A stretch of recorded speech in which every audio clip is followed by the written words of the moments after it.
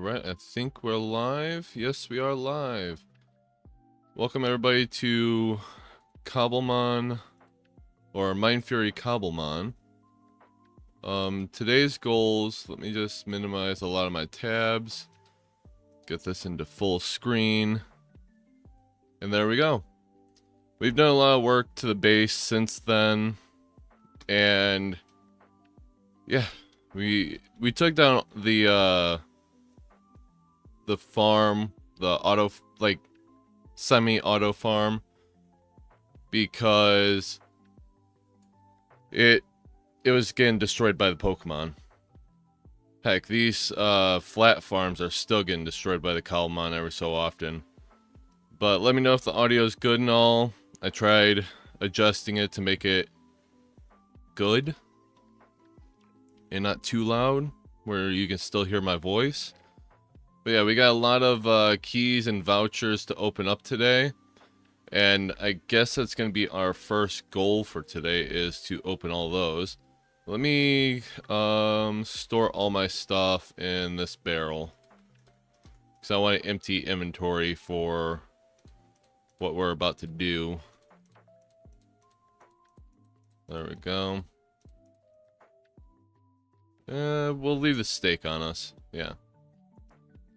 Because I've been playing a lot lately on the server, and I've been building up a bunch of keys. This ain't even all that I have. I also have /PV1, which has a lot. So let's start.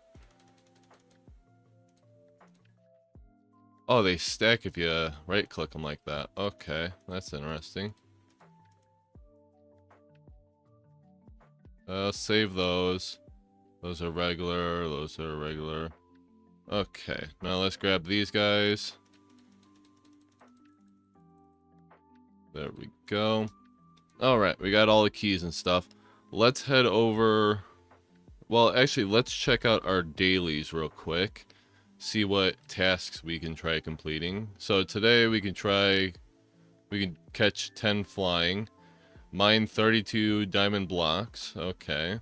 Craft 5 Pokeballs. Craft 5 Great Balls.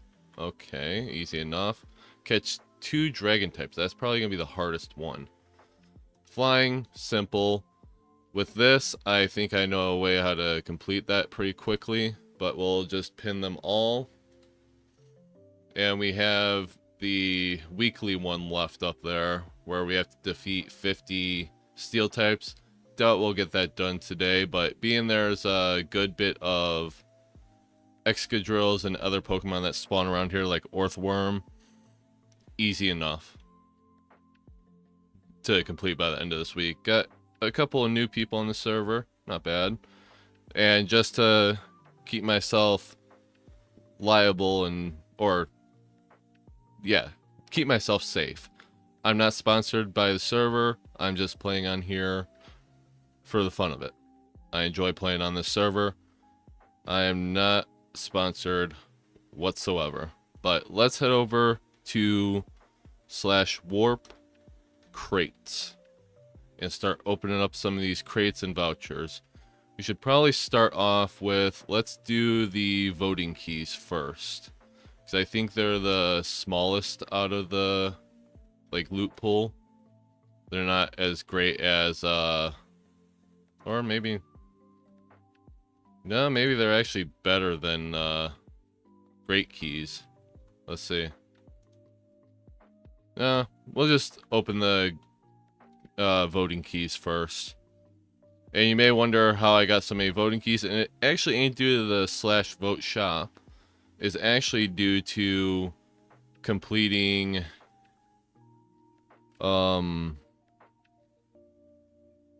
I forget what I was completing. I think I completed some quests and stuff to get these voting keys. But let's start opening up this, and let's see. 50 coins. Open again. 2 chunk claims. Got plenty of chunk claims, but this is nice because I did just spend a lot of my chunk claims on a project, which I will show you guys in a little bit. Ooh, a random fossil voucher. That's pretty nice. 8 Ultra Balls. Okay.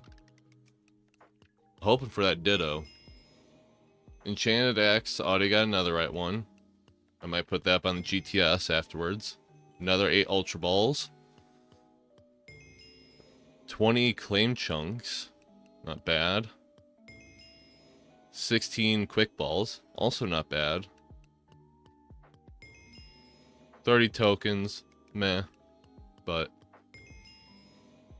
the enchanted pickaxes and diamond tools are sort of meh. And these, I craft so many of them. I'm the XP share seller on the server. 5,000 Pokedollars. Yeah, these the voting crate ain't that awesome. But it's something at least. Let's see. Another enchanted axe. And 30 more tokens. How much of that stayed in our inventory? Not much. But since we have it here and we got it from this crate, let's open up the fossil voucher. And we got a armor fossil. I don't think I actually have one of those. I could be mistaken, but I don't think I do. Alright, let's open up the great keys now. Let's see what we get. The rarity should be higher on these. 200 tokens. Exactly my point. Way better than the voting keys. 20 XL candies. Pretty nice. 100,000 Pokedollars. Not bad. Another enchanted pickaxe, which I'm like, meh. Because, like I said, I got another right. 4 Master Balls. Wow. I think that's the most I've gotten from one of these before. So I think that makes a grand total of 14. Ooh, an Ultra Key. That ain't bad. Always gotta love that. 200 tokens. Decent. XL candies. 50,000 Pokedollars. Not bad. Let's see. Another Master Ball. Got a lot of these keys to go through. More pickaxes. 50,000 Pokedollars. Ooh, random shiny Pokemon. We'll definitely be opening that. Hopefully we get something really cool. Another Master Ball. 50,000 Pokedollars. Another 50,000. 50,000 again. Master Ball again. We got a lot of Master Balls now.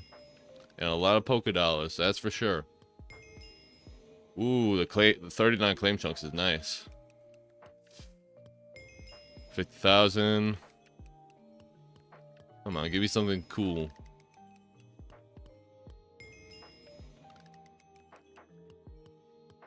Let's see, 50,000 again, and again, and again.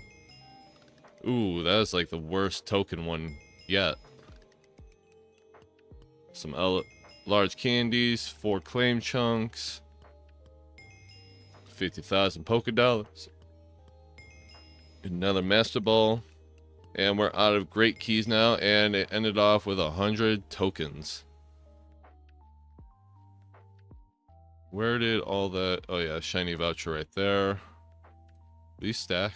No, you won't stack. Alright, what's next up? Let's do Ultra Keys. There we go. We got 22 keys in total. So let's just take a look at the loot pool real quick. Not much different.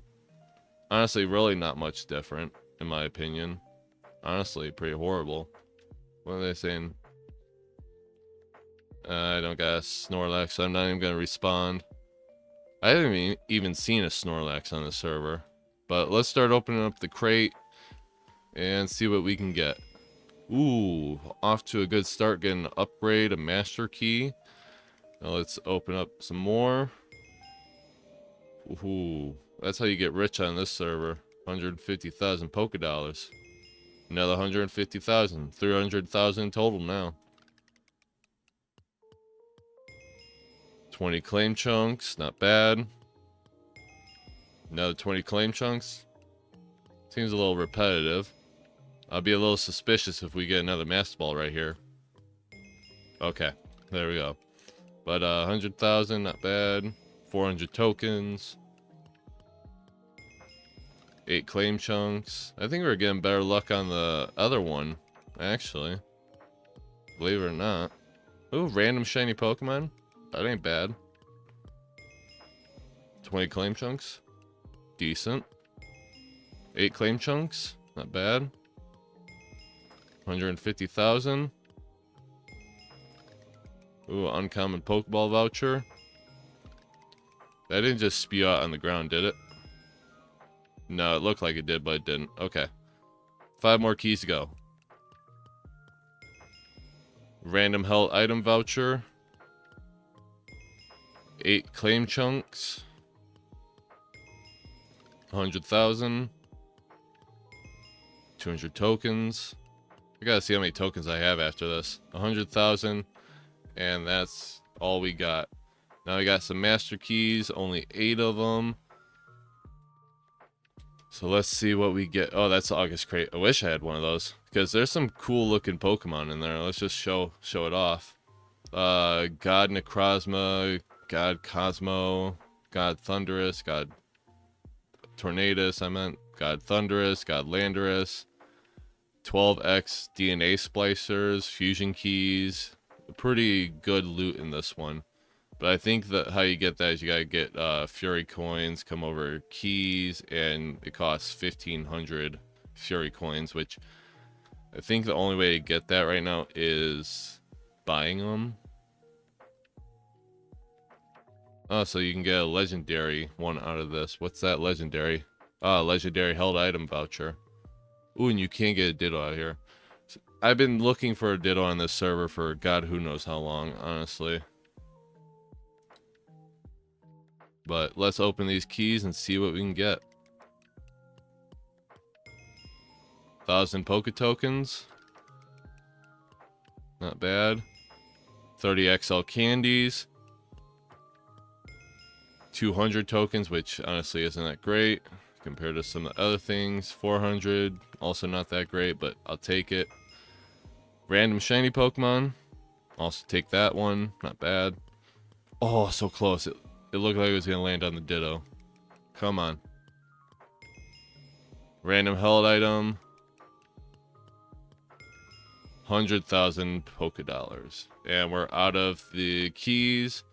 To now, I think we have to go over to the shiny crate to redeem our voucher. No, you have to have shiny keys to get these. And which we only have shiny vouchers, which are just held items. We're gonna do the Pokemon vouchers first, just to see.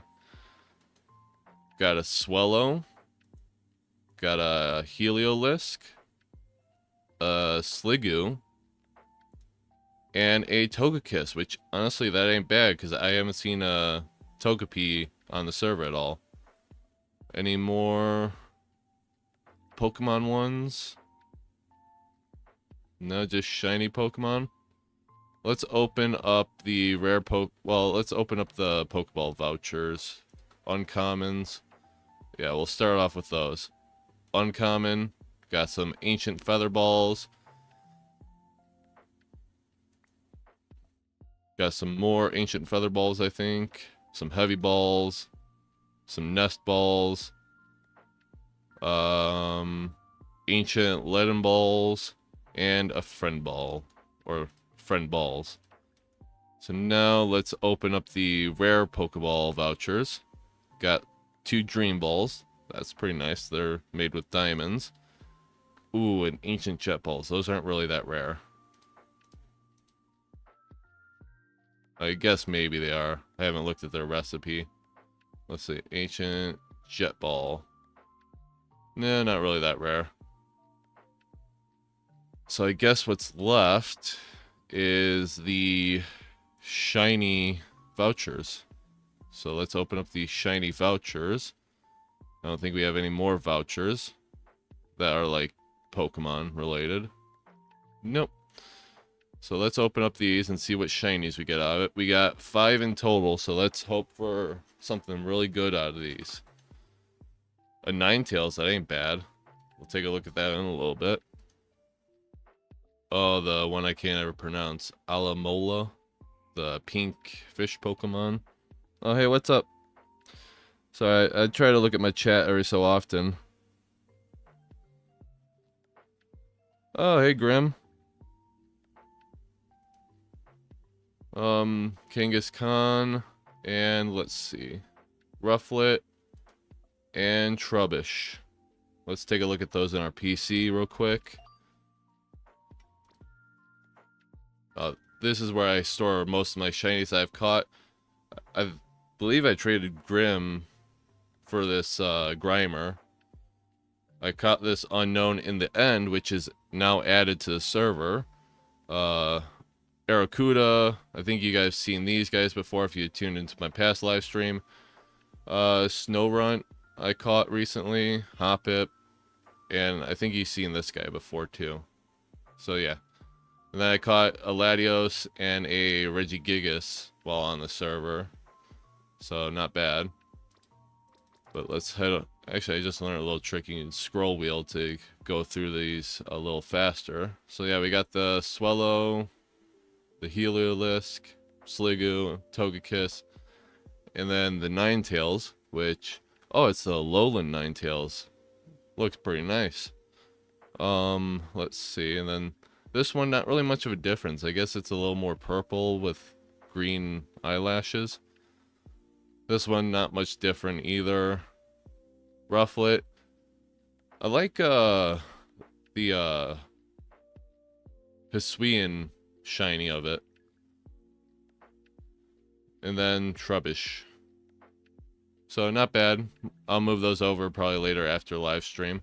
But I think all we have left is common held items and like rare held items. Just rare like held item vouchers. Let's go with the power item voucher. Got a power inklet. I think we already have one of those. Binding band. Razor claw. Quick Razor Fang. Well, I think we got a power weight from that. Yeah, we got a power weight. That's nice. And then a power lens. Zoom lens. I think that's luminous moss. Grip claw. Let's open the PV real quick and store some stuff in here. Store all these extra pickaxes and tools that we really don't need, but we have them. So, yep. Yeah, now we're up to 18 Master Balls in total. That's pretty nice. We have to make more room for our XP candies now. But yeah, let's continue opening up these. We got Sticky Barb, Miracle Seed, and nothing. Okay. That was a bug. But anyways. Choice Specs and Choice Band. Not bad. Now, let's make some room for them. The rare items. Focus Sash and Air Balloon. Not bad. Let's put all that into /PV1. And let's go back to the base. Home, base, 2.0. And yeah, there we go. Now we're going to head over to our storage, which I worked on since the last video. Still haven't done all the organization. These chests are all empty, but the ones that matter are the held items and the Evo items. So let's start working on the Evo items first. Get all those out of our inventory. I actually want to keep the EV spec items and like the EV items to train up my Pokemon if need be. I thought there was another one, wasn't there? No, there wasn't. Okay. That's a held item. And then I consider those, whatchamacallit, evolution items, the Razor Fang and all that. So let's put the Razor Fang, Razor Claw. Yeah, the Razor Claw evolves this. So, any more Evo items? No, it doesn't. Oh, Grip Claw doesn't have a function yet. I didn't realize that. Ooh, we're running out of room. Might have to create a second chest.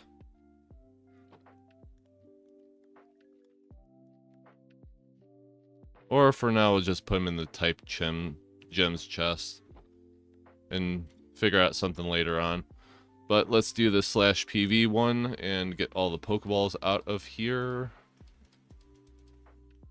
Citrine balls. We're leaving the Safari and Master Balls. I like the Safari balls because you can't actually craft them on this server, which is interesting. And then store all these up in the up here. It looks good. And then put this with my other stuff over here. There we go. /PV1 again. And we're going to have to make some room for our candies here. We'll put that there.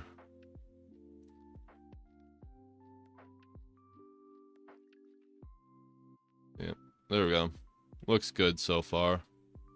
Got armor fossil, and then these things, let me just spew them out onto the ground. There we go. And yeah, it's like, I don't really know. I might just put them over, because I don't think we can smelt them, right? Get the diamonds back, because I would like the diamonds, but I don't think you can smelt diamond tools. No. So what I'm gonna do is I'm just gonna be nice and put a chest. Oh, that's potato. Let's go to warp. Jungles, my jungle platform that I made, and we're just gonna put it over here in the wilderness, and people just take it. They took the fishing rod that I put over there, so they'll just take it whenever they want to. /fly, and a lot of people do come to this platform. I'm actually glad a lot of people come to this platform. I'm flying over to a savannah right now to help out Grim.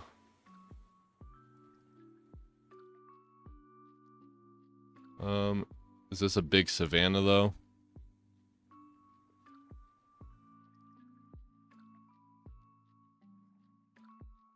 I think this is a better savannah over here, so I'll go over there real quick.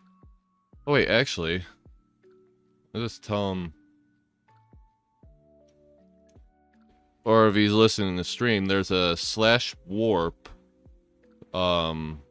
shops, and you can go up the stairs. You go to /warp shops, and you go up the stairs. It's a new feature on the server, and you can travel over here, to which you can look at all the specific biomes you want, like swamp, dark oak forest, birch forest, meadow, spruce forest, savanna, the one he wants.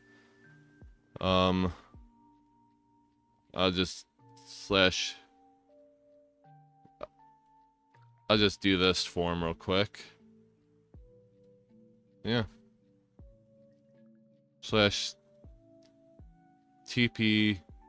/TPA Grim.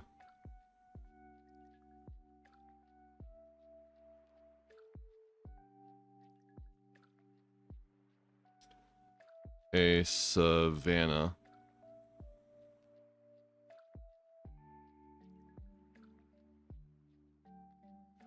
How I do /.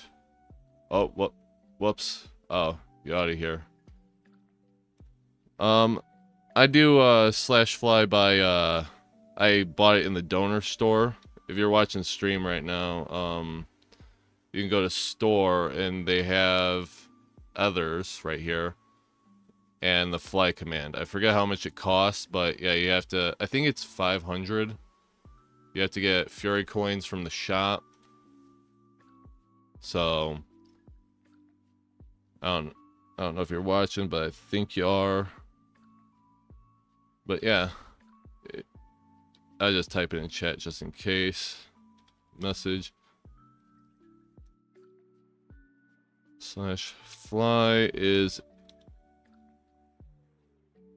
bought with Fury coins in /store. But was he asking for oh, anybody need a Rhyhorn? I thought he was saying he wanted a Rhyhorn. Whoopsie. Whoopsie daisy. A little bit of dyslexic there. But back to showcasing the thing up here. Well, thanks for watching.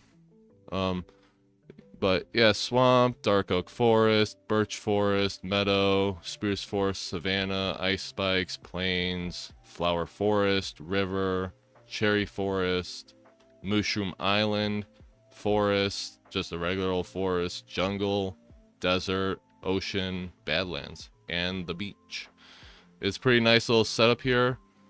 But yeah, you can still /RTP, but these are more selective than the /RTP, so I come here if you want a specific biome, because like you do /RTP, and basically it'll give you like forest, but that gives you dark forest, birch forest, flower forest. It's a good randomization, but if you want to specifically go to a flower forest, this ain't your best option. The best option is to go up there and just walk into the flower forest, which you could just literally run up here and just phew, you're gone,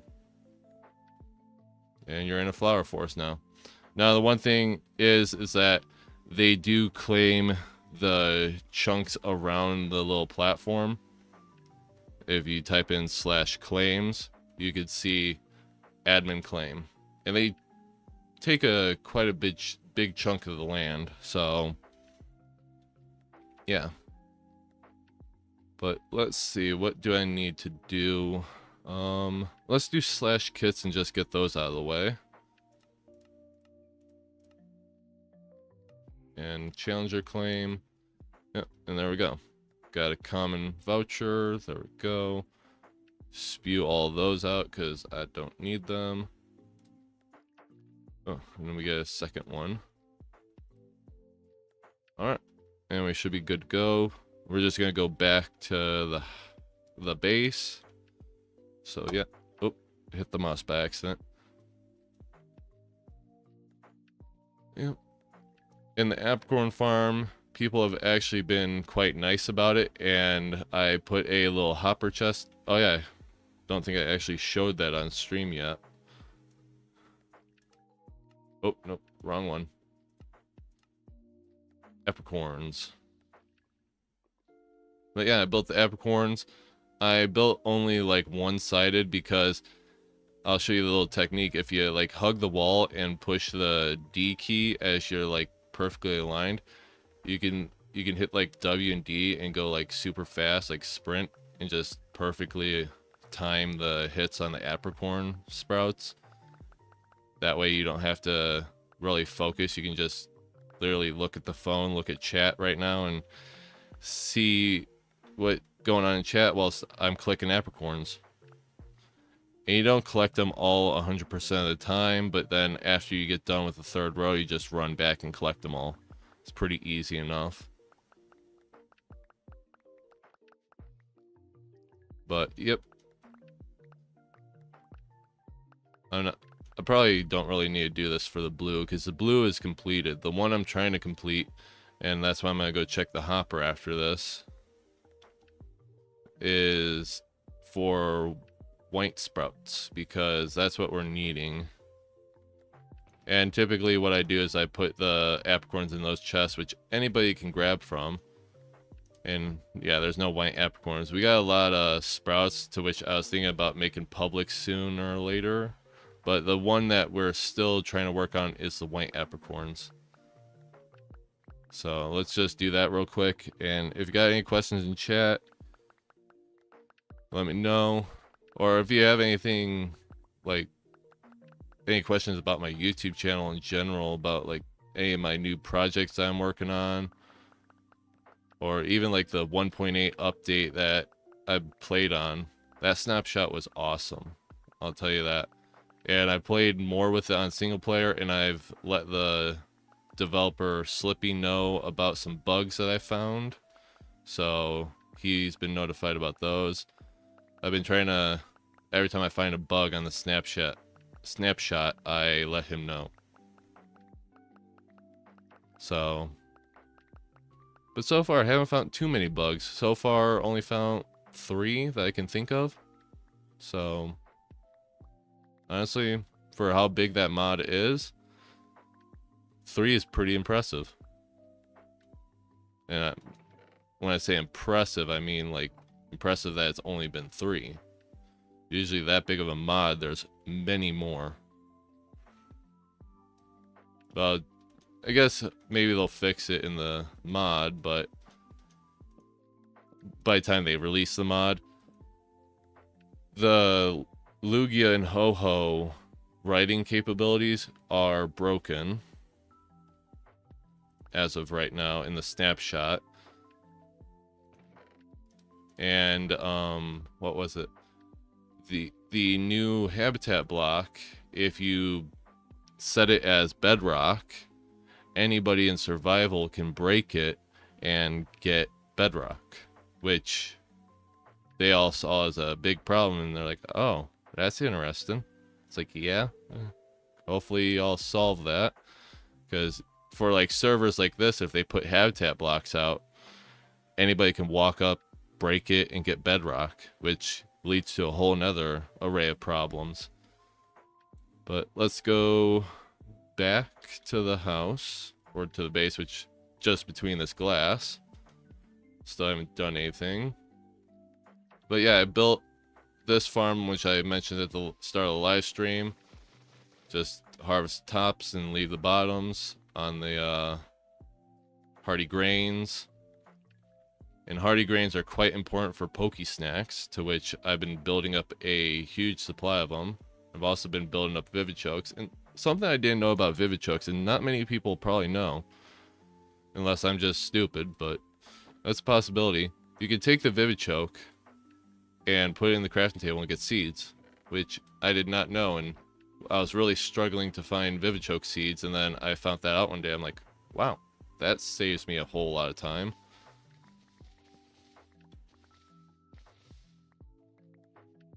And then I just do this. I don't really have a use for the revival herb yet. I'm realizing that. Haven't found a use for it. I wish you could sell them on at the store, but you can't. Yeah, I got so many. But what I have been doing is sticking them in my composter to get bone meal.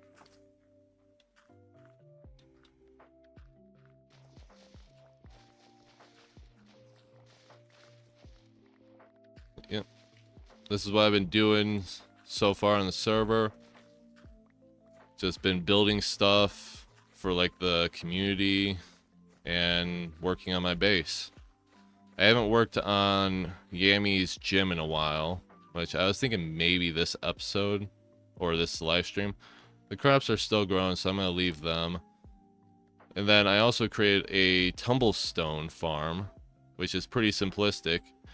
You put them in a little 9x or like 3x3 and put a magma block or lava, but it's recommended magma because if you don't, let me just put these away real quick, put them up there. If you don't, you have a chance of the tumblestones falling in the lava. Let's actually put our stuff back in our inventory. Yeah, that's what I figured. Put you there, put you there.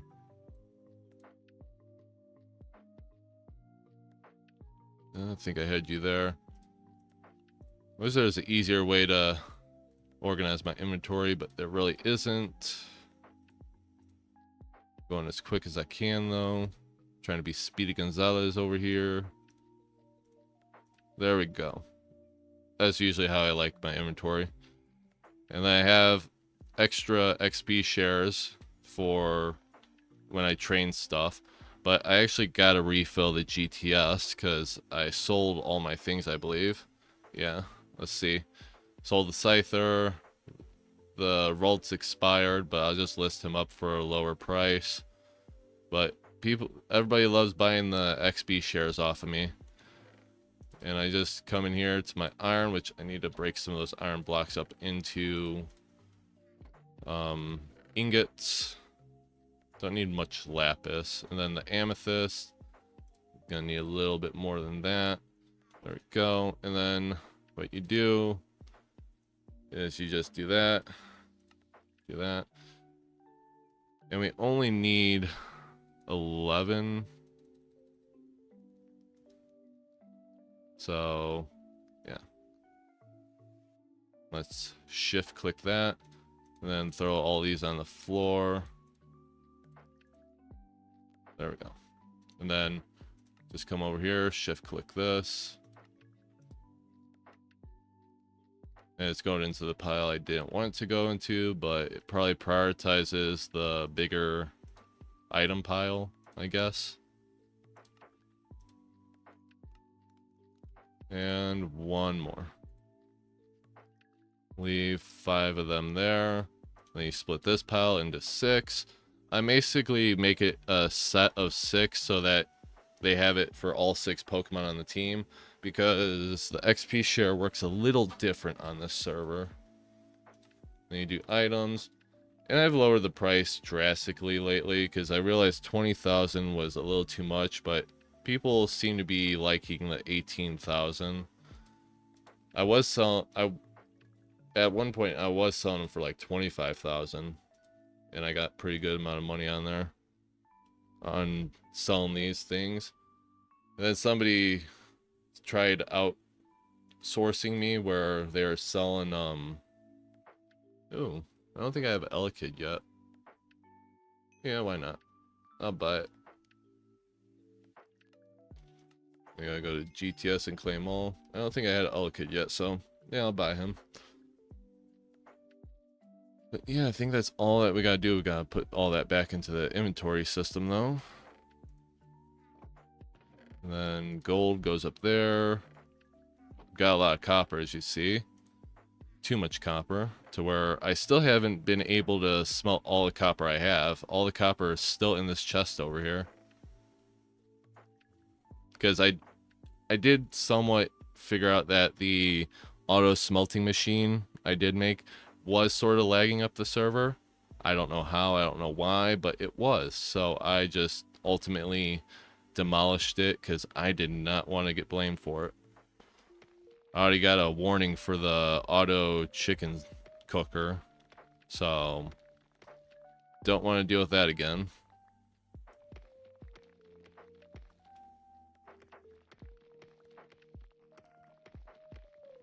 Yeah, a lot of auto machines are banned on the server. Anything that could do redstone looping, not allowed. And that includes observers looking at each other. Trust me, I learned it from experience. Don't put 2 facing observers next to each other, or you will get a warning. And then I think it's a verbal warning, and then I think it's a temporary ban, and then if you break it again, it's a permanent ban. But yeah, this tumblestone farm works pretty well. And I had to make an amethyst collector for the amethyst shards and the tumblestone because my god pickaxe is way too fast and it breaks the wall.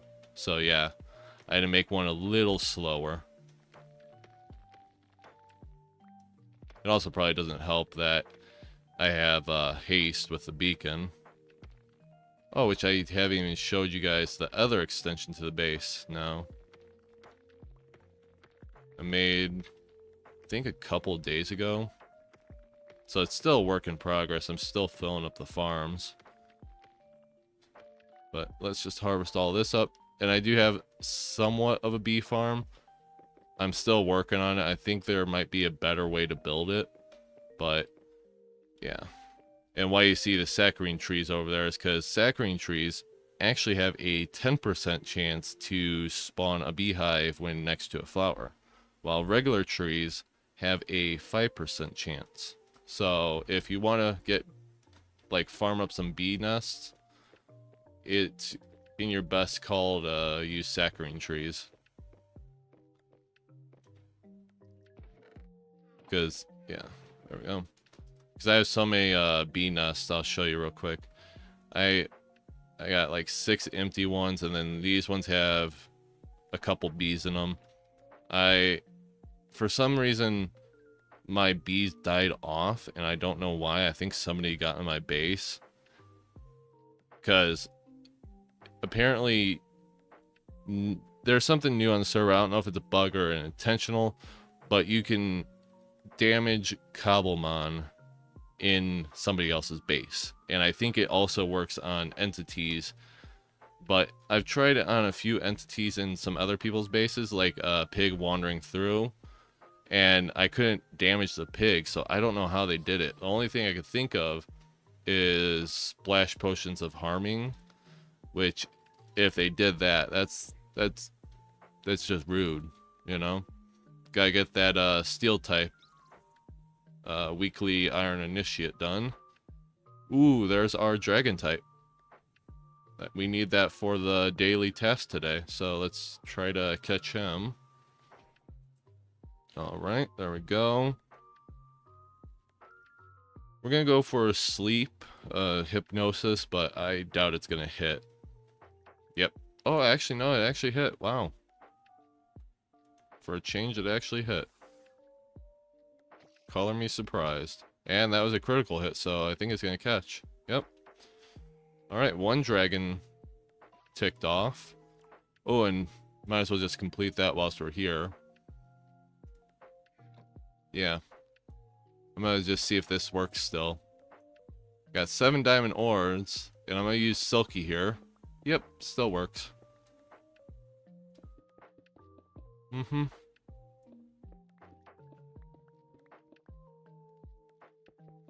I'm just gonna call it a feature, not a bug.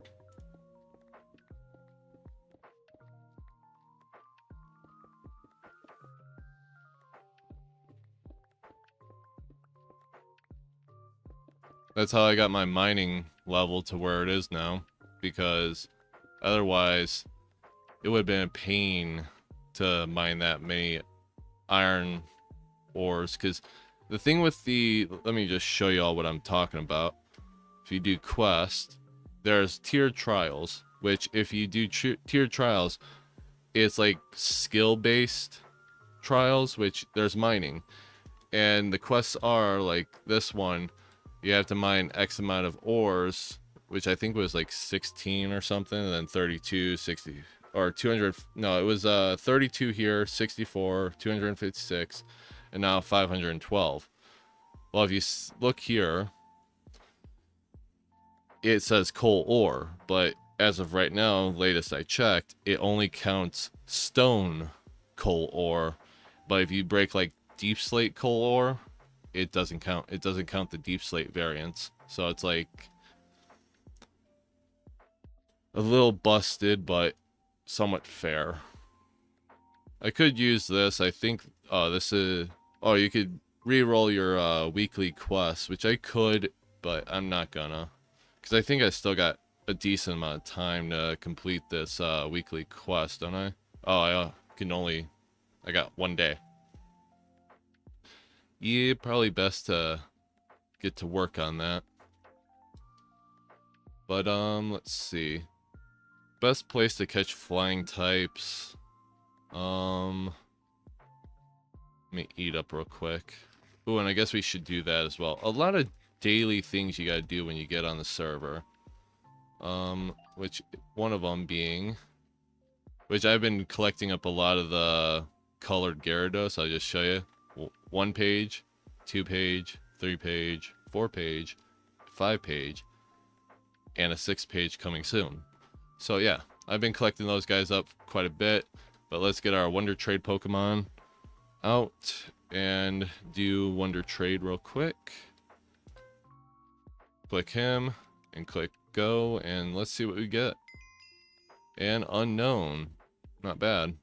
Because you can only get those in the end, which I didn't mention before, but the end is locked behind a rank. You have to either be a veteran rank or a challenger rank, which I'm a challenger rank, so I get access to it. But you could also go for veteran, which if you type in playtime, you can, like 12 hours, you can claim the regular rank. And then after 12 days of playtime, you can claim the veteran, which is pretty nice. And right there it says access to the end with /warp. And I removed it since then, even though I didn't think people were gonna use it to break the rules or anything. What was I just doing? Oh yeah, Wonder Trade. So I gotta put him back. Get my Excadrill back out. And then let's go take a look at that Ralts back here. Still never gonna get used to that. Where did the Ralts go? Oh, I never got a Ralts back. I still gotta go through this thing. There's so many of them here. And why, you might think, why does he have so many Drillburs? Well, I'm working on a ground team. Excadrill. I'm needing Garchomp, Swampert, Camerupt, Nidoking, and Torterra. So yeah, I'm working on a whole ground team. And that's why I'm catching Drillburs, because I need a hidden ability one. And I believe the only way to get hidden abilities on the server, nobody's said otherwise, but I don't think breeding can give you hidden abilities. I think someone said that. I don't know if it's true or not. Haven't seen any evidence to prove otherwise. And I've been breeding a lot of Raltses. The hatchery's full. And we still got 39%, 31. I also finally caught a Scyther, to which I'm breeding them up now. Just because they're good for the GTS, because a lot of people want to buy the Scyther, because surprisingly, Scyther is really hard to find. Same as Dittos. Very difficult to find. So, let's head over to someplace where I can catch some flying types, which I think the best place would be /warp forest. Yeah, I think that would be the best place. Let me see about hiding some of these away. I forget how to do it. There was a way to do it. Waypoints.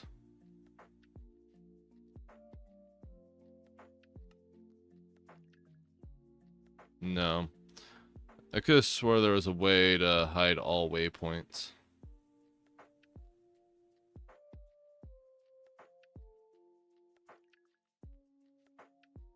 I don't know. I thought there was a way to hide waypoints, but there isn't. Wait, is that actually really close by? Oh yeah, there's the other apricorn farm over here. Not that far. But yeah. And I jammed this up because this is all, as you can see, it's a river biome up there on the minimap right there. It says river biome, which was bringing in all different other spawns. So I put half slabs, and you can see right as you cross the half slabs, it turns to forest and river. Only thing I wish is to get rid of that. I don't know what Awesome Gamer is doing with that, but it's bringing in all these Dugtrios, Digletts, and Geodudes and all that. All the cave spawns. But the best way to farm and get Pokemon to respawn is to just get rid of them. Unless they're a flying type right now, I don't really care about them. Or they're a Turtwig, because also Turtwig spawns in forests. So, I believe so. Let me check spawns, which they also did get a new UI since last time I showed y'all. It's pretty nice now. You can see all of them, and you can just scroll down, and it's most common to rarest. So the farther you scroll down, I'm just going to grab the bar, and you can see Eevee is 1 in 640 chance to spawn. And then, let's see, Turtwig is a 1 in 3,900 chance to spawn. So, yeah. Then Ditto's even is about the same as Turtwig. Okay, so that ain't bad. Vulpix, don't need a Vulpix. Oh, somebody has a Pokesnack here. Yeah, Pokesnacks are really great if you know how to use them properly. They're amazing. I still haven't caught a Sudowoodo, so I'm gonna catch him. Because every time I go to catch one uses a self-harming move and decides it doesn't want to be on this plane of existence no more. So let's hope we catch this guy. I've tried catching 3 of them so far, and this would be the 4th. So let's hope he stays in the ball. Don't you do it. Okay, blocked. Good. Can't hurt yourself with a block. Alright, let's see. Come on. Let's go for the sleep on him and see if that works. Wow, Gallade is just hitting all the hypnosis today. Surprising, being every time I'm playing on the server without live streaming, he never hits a hypnosis. Always misses. And we finally caught Sudowoodo. It's called streamer luck, I guess. But let's take care of all these non-flying Pokemon.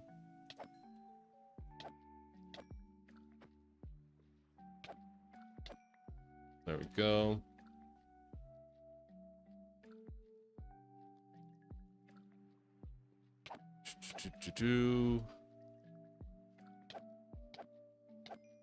Yeah, exactly. The Geodudes and Spinarex also spawn in caves, but they can also spawn in forests, so I'm not blaming that platform for the Spinarak.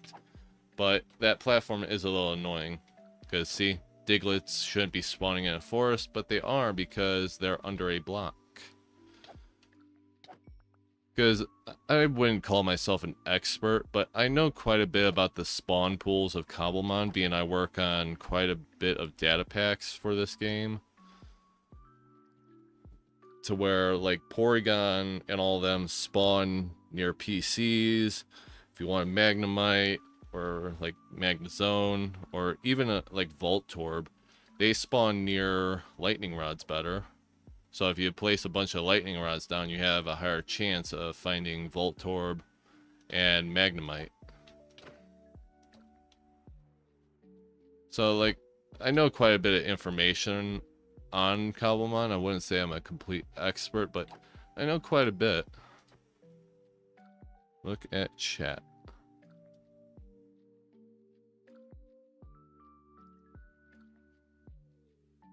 Oh, I think my chat might have frozen. Let me try to refresh it real quick.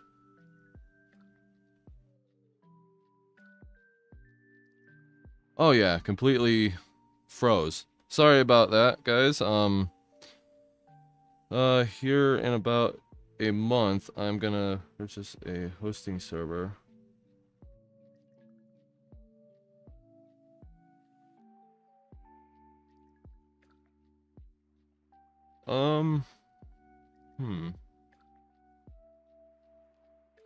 Well, I can't give you a definite yes or no to that. Because my schedule varies from time to time, but I could be like a voluntary, like, every so often, if need be, I can hop on and moderate stuff, if need be. I can't be like I'll always be on kind of deal. But also, what kind of server hosting are you planning on getting? Bisect?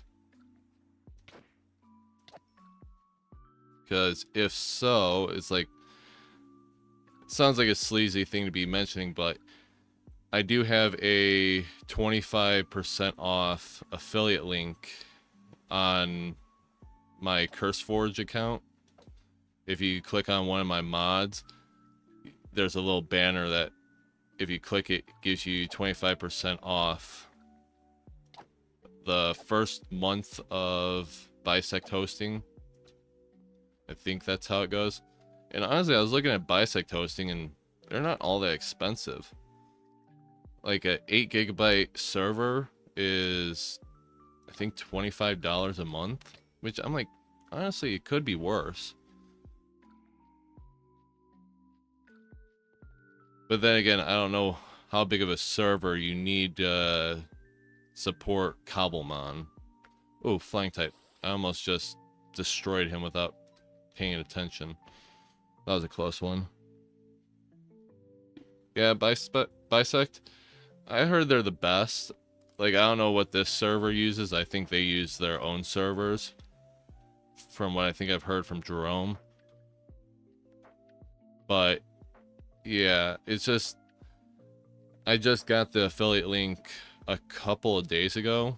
And I'm able to, like, link it in my videos. I didn't put it in the bottom of this live stream. But I think if I type in to the chat, maybe Nightbot might pop up with it. Host server.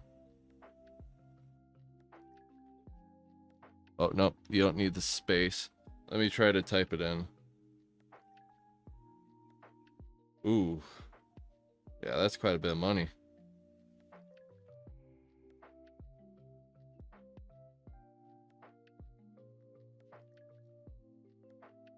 Yeah, let's see if Nightbot pops into the chat.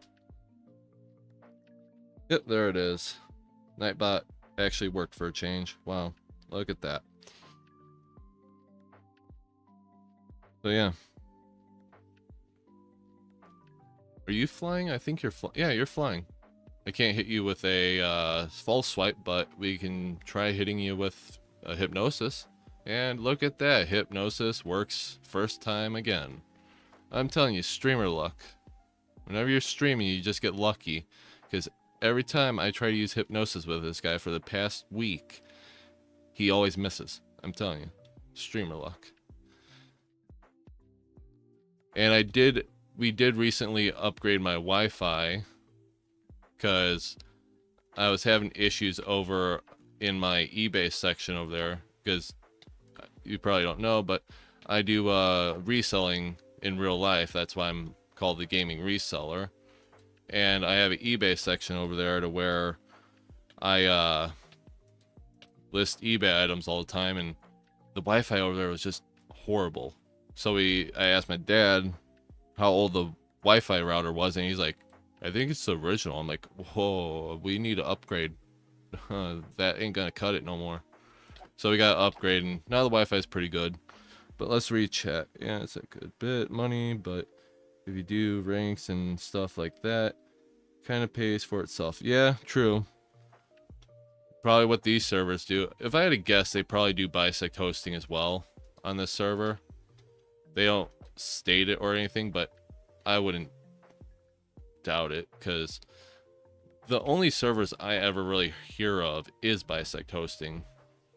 Even from like popular YouTubers like Captain Sparkles, which I haven't watched in a while, but I saw some of his series and I was thinking about getting back into it. But yeah, it's like all I hear is Bisect hosting. I think there's one more, but I don't remember their name off the top of my head.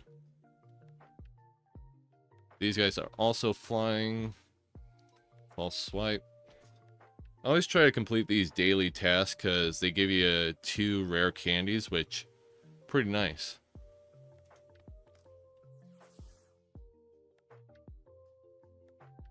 And there's a Bonsley over there, but I already got a Bonsley. How did you spawn? You're not supposed to spawn. Did I miss a spot? How did you spawn here? Off the platform you go. How did you spawn here? Answer me that. Did I miss a river?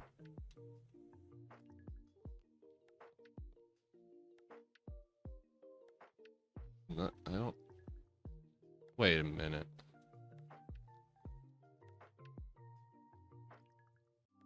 What? So I guess those are the only ones that can spawn on half slabs up here. That's interesting. But okay. I wish they would add a way in Cobblemon to stop mob spawn, like spawns in like a chunk, and allow you to choose which like blocks it. Like,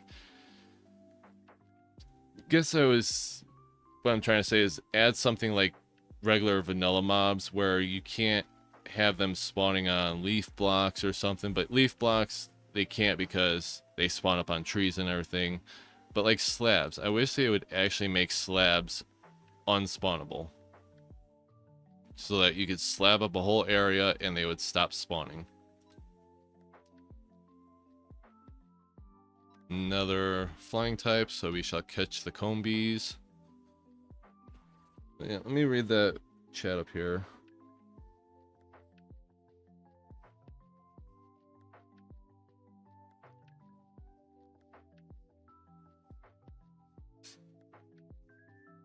Yeah, I've gotten into Skyblock once or twice before. If your inventory is full, just type in /mail. And it'll bring up the little window here and it'll show the items that couldn't fit in your inventory.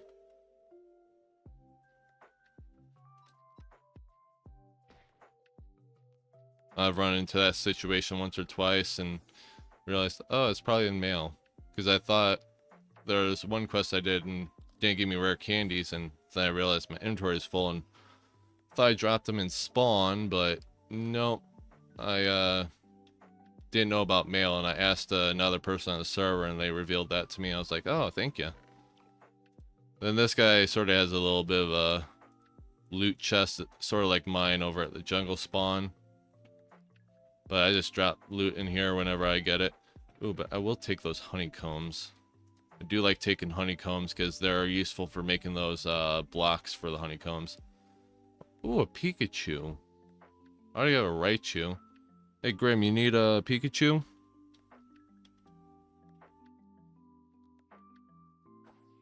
I'll just keep him here so he doesn't despawn.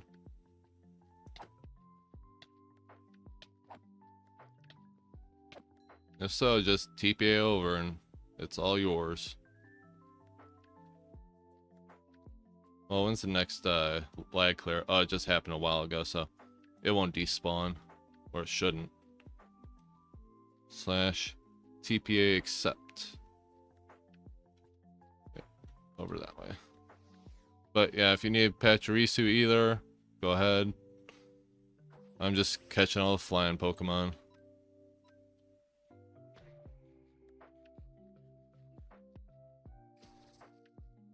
Let's see. There we go.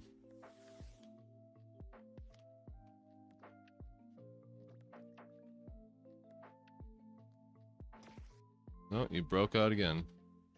Come on, stay in the ball.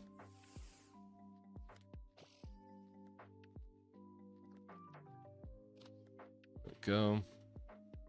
How many more do we need? 2 more. So this Talo and then maybe a Pidgey or something. Because I know Pidgeys spawn up here too. What's that over there? A Zigzagoon. Pachirisu over there. Yep, no problem. Because I already got like most of my Pokedex full, so I don't really need much. Like I have a Ivysaur, I have a Charmeleon, so I could breed them up and get the pre-evolutions. I got a Wartortle I could evolve into a Blastoise. Got pretty much the first generations. Why can't you go? Oh, you have to do that. That's weird. Still need Jigglypuff and Wigglytuff. Need to evolve my Weeping Bell into Victory Bell. And then Gasoline to Haunter, then Link Cable. Got plenty of those. Voltorb into Electrode.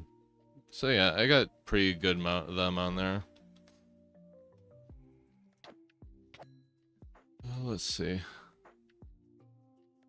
More Squovets. A lot of Squovets, I tell you. Oh, actually, let me see something real quick. I've never tested this out. Check spawn. They could still spawn on pathway blocks. Okay. Because most of them can't spawn on half slabs. There's a Pidgey. We'll take you. And there's some that can. It's weird. Like Bombardier. Good luck trying to get him to stop spawning. If it dictates there's a spawn for Bombardier, good luck. Like plains biomes, you're never gonna get him to stop spawning. They really need to fix the spawn rates for Bombardier. Because, yikes, he spawns tenfold.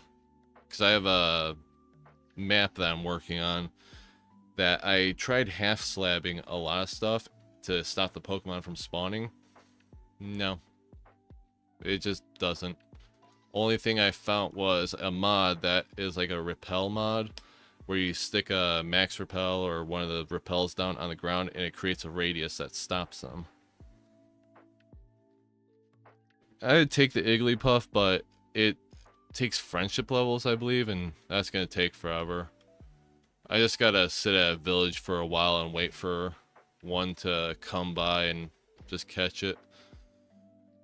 The one thing about like Igglybuff and that whole evolution line that still confuses me to this day is why they all can float. And I think it's because of a joke in the anime where it, like, when it gets mad, it puffs up like a balloon and it drops air balloon whenever you defeat it. It's interesting. Come on, just stay in the ball. I don't even know if I need the female Combee. I'm just catching it to catch it.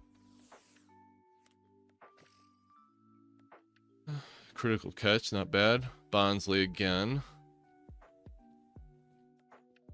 What next do we need to do? So we need one dragon type, and then to just craft up Pokeballs and Great Balls. So let's head back to the base.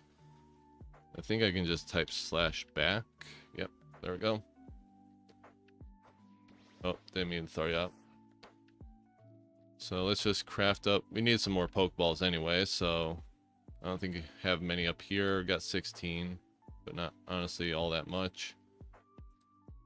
And we also could use some more Great Balls, but that should do. And that should do as well. Then we take some of the red apricorns. Well, actually, we probably need a little bit more red because red and blue is needed for Great Balls. And I have these over here just so I don't have to keep clicking them or like look it up in the EMI. There we go. That should be all for that. And then Pokeballs. I know I could shift, but I've had occasions where I've accidentally shift clicked it. Oh, I cannot speak today. Sure. If it hasn't despawned or anything. Sorry I don't look at chat that often, but I'll TPA Rim. There we go. Oh, real quick. Oh, what is that? That's new. Surge. Never seen that before. That's interesting. Oh, where is he? Oh, he's up there. Alright. Thank you, Graham, for letting me catch him. He's one I haven't seen. You'd think I would have seen one by now, being I live in a swamp, but surprisingly not. I'm telling you, streamer luck. Every time I use hypnosis, it lands its shot. Weird. Alright, caught him. Let me just type it in chat. TY. And let's slash back. There we go. Our tumblestones are growing. Place these back into their designated barrels.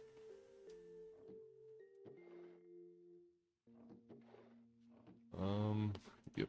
Copper. Iron. And I think I'll stick the honeycombs over here for now. Yeah. Slash PV. So now all we have to do is catch a dragon type. So that means either hang around the base and wait for a Gibble to spawn, or a Dragonair. What is that? A Flababy. Huh.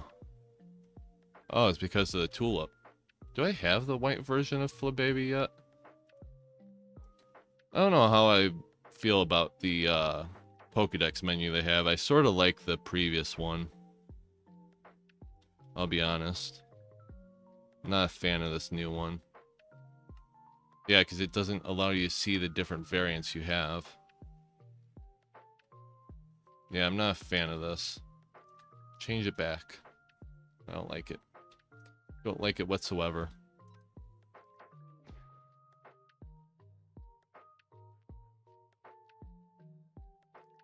Yeah, they also spawn quite a bit around the mansion as well, Igglybuffs. But like Iggly or Jigglypuff also spawns around villages and plains quite often. I think villages is the best area to catch them.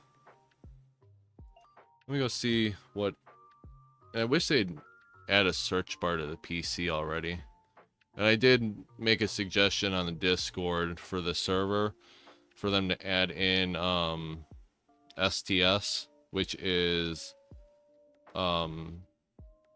like a selling Pokemon thing. Instead of the auction house, you could just sell your Pokemon. Like, yeah, I got an Igglybuff right there, but I just need to level them up with friendship, and that takes forever. Flababy, let's see, come on. Got the red one. Got the, like, Cobblemon exclusive one. And then we got the yellow one, so I don't think we have the white one yet. So, pretty nice. Any dragon types? And if you see any of these flowers that are here, that's just Endermen. They spawn down here with flowers, and then they drop them and leave. Always just annihilate these guys because they drop moonstones. And if you take a look at my Evo chest over here, I almost have a stack of moonstones. So, yeah. Let's see. Any dragon types? Going once. Oh yeah, I never showed you guys down here. This is my berry area. These are all the IV berries, or EV berries, I mean. Pomegs, Quaalude, I think. Kelpsy, Hondu. This one I can never remember. And like a tomato one. I think that's what it's called. And you just... The Lunatones and Soul Rocks always fight back. And then my big Starberry farm. It's great for hunting shinies. Probably should have used him for the levels, but oh well. And then this one right here, I forget what berry this is. Let me harvest one and see. The Hopo berry. You may wonder, why am I collecting that? Well, if you do shift, it says boost by 10 levels. So basically when I go fishing, I put that on my fishing rod. Right now I have starberries, but you can put that on your rod and it increases the levels to 10 instead of whatever base level they're at. So yeah, I've already got plenty of them. I got, how much in there? Yeah, 336 of them. And starberries almost 800. So, yep. Geodudes, Diglets, they all spawn down here. Check spawns. Yeah. A lot of stuff spawns down here. Orthworms. Crobats, which, interesting thing about Crobat, in the 1.8 update, you'll be able to ride it. And it works pretty fluently. But yeah, a lot of rare Pokemon spawn down here, being in a dripstone biome. Yeah, and Salamence, I saw one literally right here in this wall one time suffocate. It spawned and just died before I could get over to it. I was so mad with myself when that happened, but let's see, what should I do now? Being dragon type is going to be really difficult. Another Cleffa. Take care of it. Oh no, Clefairy this time. See if we get any more Moonstones. And you may wonder why I have the milk tank out, is because for the Pokesnacks you need Moo milk. And to get Moo milk, you take a bottle up to a milk tank, right click it, and it's basically like milking a cow.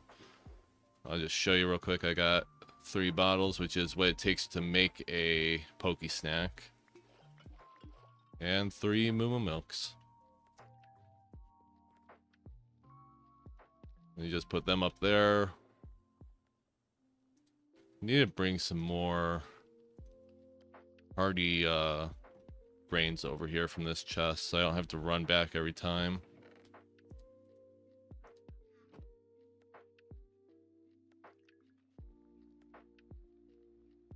So put that in there. I'm gonna wait to add the Vivichoke, because if you want to make it a specific type that the cake boosts, you have to basically add it quickly before it just turns into a regular Poke Cake. Or Poke Snack, I think they're called. Yeah, Poke Snack. So if I want to increase grass types, this is the one I choose. If I want to increase attack EVs, choose that. Bug types. Yeah. And you can create also Pokebaits, which I use to try to catch a Milotic, and that's why I have so many Politoads in my PC, because all it did was increase the spawns of Politoed. So I might create a all grass one.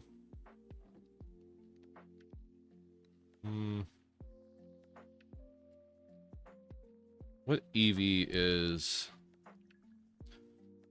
What EV does Turtwig yield when defeated?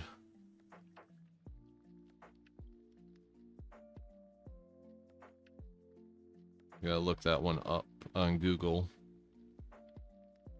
1 attack EV. So if I was to add the Kelpsie, I think it is, right? This is attack. No, this is, yeah, it is. Yeah. So what we'll do is we'll do 1 of that, 2 of those.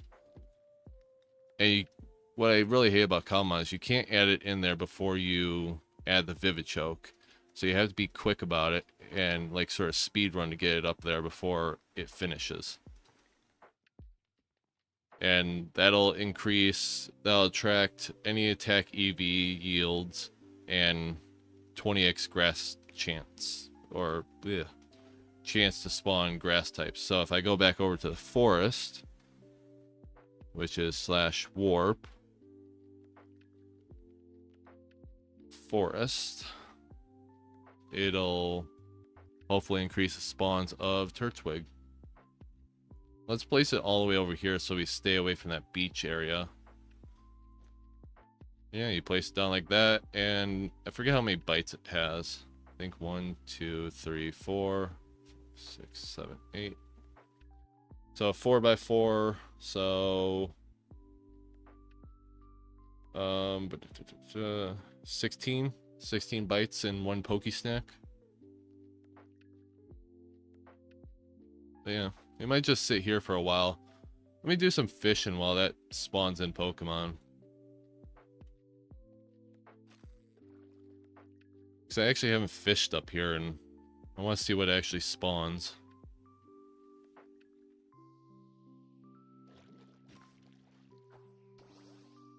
Huh. Well, I need Swampert, so I might try to catch him. See if he's good IVs or not. Starfberries, I have a feeling don't just increase shiny chances. I think they just increase rarity chance in general. Because every time I use a Starfberry, I get better spawns than I typically do. Let's try to hit it with a Hypnosis. Is this going to break the spell? Yep, there we go.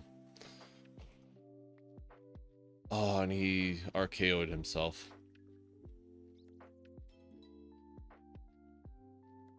Where's the Mystic Water? Oh, and it's glitching out again. Yep. Don't know why it does that, but it does.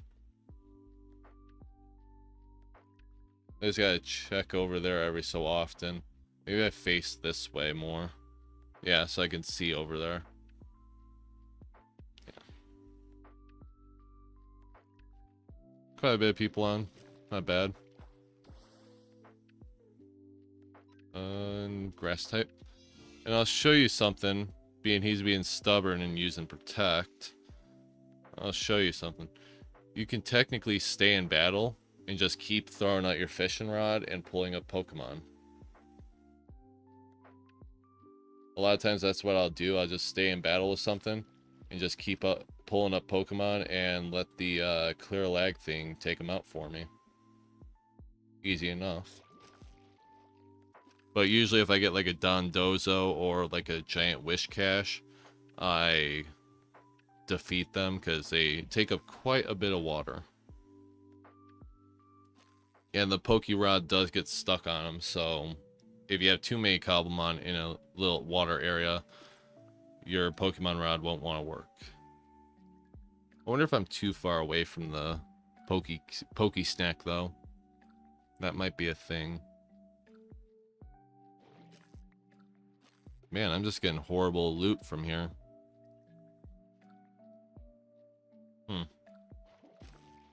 War Turtle. Already got a couple of those though.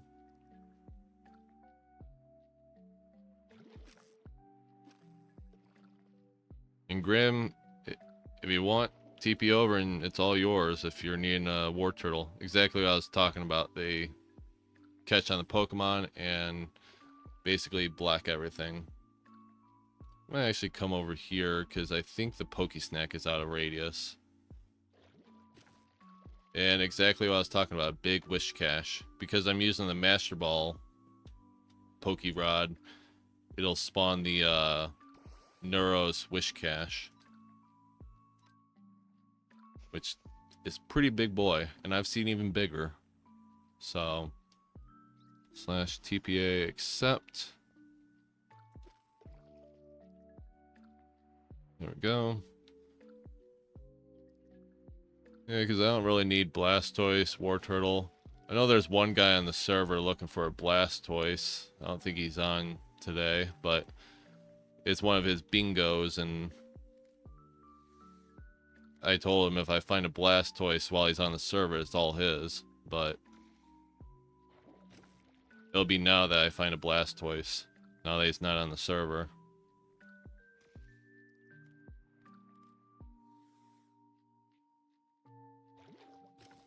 And another giant Wish Cache.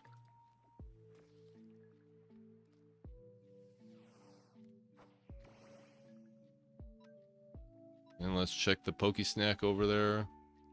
I'm not seeing a Turtwig. I might disable Ancient City because that's directly in the path of the Pokesnack over there. Battle the C-Dot. There we go. Ooh, a Marsh Stump. I want to catch that to see if it has better IVs. I haven't even shown you guys why I'm trying to build a ground team, which I might do just to show. Hypnosis? No. I don't know how to.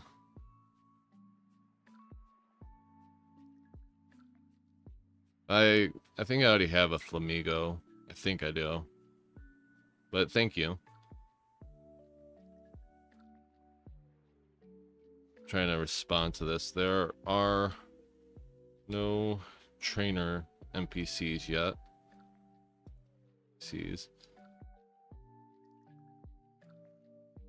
And well, I'm not gonna might, yeah. And the gyms are player made. So if those players aren't online,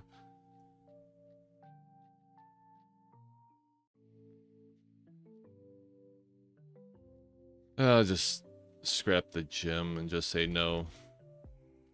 Just make it simple. There we go. And Hypnosis didn't hit, so I'm just going to throw an Ultra Ball at it.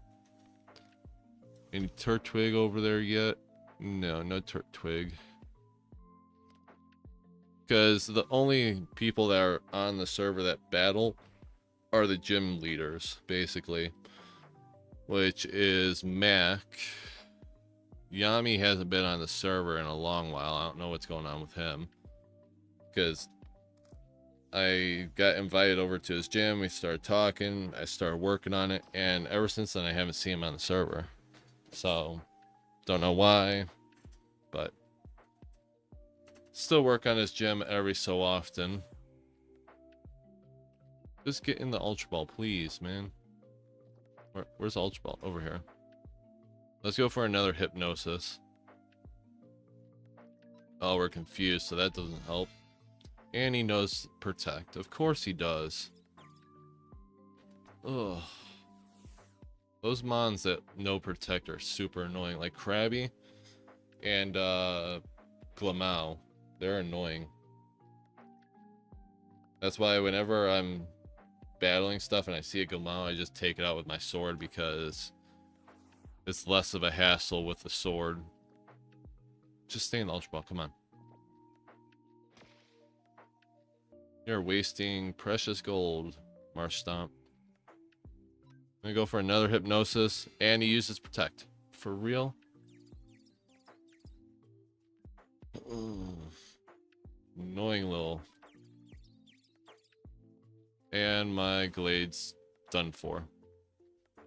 You happy with yourself? Bring out Crawdaunt.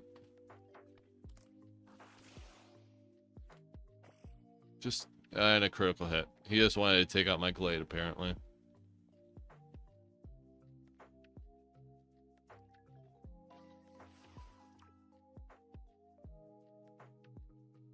And I know you can get away from the spawn area and it'll despawn the Pokemon in a certain radius, so I typically do that every so often. Instead of waiting for the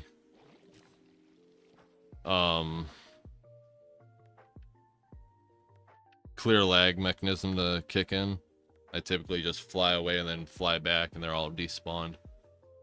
And I don't need a Vaporeon. I already got, I think, 2. So, again, Graham, if you need a Vaporeon, TP over. I'm just going to be catching all the Pokemon around here, and a lot of them I've already caught. So,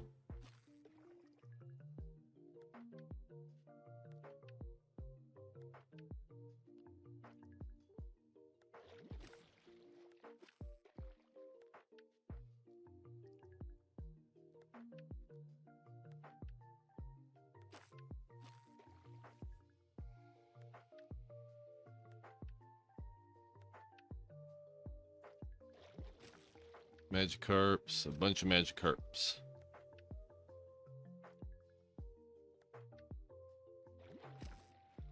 Now we're just getting Magikarps. Why are we just getting Magikarps?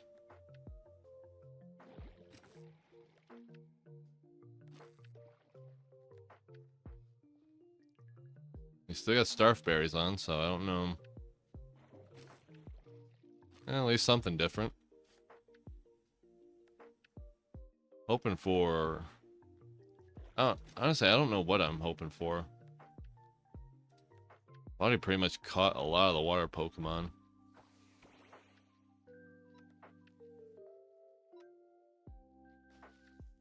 Trying to think what Pokemon I might need out of the water. I guess any shiny would be nice to catch. But let me see. Check spawn. Yeah, it's one thing I don't think the check spawn thing does is checks the water spawns. So... lily pad.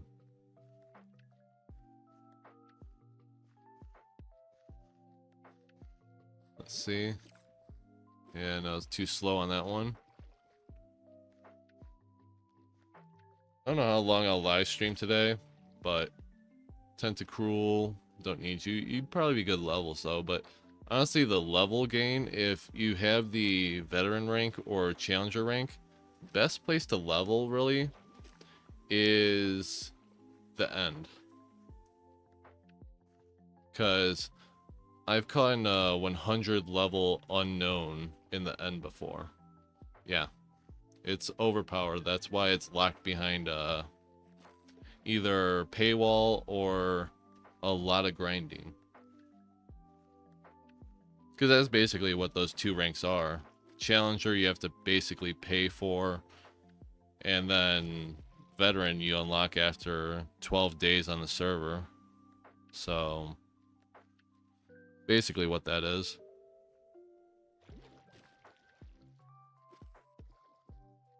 And like I was talking about earlier about putting in stuff in the suggestion chat of the Discord. JP said that they are working on the RSW and the RTS, or STS, which is selling Pokemon instead of the auction house, and also a resource world, because I keep noticing every time I explore this server, loot is just dwindling away. I'm basically, I go to a rune structure and no relic coins, no chest. It's already been looted, wasting my time exploring an hour of the server just to find nothing. Ooh, a Meryl. Do I already have you? I don't know if I do. Oh, I already do. Interesting. I don't remember catching one. Why did you just kick me out of battle?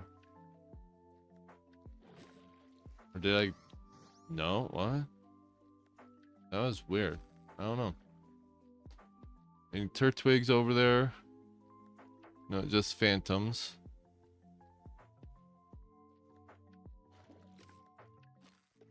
I should have honestly put the Poke Snack over there. I wasn't thinking. Another Marsh Stomp.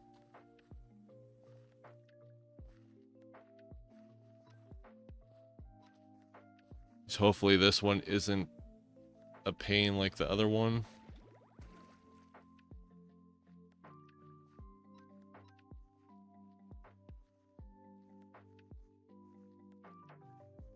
And we didn't land the Hypnosis, but we're gonna try again, just cause and Protect.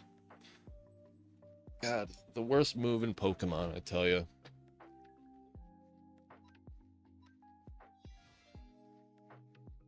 Thank God it failed. But this is about to fail too. No, it actually hit. Wow. Anything over there? Doesn't look to be anything over there. And it caught. Awesome.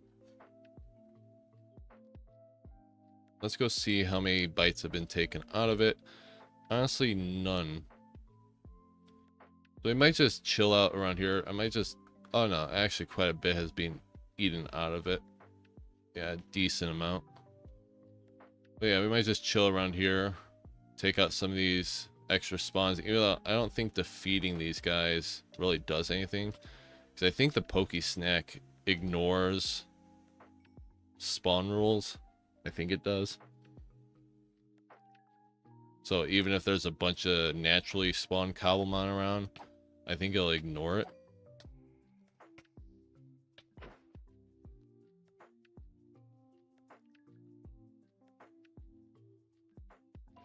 There we go. Throw all of this loot in here. I'll take the poison barbs though. Why not?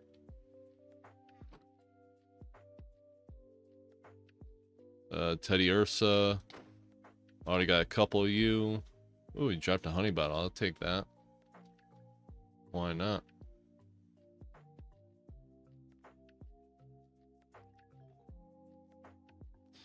But yeah, I'm working on some projects behind the scenes. Like, I'm gonna be working on listing some eBay items Monday. So what I was planning on doing is doing a live stream of just this music in the background and like an aquarium, sort of Cobblemon aquarium. I haven't seen it done on YouTube or anywhere else, so I was like, yeah, let's give it a shot and see how many views we get, because I've noticed a lot of like Pokemon lo-fi music live streams that people just put in the background, and it honestly generates views. And to be a supporter of the channel, you don't have to chat in the live chat. You can just be I think they call them lurkers. That doesn't matter. You can be a lurker, chatter, whatever you want. It all supports the channel. A view's a view.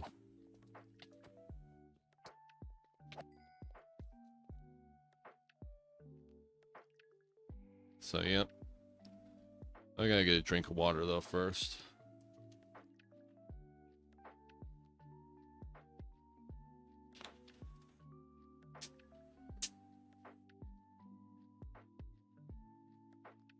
Yeah, I noticed with the mini map up there, I could put the IRL time, and I always have a problem of losing track of time. But now that that's up there, I can keep track of time and be like, oh, I've recorded like 7 hours. I need to quit, you know?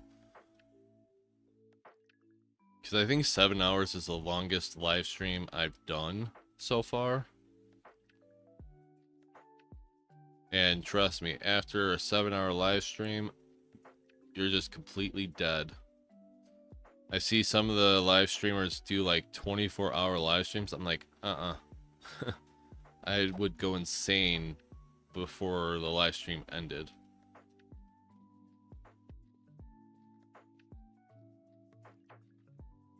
But yeah, I was hoping that aquarium lo-fi music live stream does well on Monday. And if it does, I might play with it more often. Because I can't live stream every day, but I'm not always on my computer. So it's like my computer can be active doing the live stream. And nothing on YouTube says you have to be at your computer whilst live streaming. I don't think it does. Could be wrong. I might read the community guidelines just to double check that. But yeah. But so many people do it, I don't think it's a problem. So, hopefully not. And the important thing in life is you live and learn. They warn you, you just don't do it again.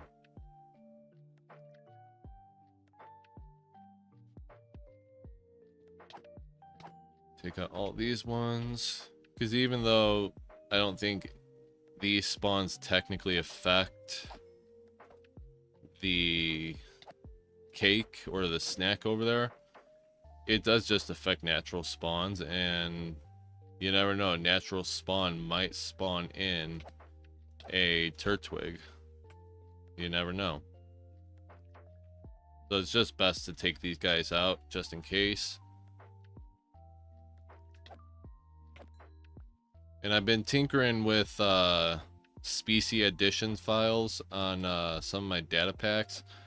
And my Geoterra mod, where it adds the Rocky Torterra variant, I figured out a way to make the loot specific to that variant.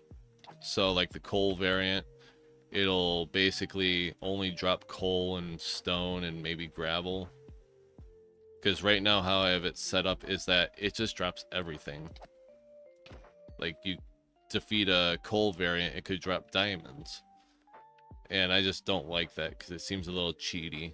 Because if you pair it up with my pasture loot mod and the Geoterra, you basically have a infinite resource mine.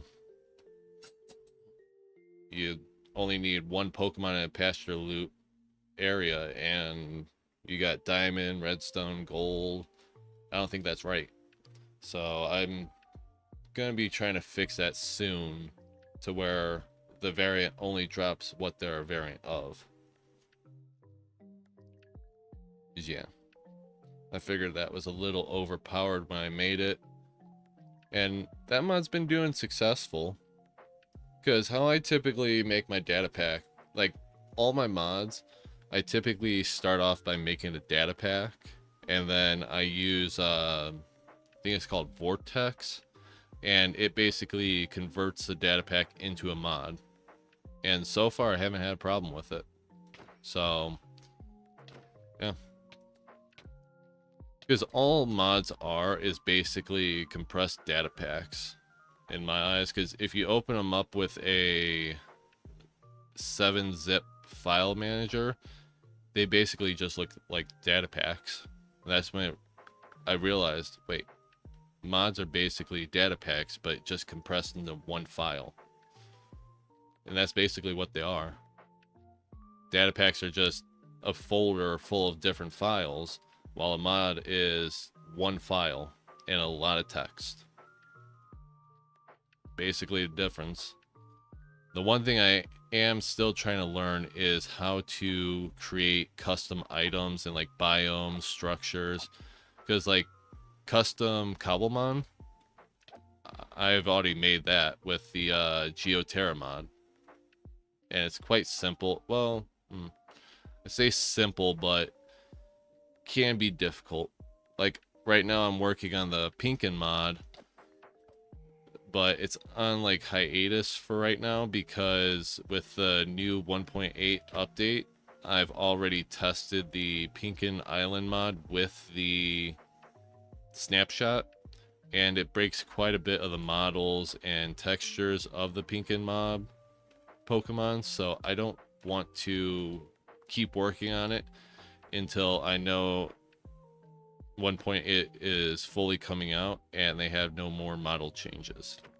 Because I don't want to work on, say, Nidoking, for example, which I know confidently his model's broken for the Pinkin mod, and I don't want to rework the texture around that new model and then for them to last minute make another change to that model and therefore texture broken again. So no, it's on hiatus for right now. So yeah, no Turtwig. We gave it a shot, but let's go. Let me show y'all why I'm getting the ground type team together. It's down here, and it's the cave gym. The ground type gym, work in progress. This is going to be where I initiate the battle, where the like gym leader, quote unquote, me will be. And this is the like gym area. I'm thinking about like making like, I'm going to get rid of the cobwebs and put like glow berries hanging down, dripstones, shroom lights, maybe glowstone, a combo for the roof. And then I was going to make like a mine shaft.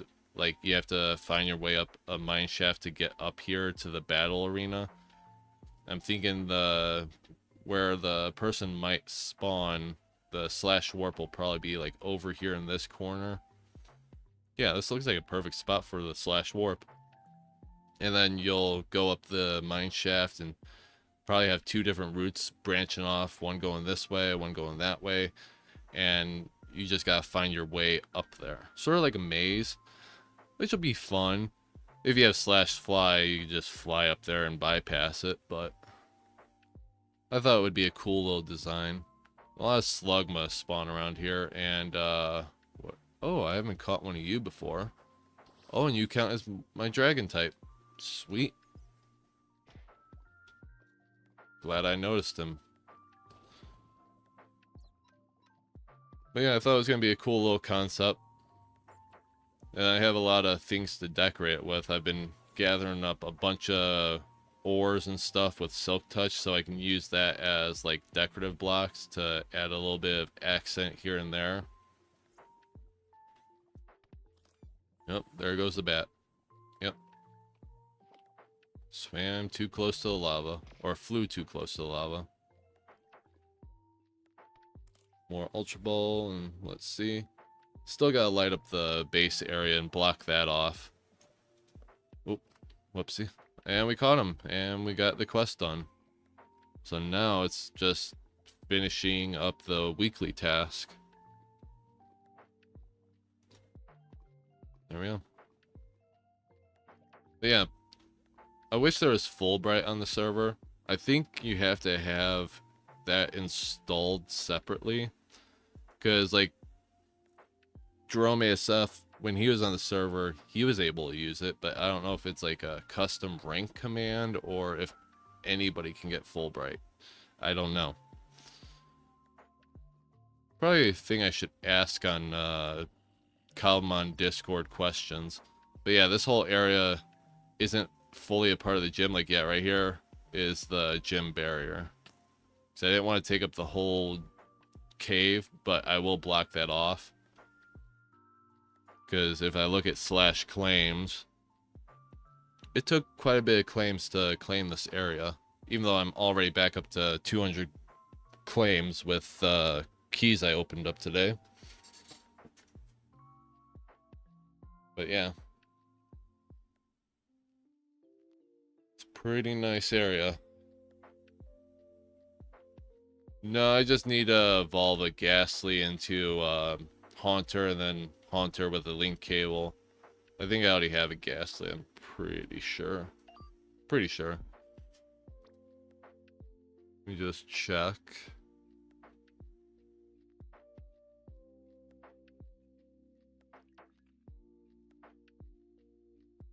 Could have swore I had a Ghastly.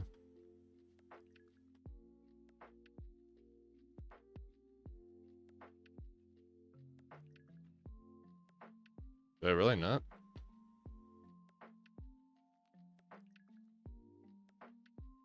No, I don't. If you still have one, sure. I'll take one.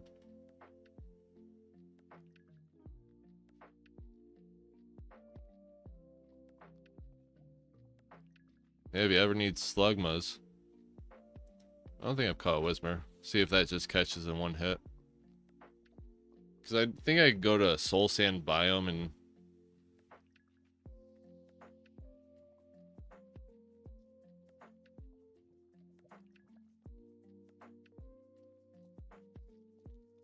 Oh, found one in the cave. Nice.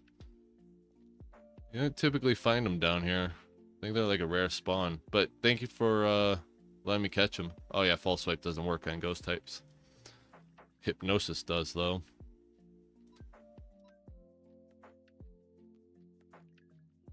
And Hypnosis hits again.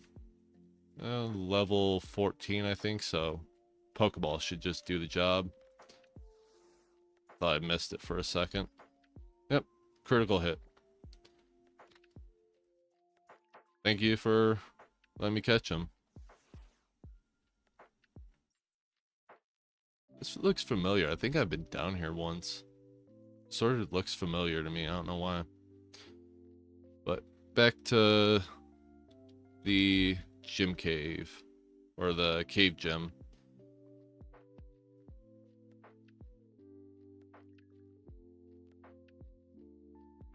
Because yeah, like Fulbright would be nice. Or maybe I could just craft up some night vision potions so I could see. But yeah, I think this is one of those, the Gimme Ghoul structures. I already claimed a lot of the brushing areas. But But I was thinking about changing this into like dripstone blocks instead of gravel. But I think Gimme Ghoul can technically spawn here. Bronzor spawns here, Gimme Ghoul, Spiritomb, Noivern, and all them. Yeah, quite a bit of good Pokemon spawn here. But yeah, can't wait to try to work on this. But the other place I have in mind of working this live stream is, I'll read the chat in 1 second. Let me just teleport over here. Where is it? Yami's gym. There we go. No, I already got a Zubat, Golbat, and all that. Thank you, though. Ooh, a little laggy. Feels a little laggy. Huh. But yeah. I still have to work on making this staircase into moss. Which moss is going to be somewhat of a pain to get. Can't see what that says.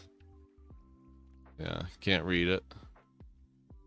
Gonna have to light that place up with some shroom lights, because ice will get melted by anything else. That's why I typically use shroom lights in here. But yeah, I haven't done much work since last time. I pretty much think this area is complete up here. But being Yami hasn't joined the server, I think he might, like, real world takes priority over the server. But yeah, haven't seen him, haven't heard from him, but I have worked on quite a bit of this. Looks pretty nice. And that's not to mention like all the little tunnels and stuff. Sort of wish I could find a structure like this one, because I would turn it into the ground type gym, because this perfectly fits the ground type gym. But I think over here, yeah, even this I made into like a little dripstone like parkour area. I always fail that jump. Never said I was good at parkour.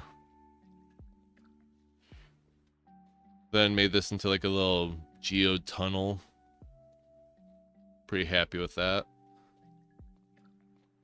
And then made this waterfall actually look really nice with like some mossy cobblestone. Make it sort of like look like a riverbed. I don't know what I was planning on doing there, but something probably. Make like a little channel way where the water is dripping here, a little bit there. Put actually quite a bit of work into this gym. And yeah, I didn't do much work over here yet. Clearly unfinished. And that's why I have the cave up, so I can like see where I haven't really touched. And you can tell that I haven't touched much of this area. Anywhere that's really green, like gray and not green, is basically a tunnel I haven't touched.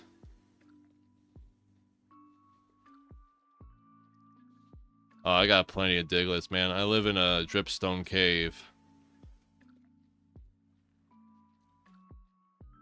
So, I get a lot of Zubats, a lot of Crobats.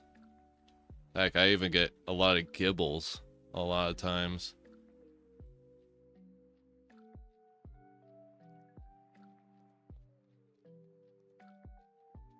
This area I haven't worked on. I worked on the down here. I added little water things so that people can breathe. I'm leaving that just to make decoration. Then water over here.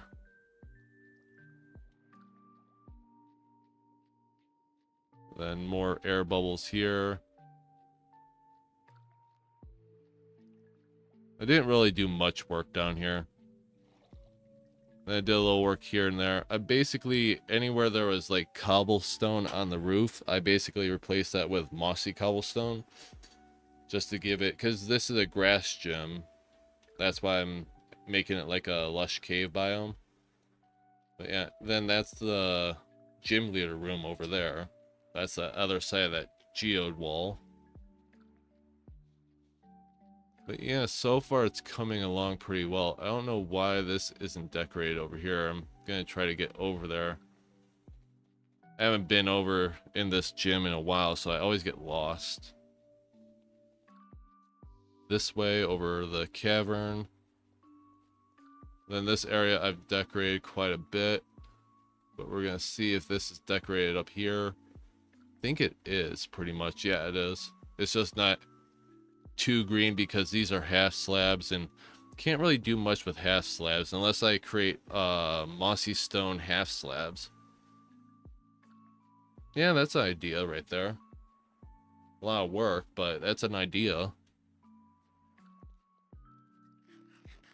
But I honestly think just a few more tunnels and then the moss staircase around the gym is all I have to do.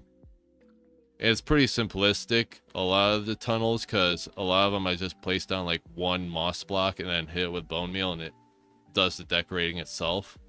So it's pretty simplistic.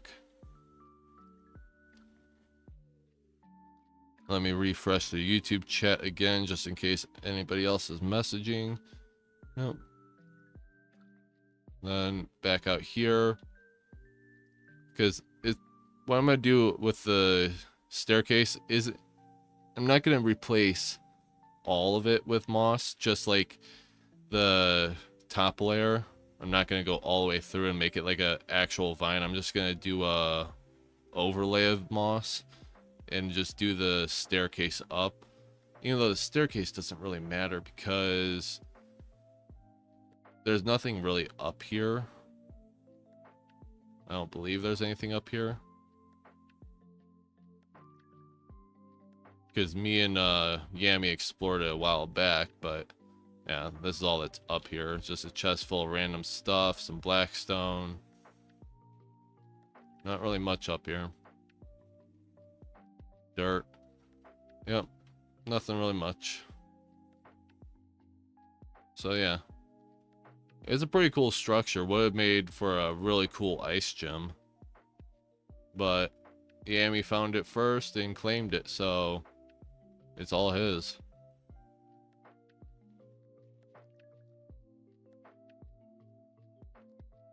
And I would have gotten into an ice gym, but nah, I'm not really good with ice types. Yeah, quite a bit area to explore out here too. So if you ever need a frozen ocean, snowy plains, this is the area to teleport to.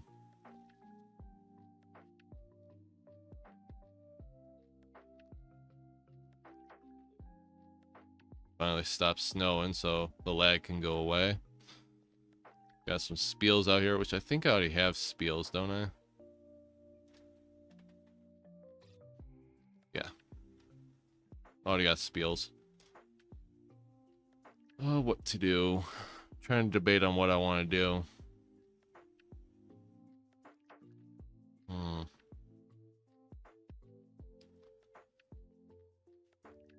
I knew I was going to do a live stream, but I never really had a full plan on what I was going to do today. I already caught it, vanilla. My voice. But let's see. The daycare is probably done by now. So let's check out the daycare and see if our Pokemon are hatching. Yep. It's gonna give us a Ralts and a Scyther, which if they're not better than my previous ones, I will probably put them up on GTS. There we go. Let's see what the stats of him are. Not good. And I'd say decent, but not all that great. So yep, they're going up on GTS.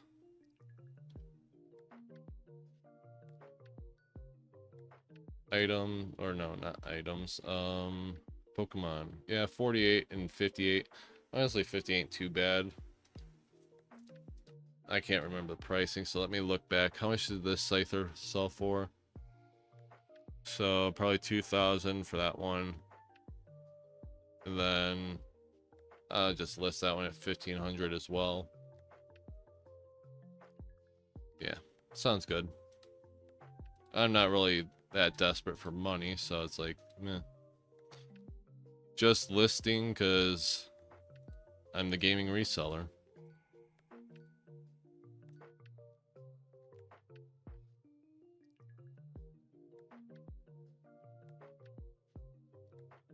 Yep, looks good to me. Anything new? Nope. Still just the usual ice type Pokemon. What do we need for bingo? I know there's like some impossible ones on here. Like Raichu. Oh, a lowland Raichu even. That's even more difficult. I've tried looking for Garganacl and couldn't find them. Couldn't find any Gardevoirs because the only place Gardevoir really spawns is the mansion. And the mansion, yeah, that place is horrible for spawns. I don't know why, but it is. And then Skarmory, I think, is in the savannah. Eevee, just haven't come across one yet. They spawn almost anywhere, just like Ditto. Mamoswine, I've searched the ice plains quite a bit. Ceruledge, I gotta sit in another fortress, I believe. Which, actually, I don't even know if Ceruledge can spawn naturally. I don't know about that one. Then Espeon is another mansion one. Which I guess we could go check the mansion.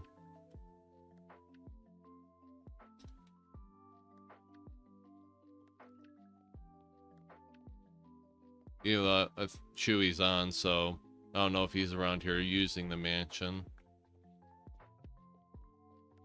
Because he's the one with the claim on everything on the mansion, so...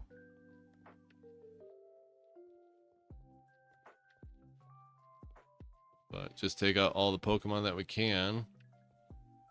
I gotta pull these guys back out of the PC. So I come to the mansion every so often to see if a Ditto spawns or not. Because I think he puts these cakes out to hopefully help with the spawns. Even though I don't think Pomeg's HP yield, right? Yeah, HP EV yield. I think Ditto is EV is HP. I think that's what EV it yields. Could be wrong though. Ooh, where'd I go? Looked away for a second and ended up in a wall. Then a bunch of Glamals, which I'm tired of Glamals. Honest to God. They spawn everywhere. Everywhere. Then the Sinistea is always spawning here. Mime Jr., which I'll leave him. Yeah. So if Grim, if you're still listening and you want Mime Jr., there's one at the mansion right now. You can TP over, or if you have a home set to the mansion. Still curious if there's another mansion on this server or not. Because I think why this one has so little spawns.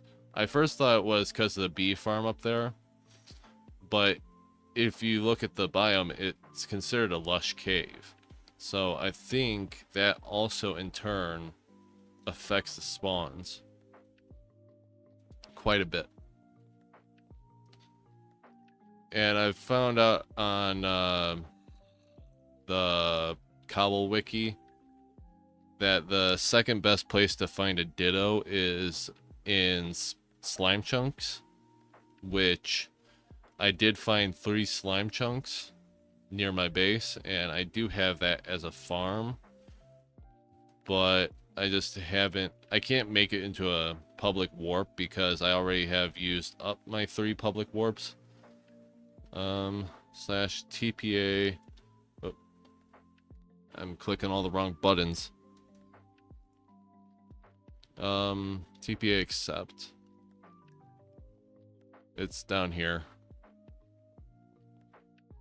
At least it was. Let me see. Where'd it go? It was over here. It might have despawned. Yeah, it might have despawned already, or it's hiding back here. Nope, it looks like it despawned. Sorry about that. But they do spawn around here common enough. I think he despawned. I'll just type it to him because I know there's a little bit of delay. Slash message Grim. I think it might have despawned. It was right here.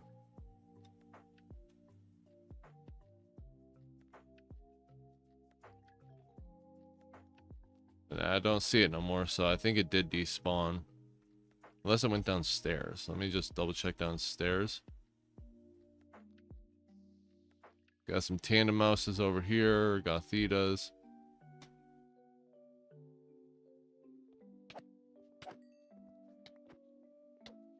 Get rid of all these spawns. But yeah, I think, yeah, pretty much, I think it despawned. So, yeah. I don't know how the despawn timer is on here, but it is pretty quick.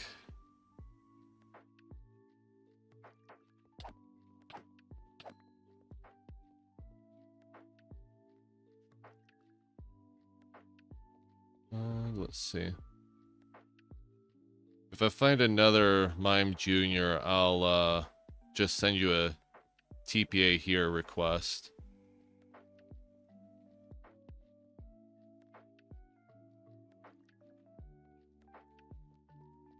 Oh, yeah, I haven't caught one of those. Huh. I was like, I don't think I've caught one of those before. So, might as well.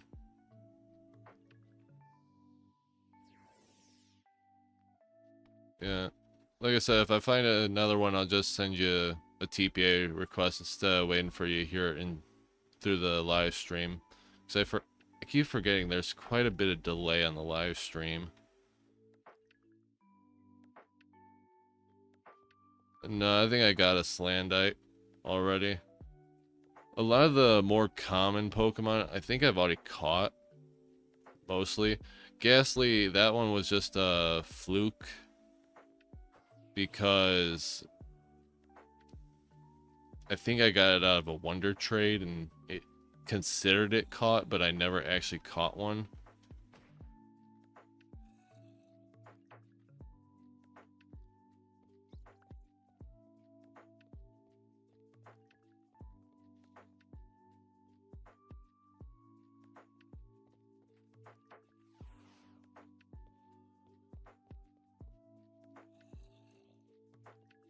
And I don't know where these mobs are spawning from. Because I think there might...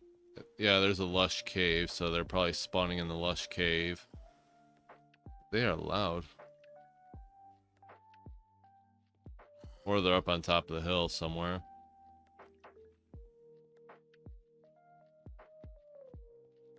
Oh, there's another Swirlix.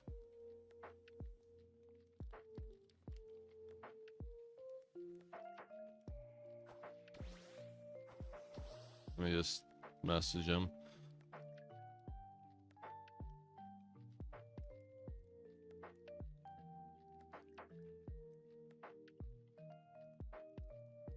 There we go.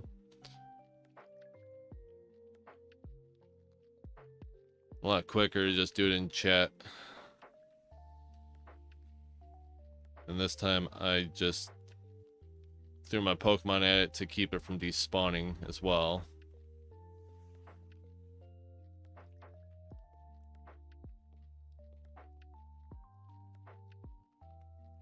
I seriously wish there was a different mansion, because I have a feeling this one bugged a little. I don't think it's Chewie's fault, but I think unintentionally might be. Or it's just bad combination of biomes.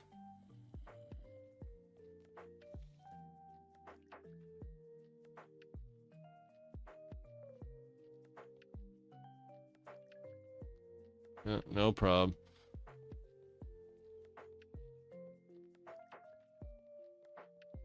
I'll just keep on looking, I guess. Hope that something new spawns. I think I've already caught pretty much everything in here, except for a Ditto. I've caught an Eevees in here, but no, like, actual, like, full Eevee forms. Ooh, a Mimikyu.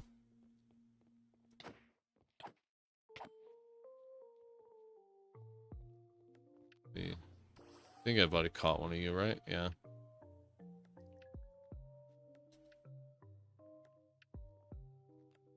Oh, always gotta type that GR. If not, it'll just autofill to gaming. Need a Mimic.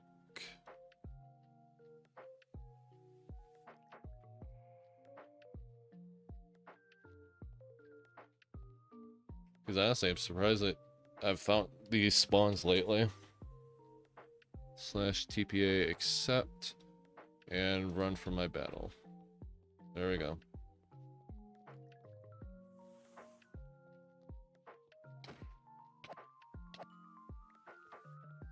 Oh, there's a spawn up there I gotta get rid of. Good old Litwick.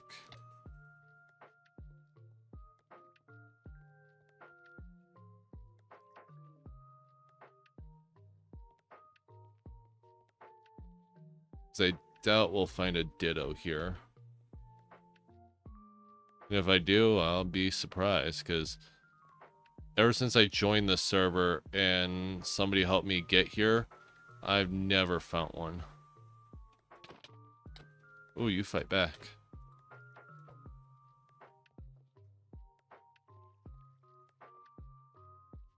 Let's see, nothing back there. Because I sort of wish Chewie would just basically clear out the floors to where we don't have to fly through every room, and like here, like it's usually a block, like a head hitter.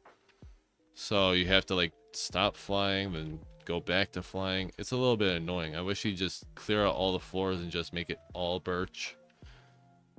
Because I don't think he has a plan to use this place, you know? I didn't even know this place was up here. There could have been a hidden Ditto up there the whole entire time. I would have noticed. But yeah. I just wish he would clear out the floors a little bit more so it would be easier to fly around and spot Pokemon.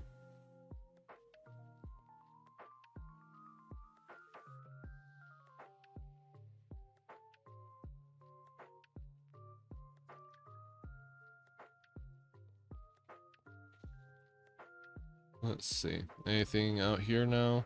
I haven't checked in here. But I've learned to actually fly in the room because just looking in, you won't see Pokemon underneath the tables, which there has been quite a few that have hidden under the tables and I didn't notice. Still trying to catch the Mimikyu. Let's see. You got a Gallade Grim or like a Scizor with like False Swipe?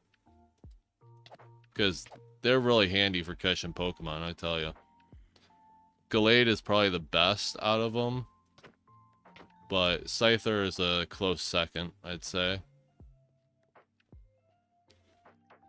Because Gallade can learn False Swipe and Hypnosis at the same time, so it's pretty good for basically getting the Pokemon down to the lowest they can be, and then hypnotizing them to put them asleep. And if you have Dream Balls, that's really great. You can use that and it's like super effective. But if not, Ultra Balls and Dust Balls, depending on the conditions, those aren't bad. That's another thing. The outside spawns are affecting the inside spawns. I wish I could place down Pokecakes because I think there's better Pokecakes than what he has here. You could technically put Chillin berries with those HP Pomeg berries, and that would be the best for Dittos. But he doesn't. He just has Pomeg berry Pokesnacks and isn't really helping because I think there's other Pokemon that yield HP EVs in this structure. I saw one go this way. Is there anything back here? Another place where I'm like, I wish you would clear. Because I've talked with a few other people on the server, and none of us have found another mansion. The only other mansions are out of the server radius, or like the map radius. Because the map is only 10,000 by 10,000 blocks. So without that, we can't get to any other mansions. So we're basically stuck with this mansion that seems to be messed up with its spawns.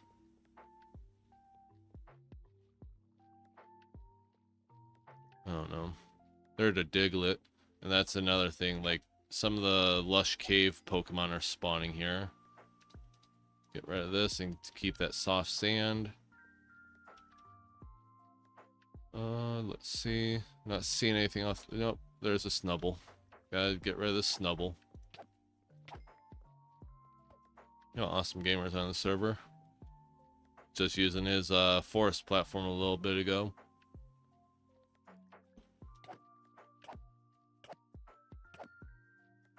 Wow, he had a lot of HP. And the Tandem Mouses, which another one I'm pretty sure has HP EV yields. Like these ones, I think Pokemon can spawn in here, but I never really look in them.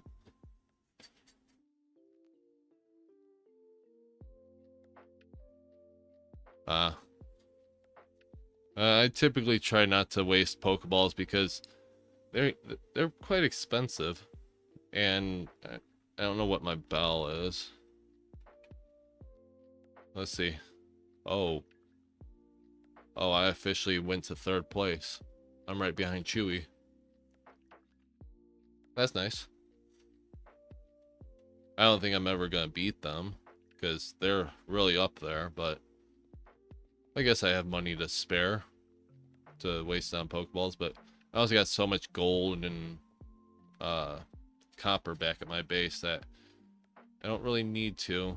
And I have a public apricorn farm, which why I put that apricorn farm so near to my base is because while people are there and I'm not online, it loads my base. So therefore my farms can keep growing, and when I get back on the server, everything's fully grown to where I can just go and harvest stuff without having to wait. It's a pretty big brain idea to do that. Put a public service that everybody needs and put it near my base so everything stays loaded. It was the one thing I planned for when I first joined the server.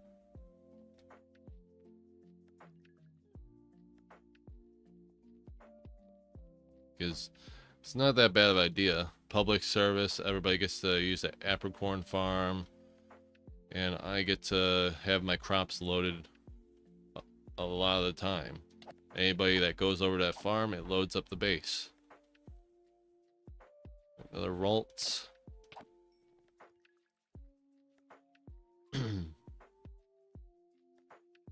Wondering. Okay, let me check the spawns again. /check spawn. And I think it's in the uncommon. So it shouldn't be that rare. Honestly, it shouldn't be. Like that Mimikyu had the same spawn chance that Ditto did. So it's like they should be spawning in here.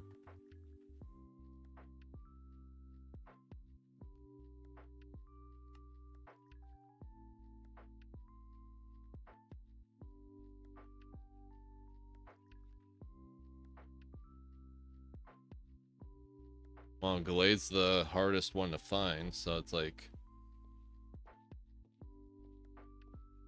Wait, actually, check that again. What does it say on here? 1 in 180 chance. Okay.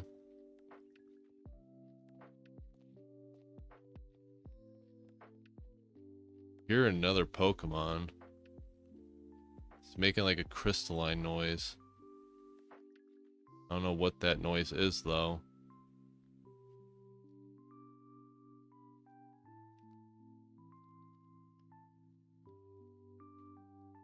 Never heard it before.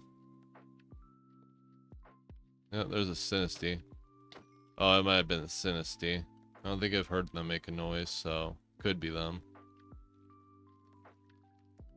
Okay, so spawns just reset, but the spawns in Cobblemon are like what they call the sacred donut. It's a 16 by 16 radius, like a ring. They won't spawn any... Ooh, Kadabra. Let me just battle you just for the levels.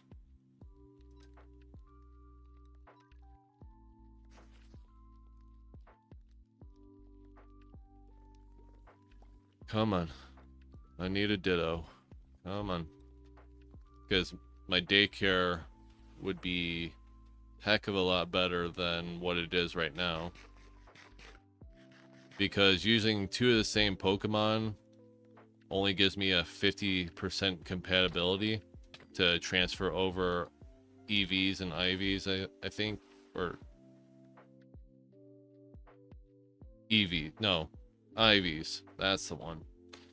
Yeah, it has a 50% compatibility, which means 50% transfer of IVs, I believe. And then if I had a Ditto, it's not 100, but it's higher.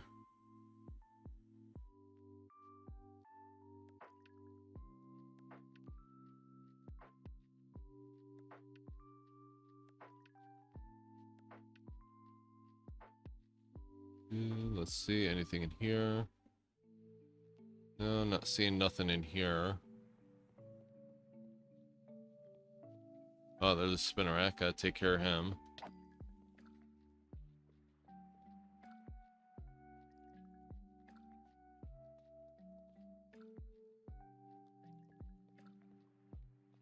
Yeah, nothing pretty much. I don't know if I'm gonna find a Ditto today, but it would be nice. That way I could breed any Pokemon I feel like and not have to worry about finding a compatible egg group or have another Pokemon of the same species. It would just be nice to throw a Ditto and a Pokemon in the daycare and be done.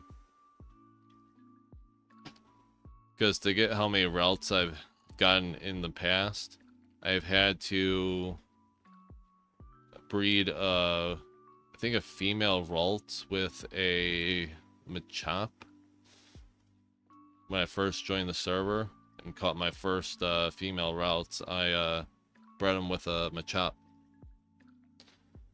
Then I got a male Ralt finally, so then I switched him with the Machop, and now I have a 50% compatibility instead of a 20%, because egg groups do 20%, and then same species is 50%, and then I want to say Ditto is 80%, or maybe 100%. I think it might be 100%, but I don't think that 100% means like 100% transfer of IVs. It's the one part of Cobblemon I'm not fully comprehending, but that's because it ain't base Cobblemon. It's this server. So I honestly don't fully understand it. If you ask me anything about base Cobblemon, I'd probably be able to answer it.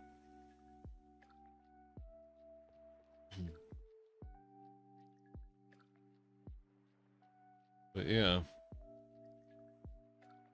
Then later today, I have to work on the Cobblemon 1.8 videos I'm trying to get put out. I got them all like scripted up and ready to do, but I just haven't gotten to them. But I'm thinking maybe today. Well, I might just finish up what I have to do to set up the videos and then do the recording tomorrow to give my voice a break after the live stream. Yeah, that'd probably be a smart idea because I'm already starting to lose my voice. Because believe it or not, guys, I don't actually talk all that much in real life. If you find me at Walmart, I don't really talk that much. I'm quiet.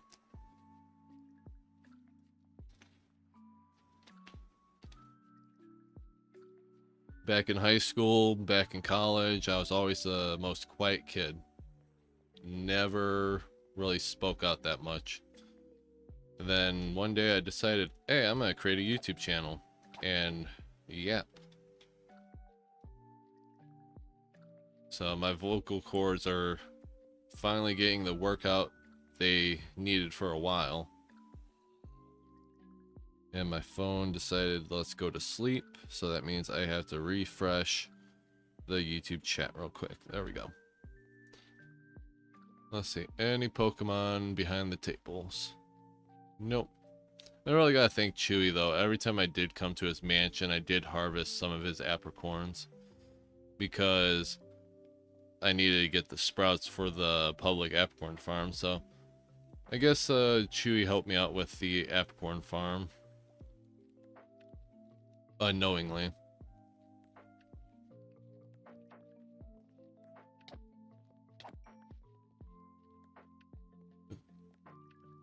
Yep.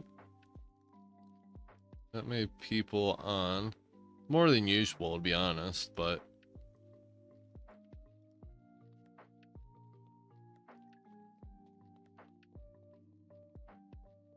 still love how Jerome keeps saying he's gonna live stream on here more, and he's only done,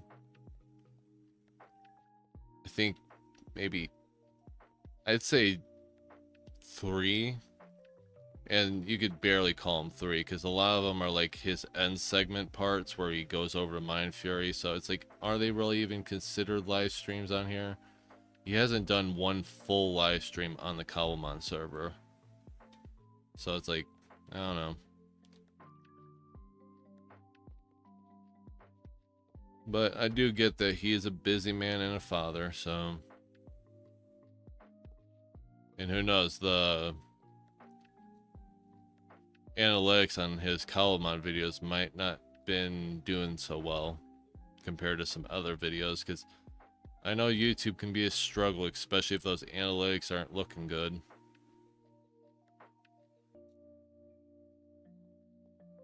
Wow, nothing is spawning anymore.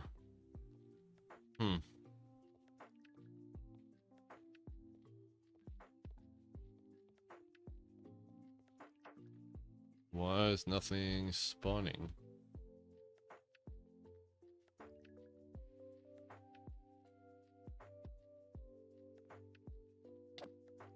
It's weird. There's some things spawning, but not all that much. Minchino, and exactly what I was talking about, underneath the table. That's why you always check underneath the tables, because you never know. And Dittos are always quite small, so they can hide under them.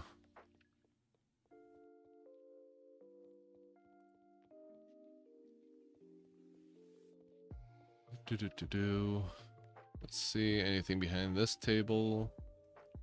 Nope.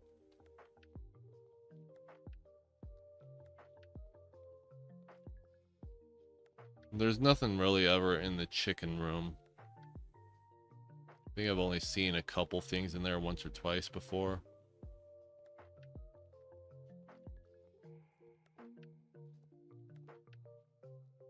Oh, I gotta stretch real quick. Ooh.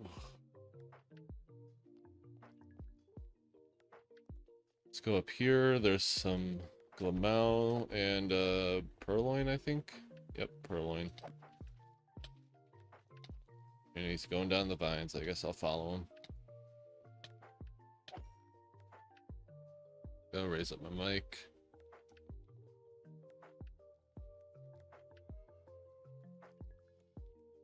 Let's see, nothing really in here.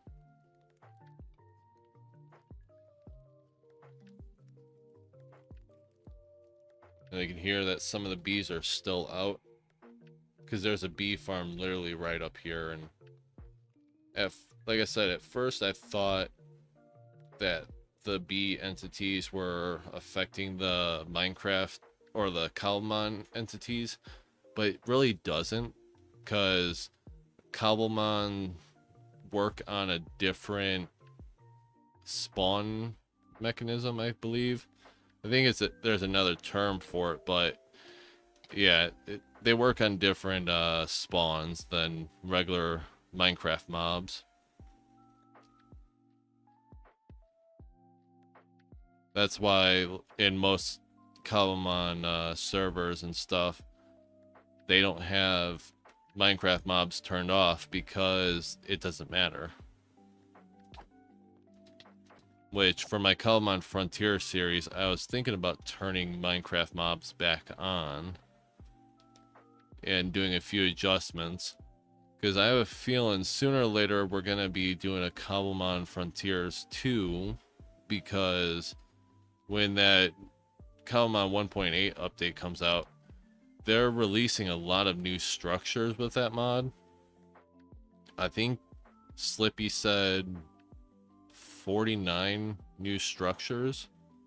So it's like, I want a brand new world so that they can load in properly, and I don't have to travel like 10,000 blocks to find a new structure. So I'm thinking about maybe doing that. And just starting from scratch, and now that I know more about Cobblemon, I can start off a new Let's Play with a lot of knowledge and have a good start, instead of fumbling around like I did the first 2 episodes. Even though the first episode of my Cobblemon series, probably still one of the best ones of the whole entire series, excluding the Pokopia themed one. That one got quite a bit of good views. It's like the first episode and the Pokopia and Subnautica themed Cobblemon episodes got quite a bit of views. Pokopia and Subnautica, obvious why, because I used the Pokopia and Subnautica name to pull in viewers. But I was surprised about the first episode. Really surprised. Being the audio and everything on that first episode was god awful. It was just awful, because it was literally my first Cobblemon video, so nothing was properly adjusted, and I was using a microphone from a Xbox 360 headset. So it's like, I'm surprised it got as many views as it did. But then again, the Hightail live stream I did a long time ago, it was super laggy, audio was barely audible, and I think that is still one of my most viewed videos, or like viewed live streams on my YouTube channel. How, why, I don't know, because I watched the live stream VOD back and I was like, oh lord, it was, you couldn't tell which direction I was going, couldn't hear what I was saying, but got the most views. It's weird how YouTube works. That's why I told my cousin, it's like the Wild West of the internet. You don't know what's gonna succeed and what's gonna flop. Because like, you post a YouTube video that like logically you think would do good, but then it would only get like 10 views.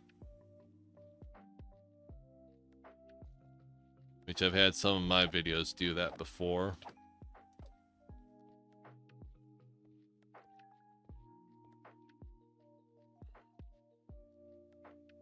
Let's see. Thinking maybe checking out whatchamacallit, my spawn platform for the slime chunks. Because while this is the best place for Ditto to spawn, it just, the spawns are so minimum that it's like, is it really the best place for it to spawn? What is that noise? I keep hearing it, but I'm not seeing what's making it.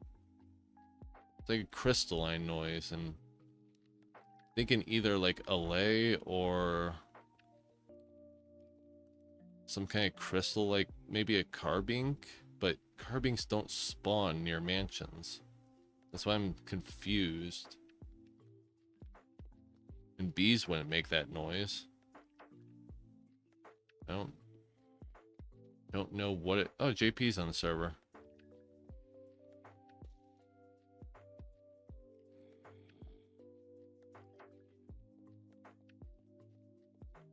Probably doing some maintenance, checking up on some things.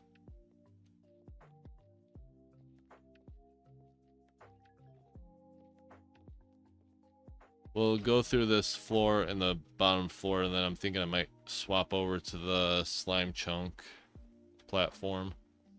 Because I seriously do think that this is probably the worst area to get a Ditto. Sadly, even though looking at the math, it says this is the best place, but I don't think it is.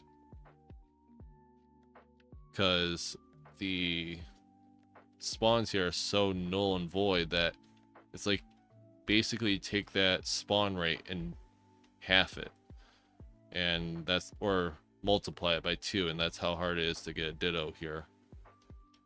I don't know why, but it is.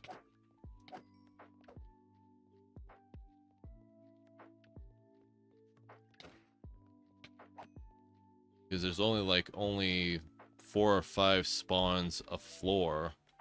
Well, I wouldn't even say 5. I'd say maybe 3 or 4 spawns a floor. So the spawn rate on the check spawn thing isn't fully accurate, I would say, because I don't think it takes into account that there's only like 3 or 4 spawns a floor. Probably like only 9 spawns in the whole building. So yeah, let's head back to the home base.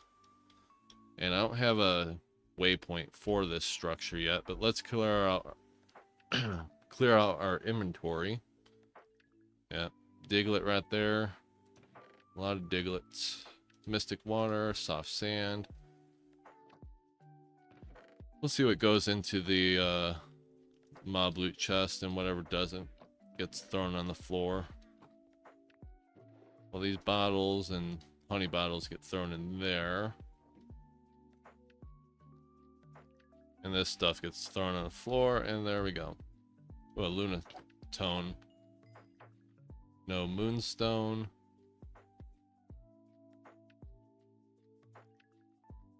Alright, let's fly up.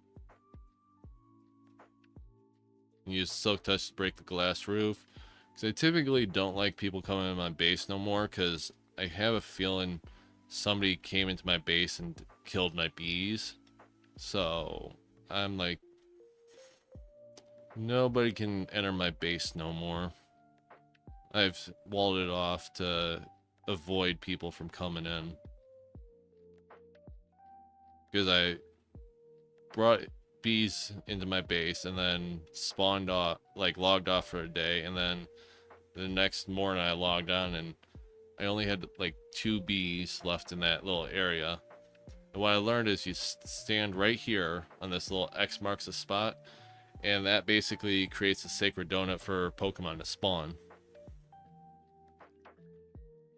And you may wonder, why do you got the apricorns up here? Because I was looking for Hisuian Voltorbs, and they spawn near apricorn sprouts. So I decided there's not too many spawns in the swamp biome, so /check spawn. Yeah, it does that every so often. There's spawns here. It's just being tricky. Sometimes the check spawn doesn't work, and sometimes it does. Like, there we go. Had to rescan it, worked that time. But yeah, the common ones are like your usual swamp Pokemon. And then your uncommon, Swablu, Altaria, the Solasis line, Ditto, Gumi, Tatsuguri. Ultra rare like Totodile, Mudkip, Sobble, Froakie, Ditto again. And that's what shows it's a slime chunk, is that Ditto has 2 spawns in the rare category and the ultra rare. And then Eevee and some others, yeah, the other forms of the starter Pokemon spawn here. But in total, let's see, because the all tab will tell you just in total. The Ditto has a 1 in 475 chance of spawning here, which is basically, I think, quadruple the amount that is in the mansion. But like I said, if there's only 3 spawning on each floor, and look, there's 5 already on this platform, and if you just keep wiping them out and then going back to that little X platform, I think it's way better than the mansion.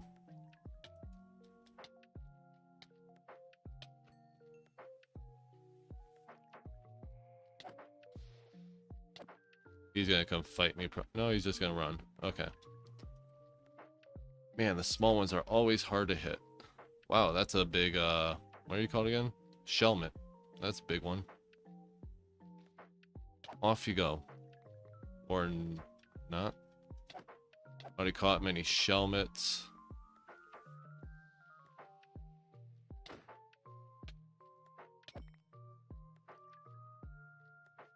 Typically, I just throw whatever I don't want off the side of the platform.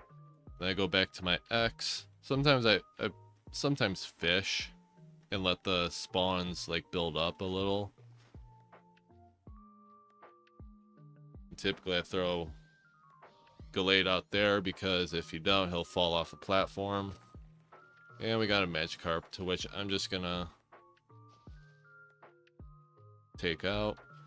And I think actually it counts as right here as well. And this is what I was doing a while back, is I was just spawning Gallade right there on the platform, throwing my rod out there, fishing.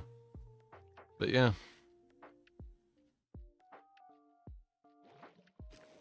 And the big Don. Dondozo is crazy in the size, but still not as big as Wailord. Speaking of the Cobblemon 1.8 earlier, I was working on it yesterday on the aquarium project I was thinking about doing for Monday, and I tried spawning in a alpha Wailord to put him in the aquarium. No. No, way too big. Way too big. He took up most of the screen, and then he kept getting stuck on like the coral and stuff, so it was just like, nope, no Wailord, way too big. I was able to fit Gyarados and Lapras in there, but not Wailord. Yeah, and me and one of the other guys on the server, we were just fishing up a storm on the jungle platform a while back, because the jungle platform is pretty nice. It has a lot of the starter Pokemon there, and if you start fishing up there, you can get like Squirtle, Mudkip, I think Froakie as well. Speaking of Mudkip, there's a Marsh Stomp, which we shall try to catch to see if it has better IVs than the ones we've previously caught. You gonna be nice and just stay in the Ultra Ball, or are you gonna be a pain? Yep, pain he will be. Dreamer Look, Hypnosis, come on. And he's confused. God, that is the one thing I hate about Marsh Stomp, Mudkip, and Swampert. They love their supersonic. And a critical hit. Good. Good. There's a Carablast and a Psyduck and a Corphish over there. We'll go take those guys out so that Ditto has a chance to spawn. Oh yeah, I forgot I created this little platform. Did someone else? Huh. I don't remember this. I think somebody else made this part. Did someone set a home up here?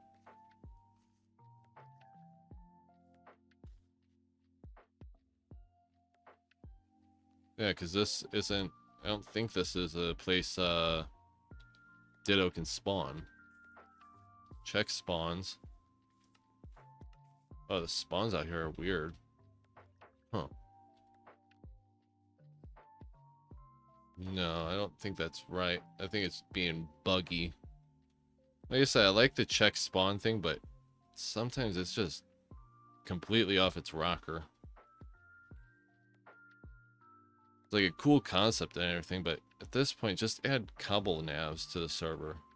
Just put them in spawn, like the Pokedex or something.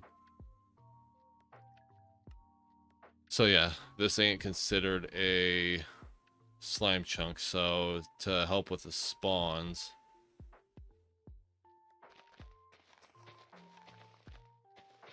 Fair move. Nope. There you go.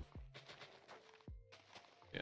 To help with the spawns, because I don't want to have to worry about other spawns getting in here and taking up room for a Ditto. Only want the spawns to be on the slime chunk itself. Because I'm surprised I found a slime chunk that was 3 chunks. Oh yeah, let's see if I caught a flamingo. Yeah, I caught a flamingo already. Yep.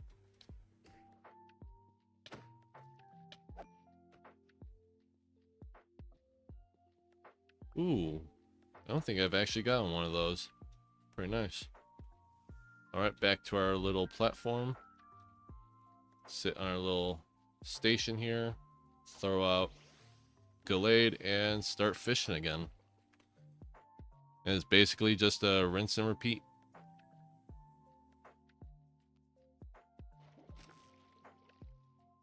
Another, I think that's a apricot zebra Magikarp. Leaf blade. Which, I wonder, this is gonna reload the thing, but no. I was just making sure I had the shiny versions of it on, so if I do catch a shiny, it shows up. But now it's gonna take a little bit to load. There we go. Yeah, and I tried running shaders a couple days ago. No, my computer does not handle shaders. And shaders are not server loaded. They're your computer loaded. So it's like, yeah, my computer was like, nope, I become potato now. And it's like, yep, sort of figured that. One thing I do wish is, I wish there was a steel type that spawned up here so that I could farm the steel type Pokemon, but there isn't.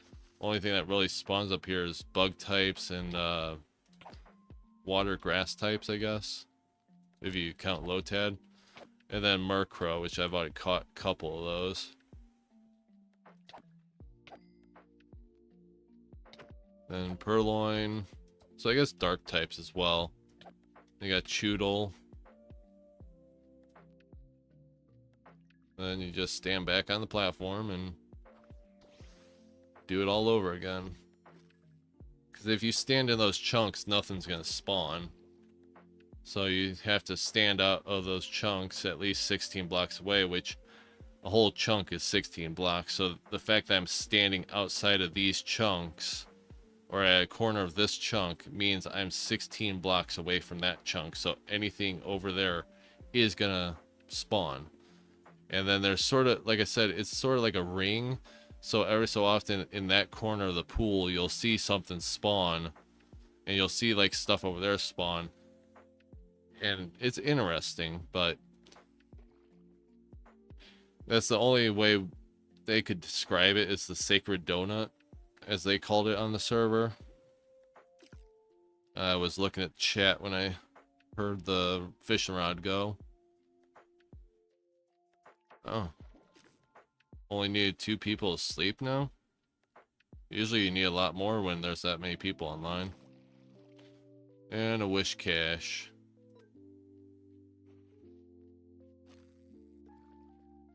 So far, nothing spawning.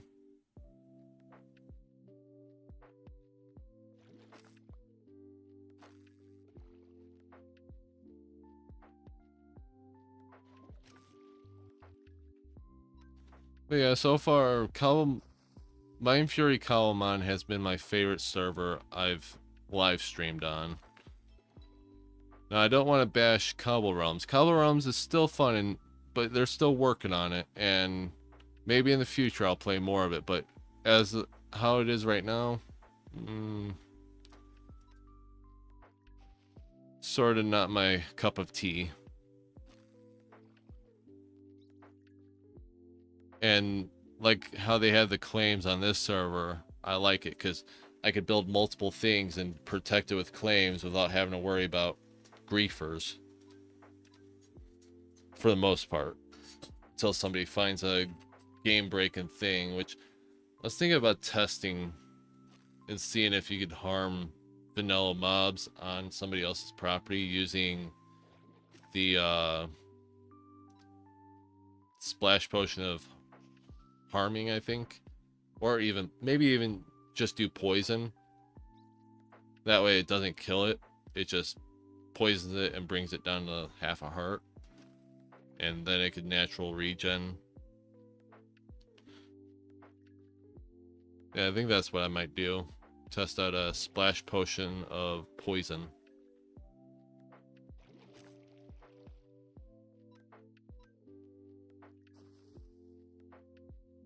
Because I am still curious on how my bees all died.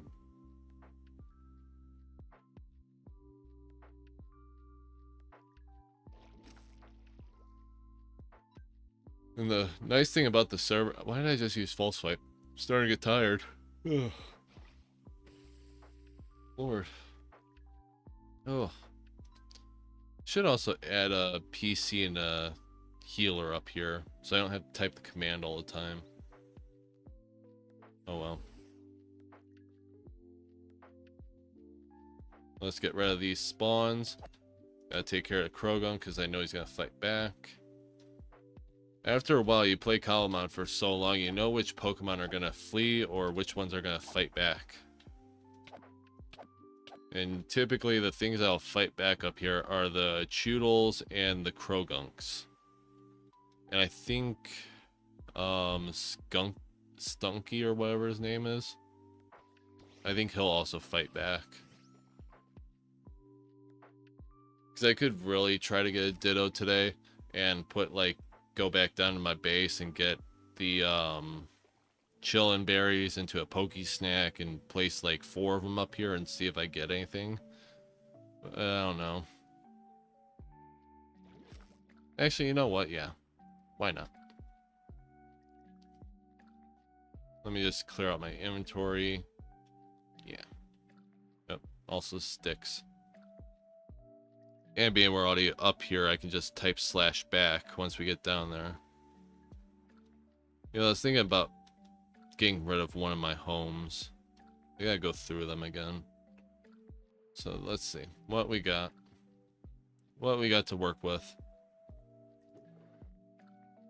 So how many bottles we got? We got enough to do 8. There we go. We might need more hardy grain. Let me check. No, we got plenty of hardy grain. Okay. 4 bottles there. We got the chillins. We got the Vivichokes. Now we just need a lot of movement milk. Come here, Miltank.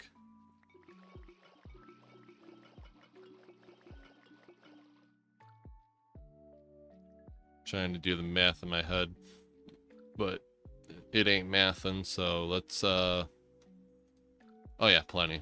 There we go. You just put that here and there. Carrots there. Or should we use the golden carrots? What do the golden carrots do? Ooh, yes. If we're gonna do this, we're gonna do it right. And we're gonna hopefully get it in there quick enough. Let's just actually do that, yeah.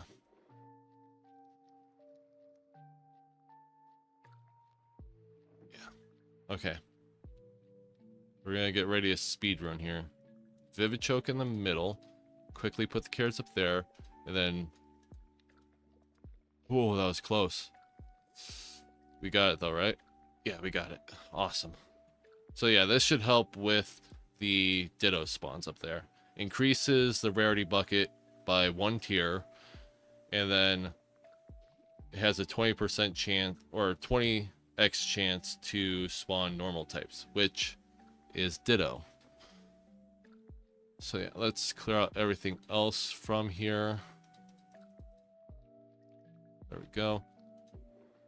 I still wish they would have a feature. It would be cool to have a feature on here to be like, oh, if you're ready to start, click confirm, you know?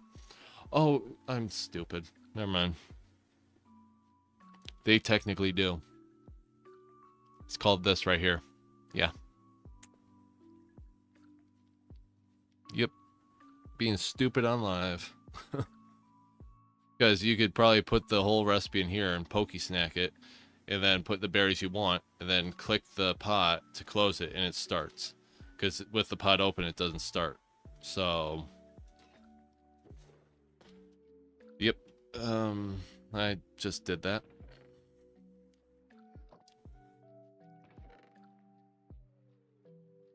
Huh.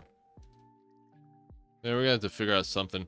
Maybe a chest that just focuses on type stats, like boosts poison types, like the smoke, like the black belt boosts fighting type, so that'll be in its own chest. And then some of the ones that boost different, maybe anything that boosts. Yeah, I think that's what I'll do for a second chest. Boost items and then held items. Because there's a lot of items like Fairy Feather boosts the power of holders, fairy type moves. But then this one does the nothing about boosting, but makes the Pokemon basically levitate. And then this one is increases damage dealt by binding status. So it's like, doesn't really boost, so those ones won't be in the boost chest. I think that's how I'll do it. But let's head back to the platform. And we're gonna place 2 right here. And then 2 right here.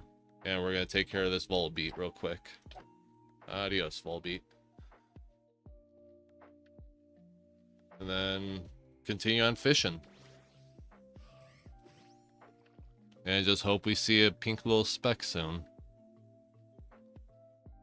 Even though it's gonna spawn probably Lechonks and stuff up here.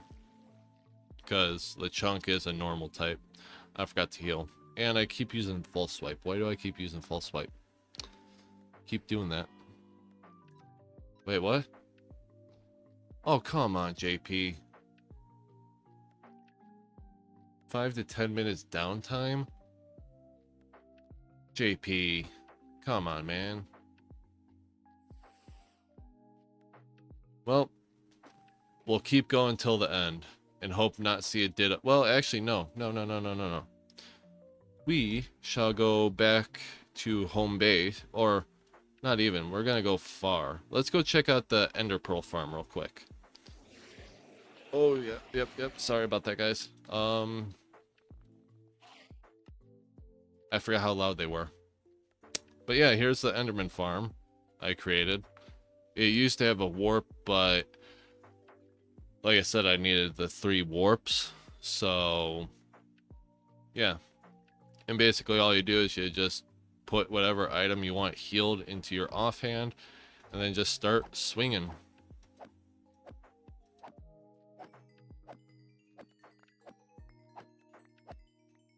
And then basically you can switch out, and then that other one starts getting healed. Yep, there we go.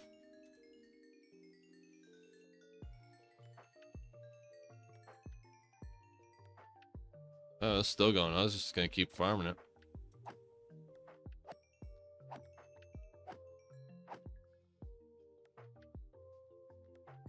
Just heal up all my stuff. There we go. I guess I could heal the brush real quick.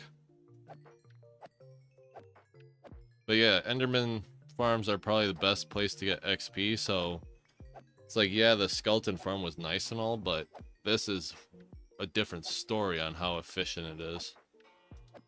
And all it does is there's an endermite up there above me, and they spawn all the way back there, and they just come running after the endermite, but they can't reach it, so easy enough. And basically, this is my own like creation here. And you see that they get up here on here, but I blocked it to where they can't get to the endermite, because some of them worse, they can spawn, like teleport up here onto slabs. Let's get over the platform before we get kicked out. But yeah, I'm gonna end the stream here, guys, because I don't feel like waiting 5 to 10 minutes. Or hey, let's just chit chat for a little bit. Or you know what? I'll show you. It's not gonna kick us off all the servers. It's just gonna send us to this, the hub. So I might as well head to the hub before the server kicks me. So I don't think it'll kick me off the hub. Yeah, it just would have kicked me off the Cobblemon. But yeah, there's places you can get up on some of the islands in the Minefury server. The owner and some of the other people might not want me showing you this, but head over here to the, I think this is prison area, or no, this is the Pixelmon area. You can climb up here, and like I said, I'm not good at parkour, so we're just gonna try parkouring and maybe make it up here. I'm hitting my jump surprise. Well, nope, I didn't run on that one. And once you fall, you gotta basically restart. Get the big compass out of the way.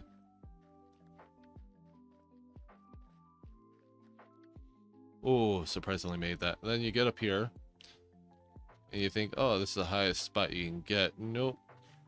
Even further over here.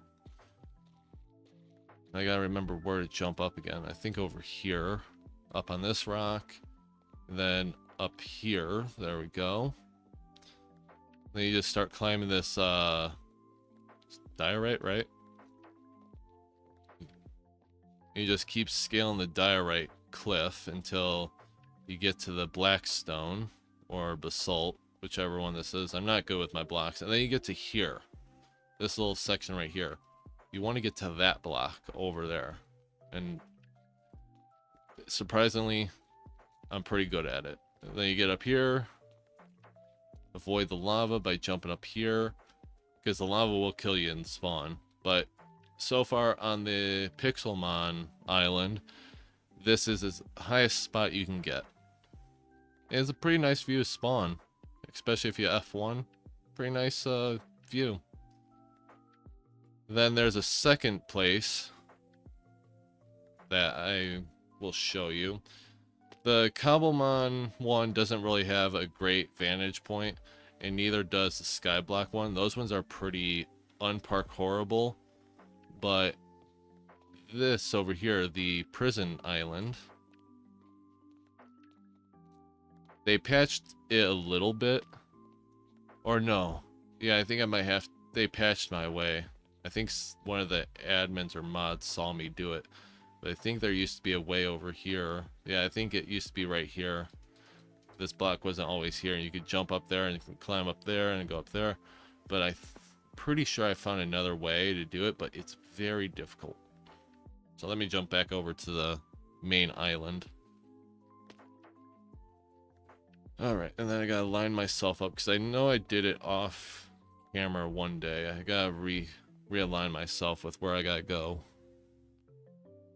Think over that way. So, because these little pressure plates right here allow you to jump.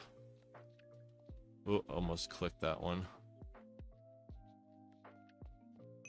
Nope. You gotta jump whilst getting the boost.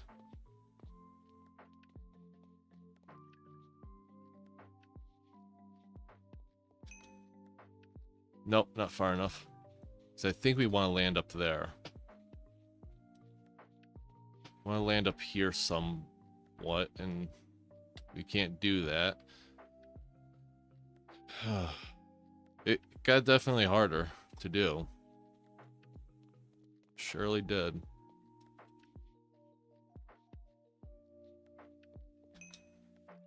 Yeah, not far enough.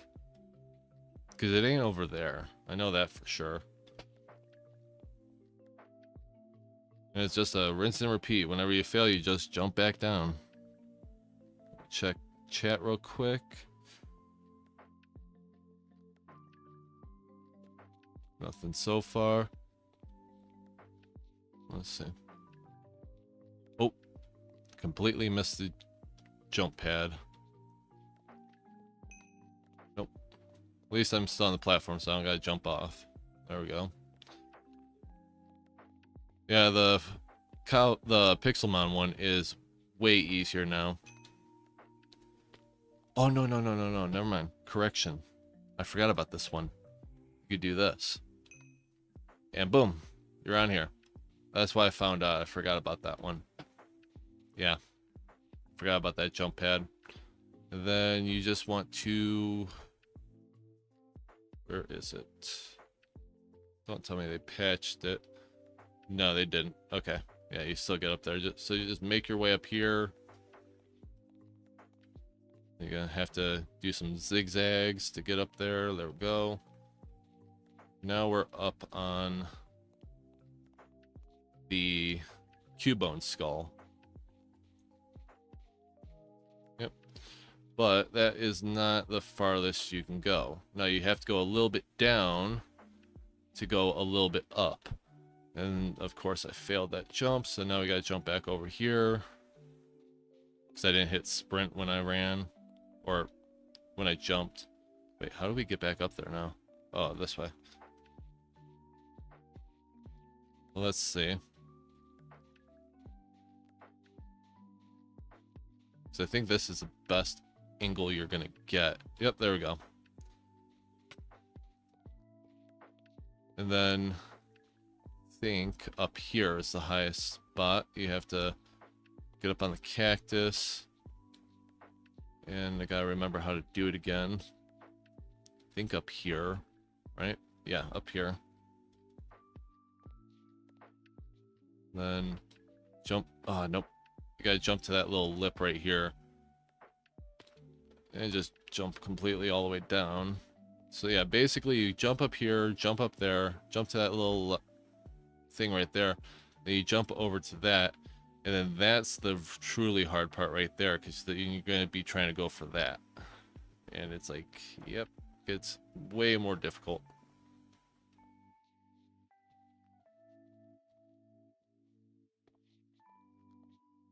There we go.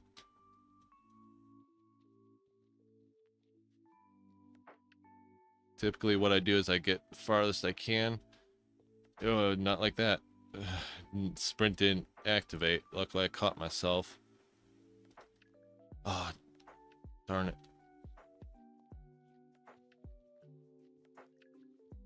So I think it's a four block jump. So very difficult. Especially for a guy that doesn't do parkour all the time. And never mind. Nailed it. Yep, and this is the highest spot on the prison island. And those ones, the Pixelmon one, or the Cobblemon one and the Skyblock one, don't really have that highest spots. So, or at least that I've found. I haven't found any over there. But yeah. Let's see. Anybody going back yet? Nope, nobody's going back yet, so that means it's still down. But yeah, it's pretty cool. Nice dragon up there. I've always tried finding more places to go, but I don't think there's anywhere higher over here. I think this is the highest. Now, which one's the highest? I don't remember the coordinates, but this one's 159. And I guess whilst we got time, we can go get back over to that one. That one's easier than this one. The prison one is probably the most difficult to get up. The Cobblemon one, or no, I keep calling it Cobblemon, but the Pixelmon one probably way easier than the but don't land on that, because that'll activate the Pixelmon menu to where it tries to send you to the Pixelmon server. And being we ain't got the Pixelmon mod in, you can't join it, and it'll crash your instance, and you have to reload your instance. So no, thank you. This is the part that gives me the most pain. For some reason, it's the strafe jumps. I think that's what they call this, strafe jumps. It's where you have to basically jump and then sort of swing your body around to catch the corner. Or it could be just mislabeling it.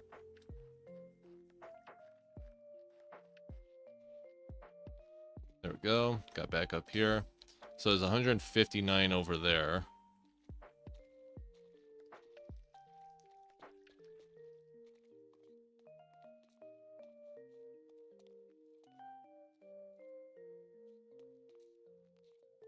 Go, got back up here.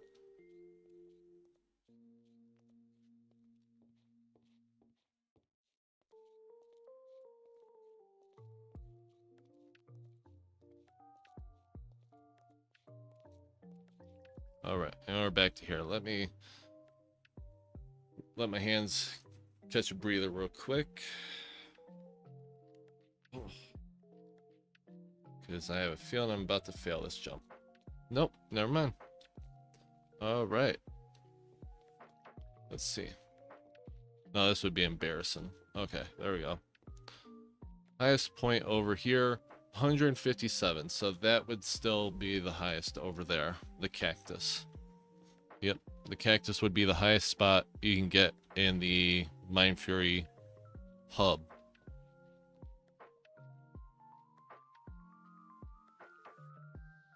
Is it back up yet? Nope. Doesn't seem to be.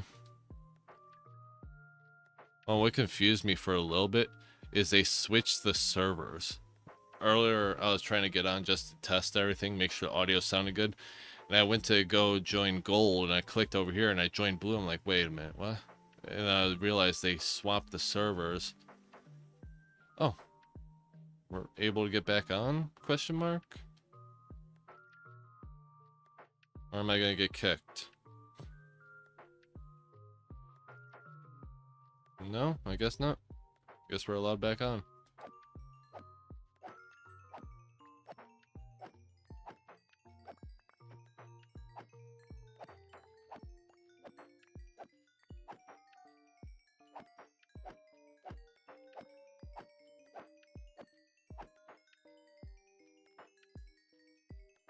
Yep. All the XP you could ever need.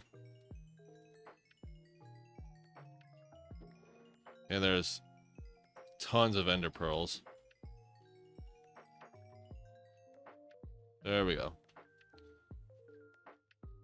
So, let's head back to the spawn. Oh, we relogged the server, so let's just go to the shops real quick.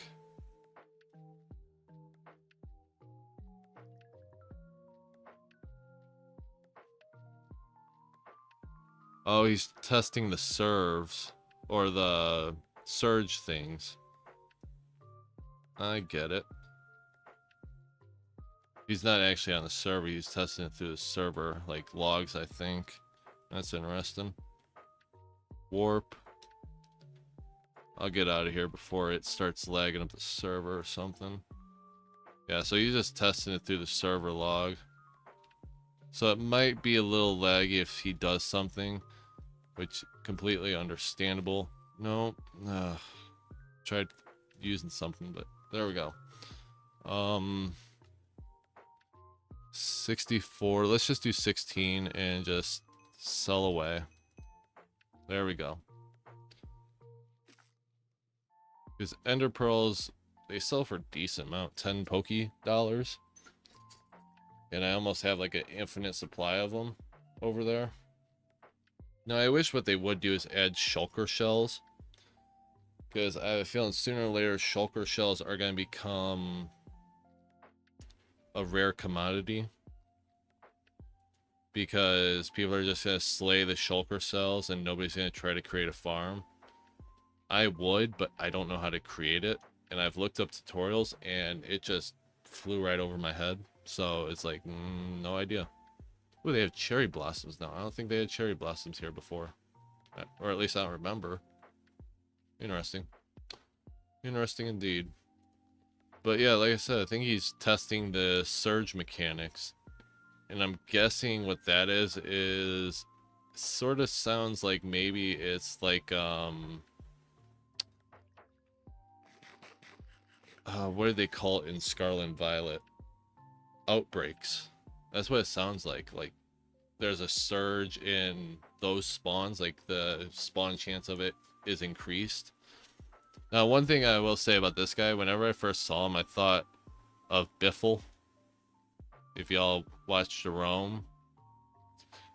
Yeah, I always thought about Biffle when I thought about this, when I saw his character skin. The Biffle Swaddle. Donor shop. And yeah, the donor shop, you can buy a bunch of stuff in here if you have I believe challenger rank or veteran rank or higher, you know. And you can sell stuff from here to underranked players, but you have to charge a commission, I guess. Like, say somebody wanted me to buy the Waterstone form. Ooh, they upped the prices. Ooh, they upped the prices. Wow. Wow, those moonstones are very valuable now.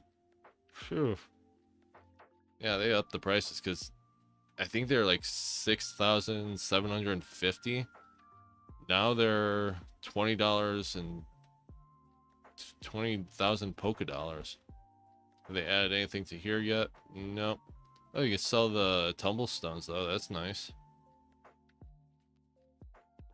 Still wish they'd allow you to sell the hardy grain and like vivid choke seeds and revival herbs. I wish they'd allow you to sell those. Then here's the vote shop, where you could, if you do the vote, which I'm not going to do that because you guys won't be able to see that, but click vote now. It takes you to Chrome or maybe even Microsoft Edge, depending on what you use.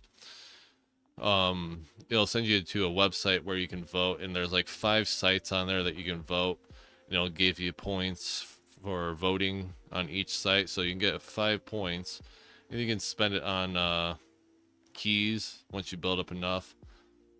I'm typically not saving up for the shiny key. I typically just spend them on the master key. And the currency, I haven't, like, I got plenty of currency, so it's like I don't see wasting my points on those. Items, rare candies. It's not really that great. You have to vote 11 times to get 5 rare candies. And I could do 6 quests, daily quests, and get 6 rare candies. It's like, I don't know about that one. And then vouchers. These ones are nice. Like, random Pokemon voucher. Hopefully that one's really good for 57 vote points. I think they still might have to work on balancing because some of them are sort of meh to me. Like, I don't know. Could be better. I just want to see if there's any new items in the shop. Not that I'm seeing. You know, I think they did up the price. Yeah, they upped the price for the template.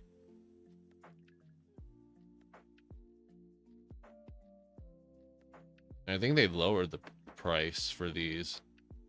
And you can sell them now. Which hopefully nobody just starts selling my stuff at the public farm. That would be a pretty mean move. And something I should point out to them. These aren't that hard to craft. Link cables. Let me just show y'all. Link cables.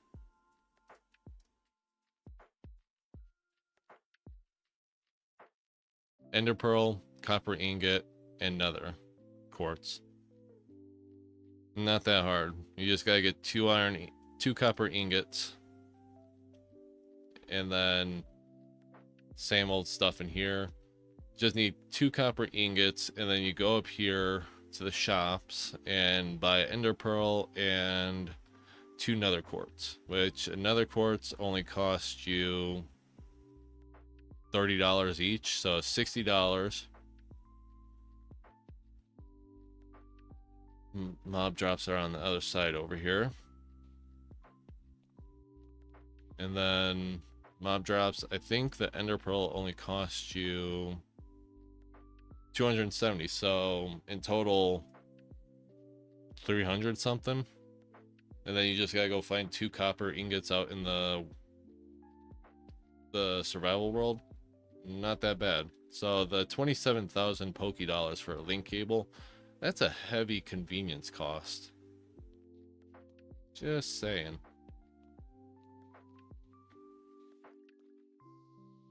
Yep, nothing about these changed. Anything around spawn change? Check the global market, see if there's anything up there. Nope, just my listings. That's ready to go, so we can do the wonder trade.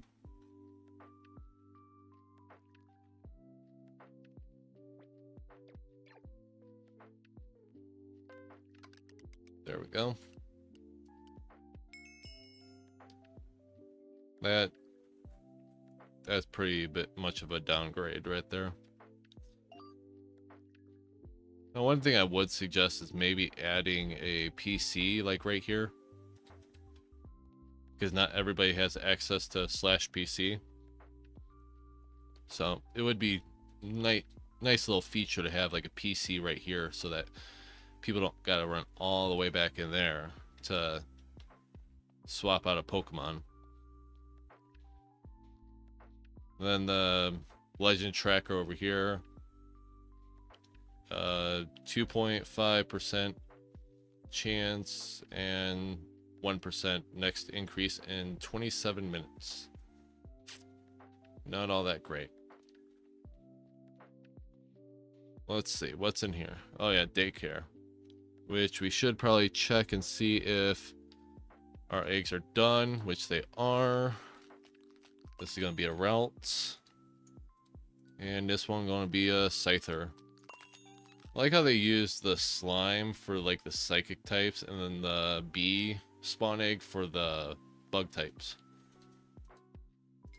I did notice that, and it's pretty cool. Pretty cool that they actually thought about that. We gotta go back to last box. Off stream, I might go through my box and try to figure it out. Yeah, that's actually not a bad Ralt. Not bad. Not good, but not bad. Only has 2 bad IVs. Ooh. Yeah, on the other hand, you pretty bad. Still both decently bad compared to the ones I do have in the daycare. But list them up like the other ones. Let's just see what their IVs are. 65%. Yeah, that's what I was saying. It ain't bad, but it ain't good. The ones I have in the daycare are like 70 and 75%. So, and then 46%. And I think the one I have in the daycare is 65, I think. But what are you guys? 48, 50. Okay, so probably. So, yeah, I'll probably do 2,500 on that one, and then 1,500 on the Scyther. Yeah, there's no real guide to the market on here, so you just gotta feel it out. And I found these prices people like, and they actually buy them. Now, I'm gonna do 2,000 on that one. Yeah, because Scyther, or maybe, I'll increase it just by a little bit. Oh yeah, you gotta go back here, claim all, go back. We'll do 2,500. Pokedollars aren't the hardest thing to get on the server. all honesty. Now, the tokens, on the other hand, let me just show you how many tokens I have. Poke Builder. I have close to 4,500. I had a lot more, but I spent it on something. Oh, I spent it on Gallade. Because I got Gallade to be quite decent with his EV, or no, IVs. Because this guy was pretty horrible. But I needed him to be a little bit better. So I got his HP and attack up. And I also changed his ability to sharpness so that his false swipe, leaf blade, and sacred sword would be powered up. Ooh, what are these? I just completely walked past these. Oh, and they added a way through. Awesome. I got tired of jumping over it. Trico, Croconaw, and Lechonk. I don't know if I want to right click it because I think that might break something. I know JP's testing it, so I'm not going to touch it. As of right now, I'm not going to poke it because I don't want to be the one that broke the new feature. The warps. Oh, no, I'm just exploring spawn now. I haven't explored it in a while, and if I didn't, I would have seen that. So, what's on the bounty? Oh, yeah. Yeah, right, a ditto. Oh, I got a reward in here. Probably just some Poke dollars. I think it was the easy one, which the easy one is only tokens and Poke dollars. So when you claim it, it just goes straight to your account. On the other hand, like the advanced one, you get a chance of a great key, and if you get one of those, it goes straight to your inventory or mailbox. So, but yeah, all these are pretty difficult except for the Bramble Gas. I could let's /warp shops. That's why this is nice, this new feature they added.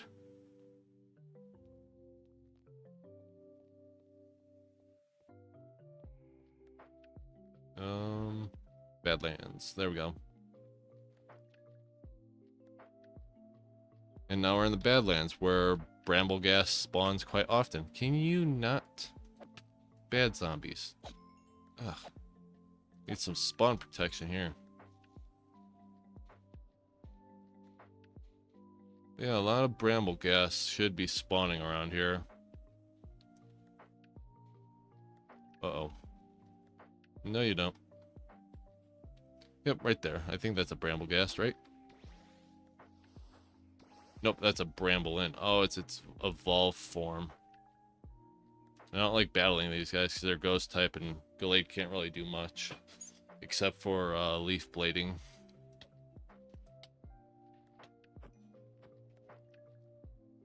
So yeah, we gotta look for the evolved version of Bramblin.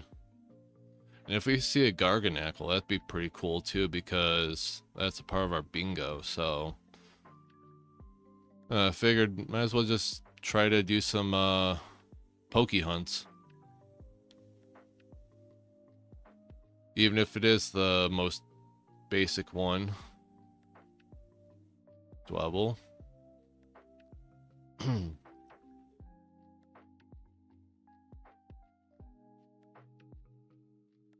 That's why I think that new feature is quite nice, because a lot of times when you would do /RTP and you wanted a Badlands, you'd have to click Desert. And that could send you to Savannah, that could send you to the desert. Wouldn't be guaranteed Badlands, but the ones that the spawn are guaranteed Badlands. Bramblin again, don't need you, so adios. Adios, muchacho. And I think that's oh, but it is, yeah, it's right in the cusps. Oh, this is such a tease. Let me guess. A few more blocks this way and you could get it. Well, actually, hold up a minute. I'm gonna test something. Nope, it ain't spawn protected. I'll take a armor fossil. It's less money I gotta spend. Vivid choke seeds I'll still take. But the problem is you can't really dig it up, so only the top ones you can really get. Let's see what's in this one. Ooh, I think that's a heat rock or smooth rock, yeah. Yeah, only the top revealed ones you can get. Because there's probably still more, but you have to dig them out. And being you can't break blocks, or at least I don't think. Yeah, you can't break blocks, so you can't dig under and get it. So, yep. Those are trapped for eternity. Let's see. Any Garganacles or Brambleghast?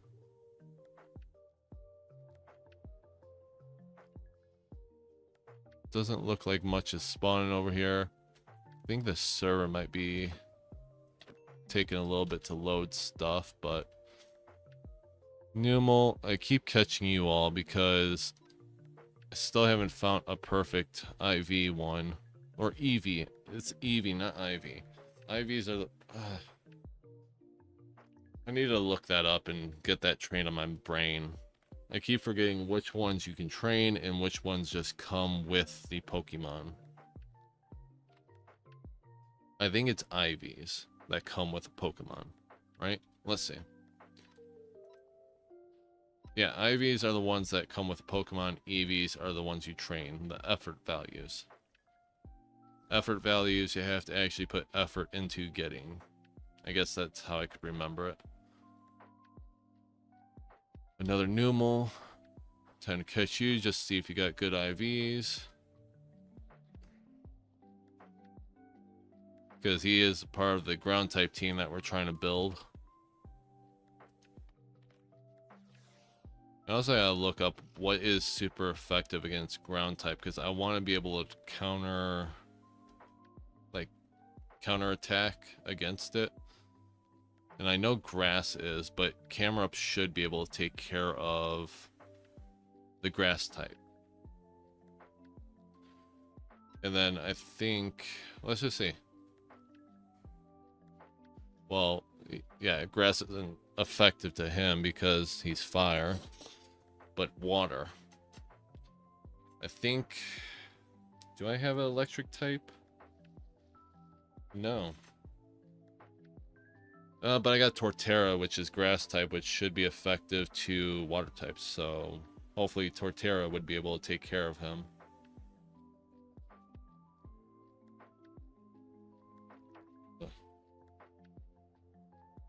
Alright. Let's throw a Pokeball and try to catch you. Cubone.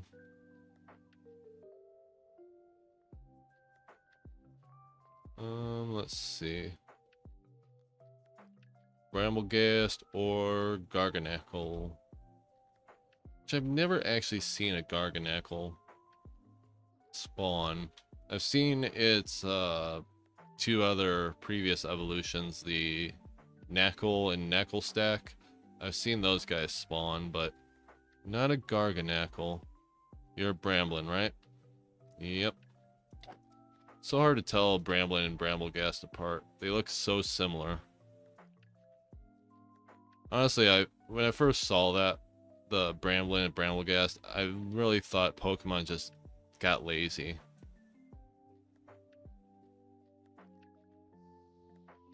Got super lazy on that. And they just went, yeah, let's just make it a little bit bigger and change up the eye design and call it a new Pokemon. It's like, really?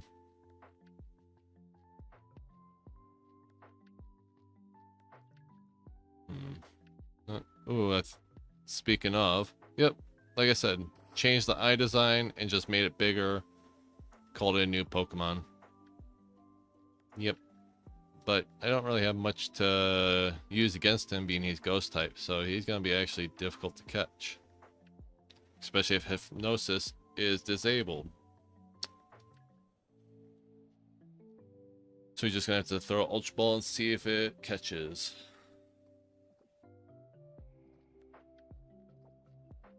Level 21s, or level 31, I mean. Gotta wait until Hypnosis is unaffected. Or you could just stay in the Pokeball. That's another option. Come on. There we go. Just stay in the ball. Gosh darn it. Just stay in the ball. Can I use Hypnosis yet? No. Big Durant there. And pretty dark out.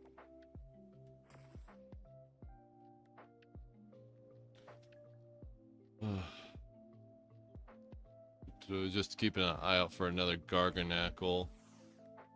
Or if I see a Garganacl, I mean. Just stay in the ball. You're wasting my Ultra Balls, and honestly, the Poke Hunt isn't that important. Because let's just take a look. Poke Hunt, not Poke Heal. Poke Hunt, few rewards. 3,000 Poke Dollars. I've already wasted quite a bit of Ultra Balls. I'm gonna try one more, but if he doesn't stay in, this Poke Hunt ain't worth it. Yep, no. Well, actually, I can't do anything against him. I'm just gonna have to run. Or use Hypnosis and hope it hits. And I will waste one more Ultra Ball. One more. But you better stay in this Pokeball.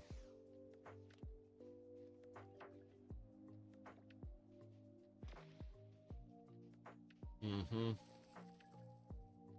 Yeah, no. Adios. Adios, Bramblegast. Adios.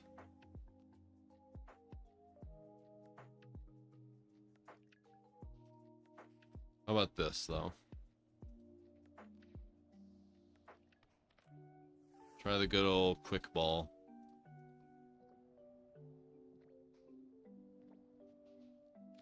Of course.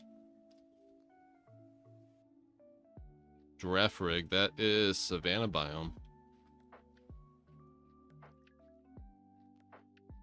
So back up here we go. Even though Savannah Biomes are quite obnoxious in the nighttime. I always forget where the Savannah is. I think it's over here by the ice spikes, right? Yep. I gotta type /fly.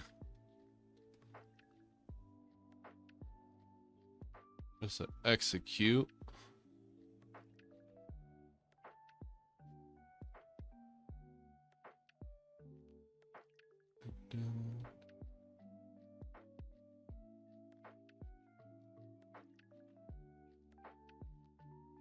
Let's see.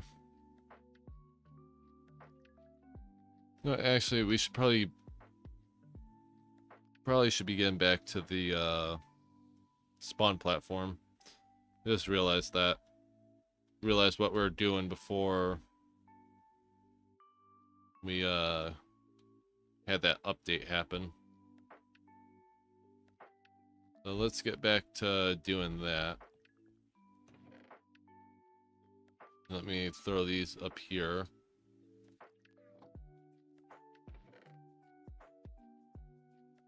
Space, we don't need those now that we got plenty of Vivid Chokes. So let's get back to hunting a Ditto.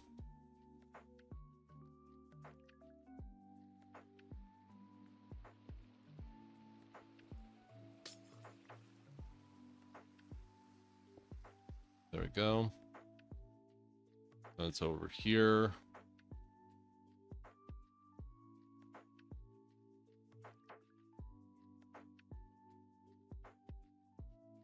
There we go.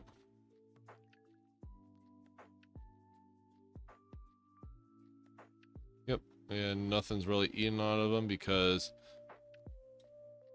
we despawned it so that nothing would be here loading it. There's a ducklet over there. Let's see. Another colorful Magikarp. but we got plenty of those. I think we almost have every Magikarp, like Magikarp Go variants. I think that's what they're called. Let me, I'm really getting tired. Wow. What was I gonna do? Gosh, I can't remember. What was I gonna do? Oh well. Can't remember. Wow, I just had a major brain fart there.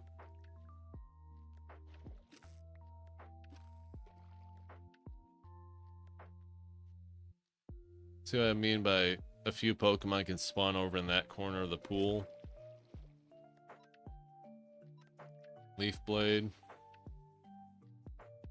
And why I take these guys out with Gallade is because some of them, I think the Pokemon you pull up from the fishing can affect the natural spawns in the area. So it is probably best to get rid of them. I don't know if that's 100% true, but I'm pretty sure it is.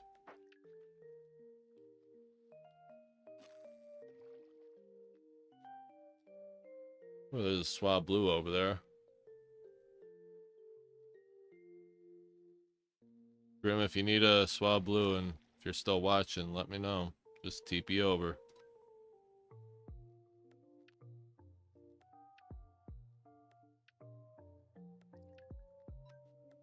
I already caught a Tynamo. Yeah, the Electros is a pretty good Pokemon.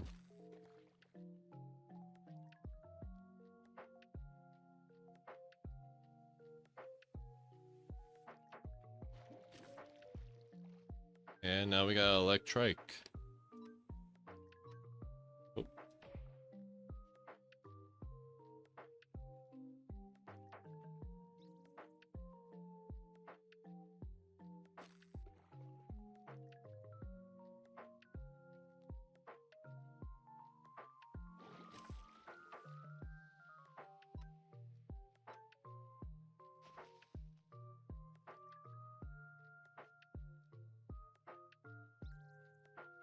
I'm gonna go take care of these guys over here. Too many spawns and they'll start clogging up the spawns for Ditto and everything.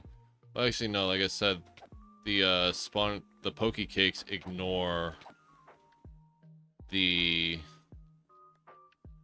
They ignore the natural spawns, so should be fine.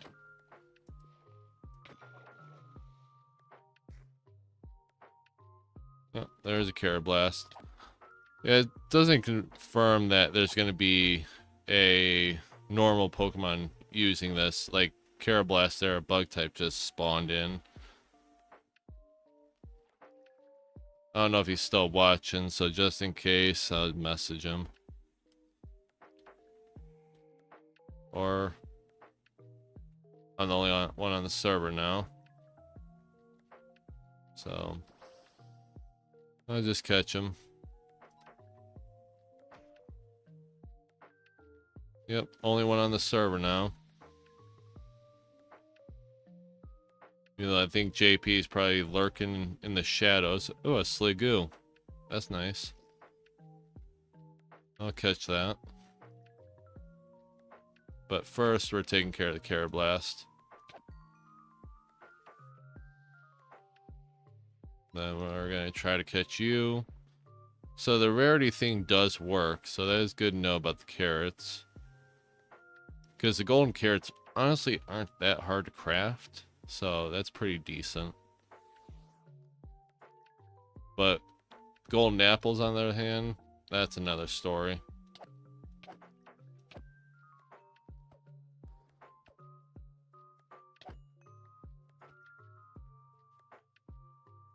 Did it not catch? Let's throw a great ball at it. I don't want to go for that Murkrow because I have a feeling it might be out of the distance. Oh, wait. Why did I just... I'm super tired, man. I tell you. I just went swinging for the Sliggoo that I'm trying, or Goomy I'm trying to catch. There we go. Caught it. Awesome. Awesome possum. Now let's go get this Murkrow. Don't need you here, so adios.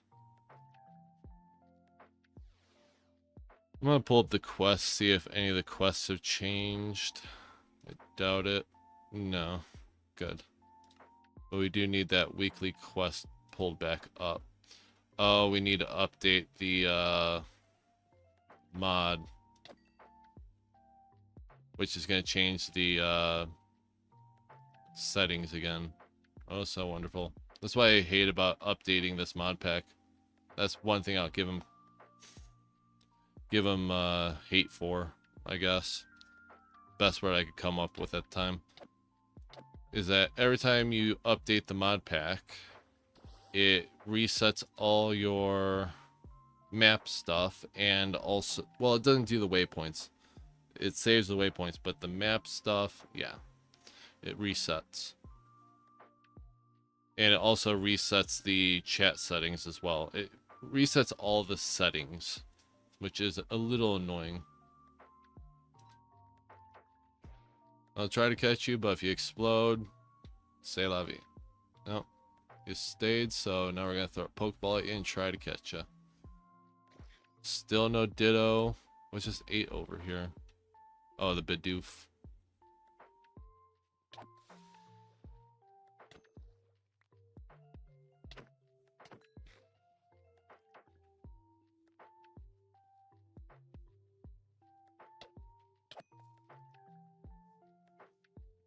Solosis, already caught you many times. Because yeah, usually when you need to update, the pin tasks don't show up, so let's head back over to our platform and also heal up our Pokemon. Poke heal.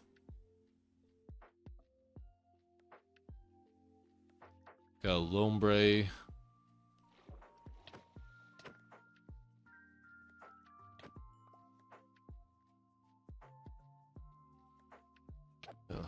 Take care of the Ducklet. Go. Anything else over here? Nope. Head back to our platform. 4 fish over there. We'll let some of the Pokemon spawn in a little bit more before I go over there and get rid of them.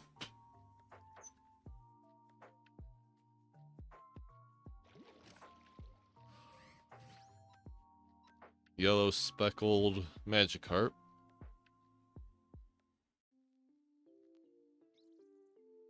Let's see what else we can catch. I'm really hoping we catch a Ditto sooner or later. That's been my one true goal on this server, is to catch a Ditto. Why'd I false swipe? Ugh. Keep always hitting false swipe by accident. It's just habit.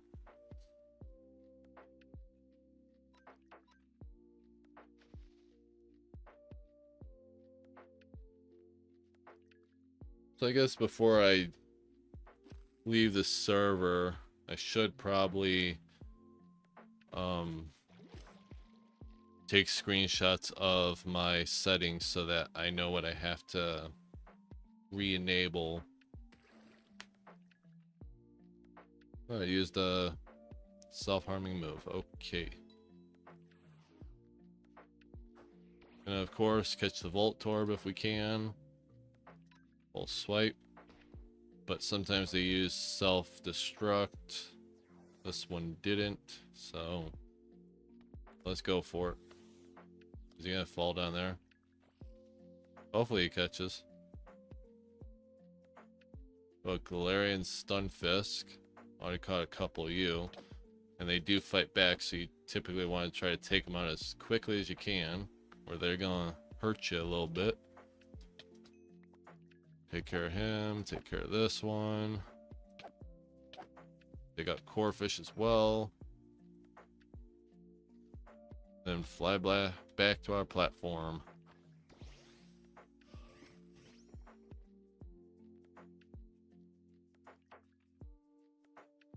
But yeah, just praying for that Ditto to show up. I keep clicking. Oh, there's a Marsh Stomp. So like I said, the rarity thing is working. That's a good sign. Just did a whole lot of damage to itself. Wow.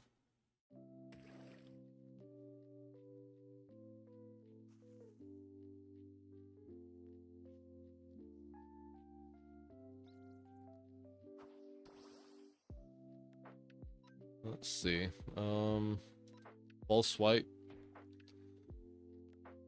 And then we're gonna go for a Hypnosis and hope it hits. Nope. Missed, and sooner or later he's gonna use Supersonic. Or right there, Supersonic. So look at that. Or not Supersonic, but the Water Pulse made my Gallade confused. A Flamigo.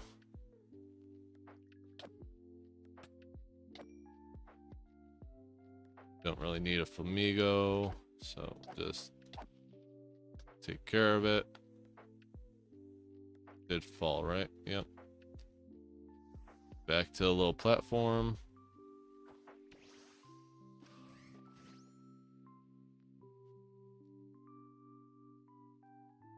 Okay, let's see. See, bunch of Squirtles all the time. I really don't need a Squirtle. It's like, I hate defeating the Squirtles, but it's just if I don't, I'm gonna fill up my whole PC, and I'm still waiting for STS to be enabled or a feature. And they're constantly working on things, because just look at the new Surge thing. That wasn't here yesterday. I was on the server yesterday and it wasn't here. So they just added that today. So they're constantly still working on this server.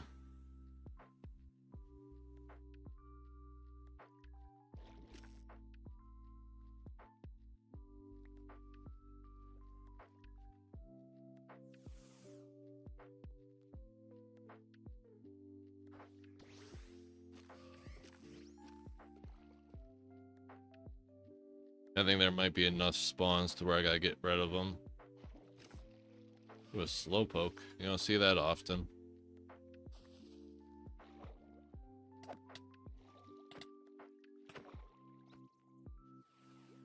I'm actually gonna grab that Slowpoke tail because I think it comes in handy for some recipes.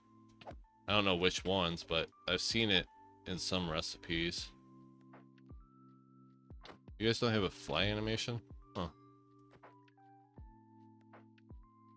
Interesting.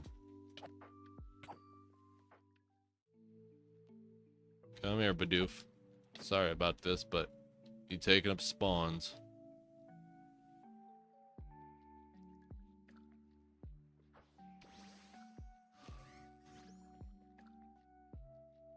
I think I forgot about that Spidop over there, but oh well. Barboach. Got many of you. Psyduck just spawned over there. Keeping an eye out for that pink little blob.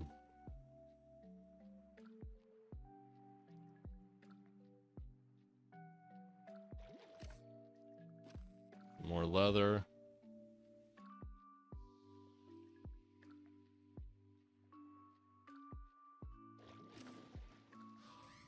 Ooh, a Gyarados. Got plenty of them, so don't really need it, but interesting.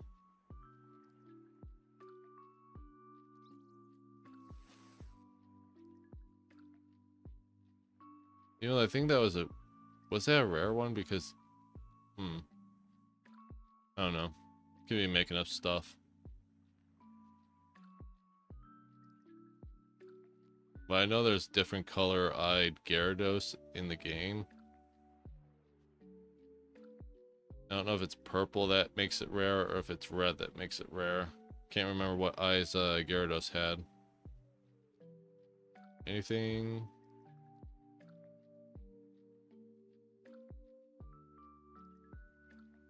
Ah, that's why. We ran out of starf berries.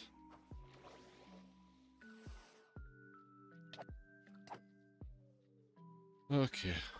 Get rid of all the nuisance spawns.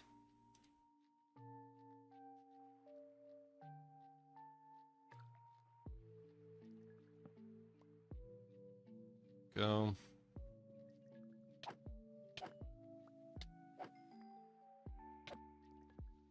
Oh, it's a little one. It's gonna be an ankle biter. Little ankle biter, those little ones are. Another Lotad. Back into the water you go.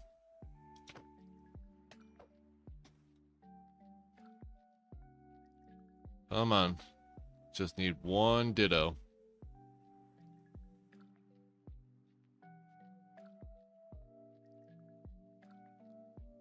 I'll get out some more berries. I'll just use 45 starf. Why not?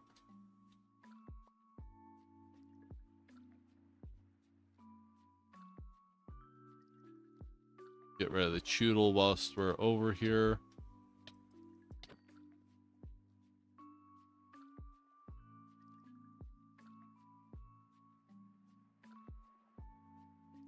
Chewy joined back on the server.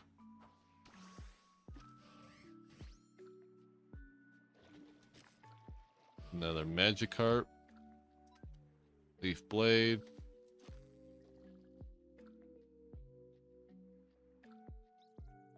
Come on, all we need is just one Ditto.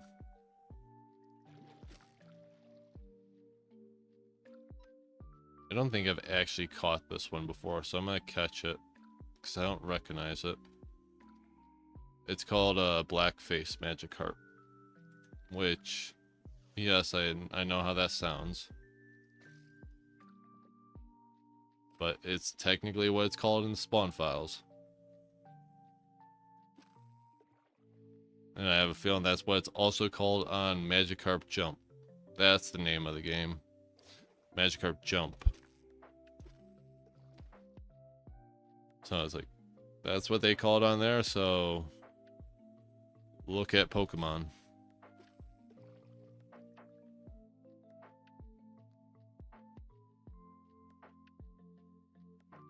Come on. And too quick. A lot of Bidoof and a lot of barrels. Problem is that they're normal types, so they are part of that 20x chance of spawning. That's the problem with Ditto being in a slime chunk in a swamp. Well, actually, it's probably best that it's in a swamp, because if it was in a plains, that would be a nightmare. What would be cool about the slash check spawns is if you're next to a Poke snack and it would show you the increase, which actually it might. I haven't tried this. Let me see. Check spawns. Rare. Well, we should probably check in here. No, it shows the same exact stuff, but technically it should be higher. There we go, got rid of him. Get rid of the Zubat. Get rid of the Bidoof.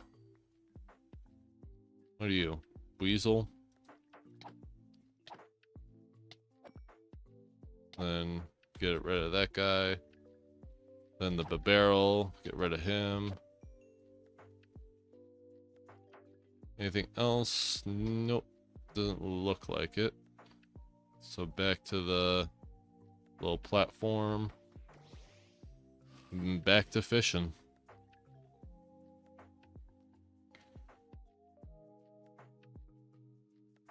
They ate up one of the Poke Snacks over there, so Running out soon.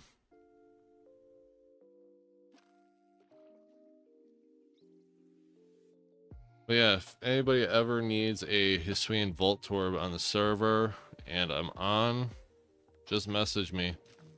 I'll allow you to TP up here, and you can just sit over in this corner and wait until Voltorb spawns, and you got yourself a Hisuian Voltorb.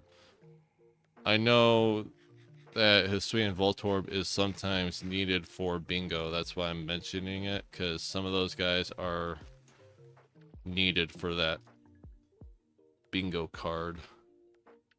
That's why I built this platform, because I needed it one time. Too slow. It'd be cool if you could fish up Dittos in a slime chunk. That would be cool. Huh. That is a data pack idea. Fishable Dittos. Has a nice ring to it too. And it honestly wouldn't be too hard. I just have to figure out how the slime chunk mechanic works, and then... Well, all I would probably have to do is technically look at the spawn pool file for Ditto, and then copy it, add it to spawn pool world file in a different folder, and change the context to fish instead of surface, or grounded, I mean, not surface. It'd be pretty easy. Probably one of my easier data packs I've made. Alright, let's go around and get rid of some of these other Pokemon. Because whilst they're not affecting Poke Snacks, they are affecting natural spawns. So they shall be taken care of.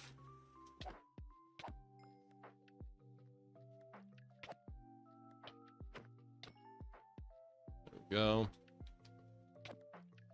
Upiter and Cricketot. Don't need you all. Alright, back to our little corner.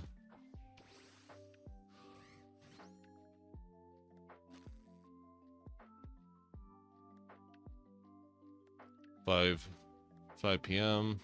Probably be getting off soon. So I don't know how much more my voice can take it. But I just want to wait until these Poke Cakes are done and then probably hop off.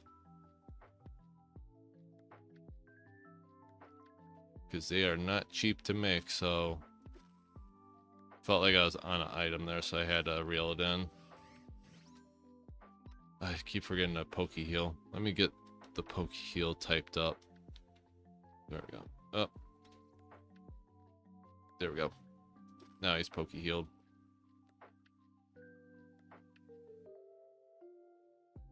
Be something really cool.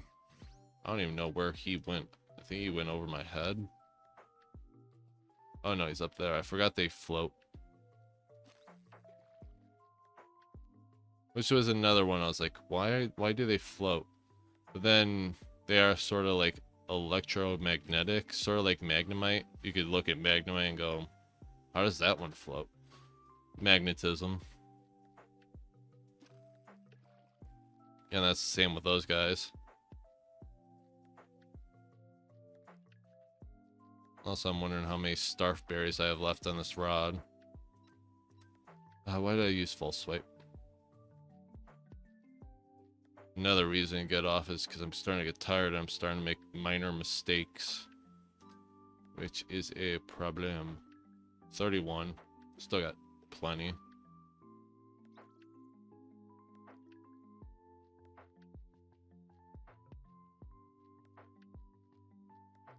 Come on. And we got more boots.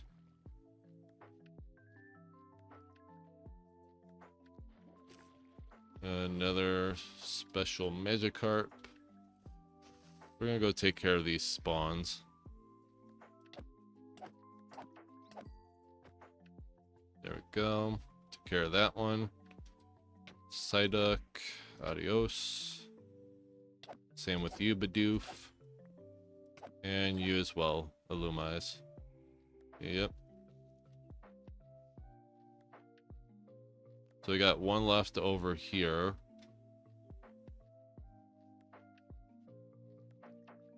I thought I saw a name tag. Sneaky little guy. I was like, saw a name tag, then it disappeared. And I was like, what? Yeah, he's hiding in the torch. So we got 1 cake and 2 cake. So let's see if we can get a ditto out of it. I don't know if we will, but hopefully. Corefish, Lechonk. It's funny how a lot of people's experience with Scarlet and Violet involves getting their first shiny as Lechonk. Like my first shiny on Scarlet and Violet was a Lechonk. And I saw some other YouTubers on YouTube talking about how their first starter was Lechonk. I'm like, so everybody just got Lechonk as their first starter apparently. It makes sense being it's the one that spawns the most in Scarlet and Violet. Completely makes sense. Oh, my neck's starting to kill me. Basculin. More like sushi.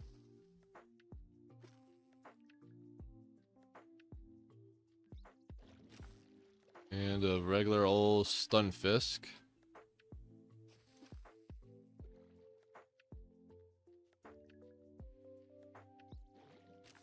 And a big Whiscash, which Leaf Blade should be super effective.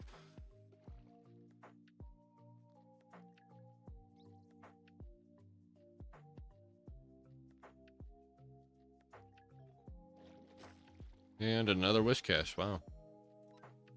Let's keep pulling them puppies up. They're decent levels though, so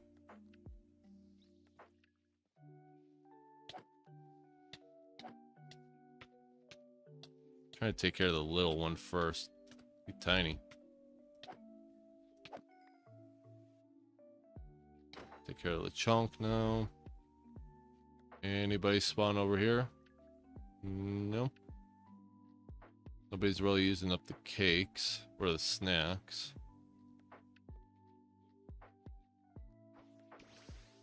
Let's see.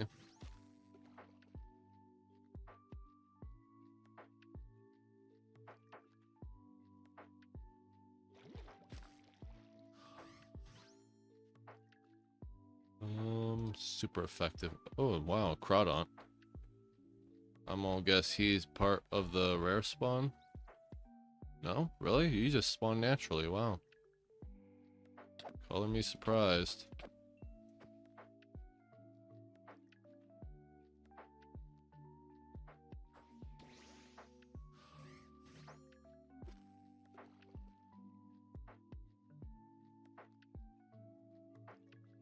Nothing seems to be spawning at the Pokestacks no more. It's interesting. I don't think I have him, but honestly, don't know if I really want to catch him. Unless, is he part of a Poke hunt? No. You know, Parasect is, and I do have a Mushroom Island platform that I can teleport to.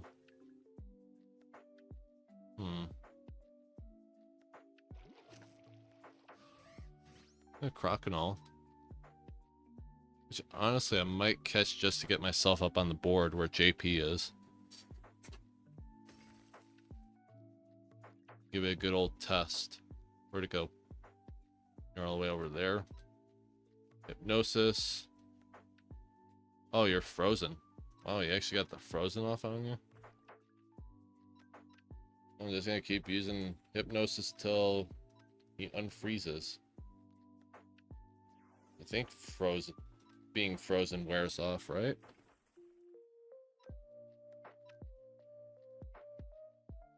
Question mark?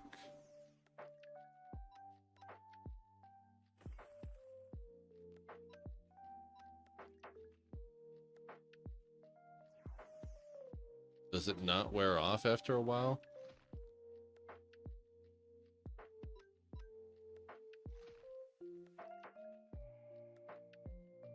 Okay. We're just gonna throw an Ultra Ball at him.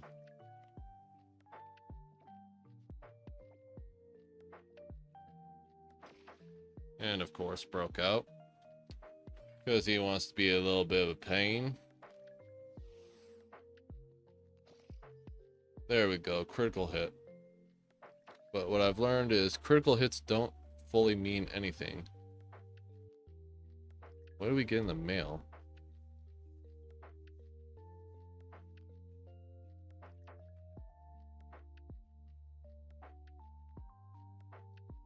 Let me throw out some of these items. And when I say some, most. Huh. Slash mail. Stamp any one square on your bingo board. Complete your choice. What? Oh, that's pretty sick. And we also got a great key. Huh. What is this surge thing all about?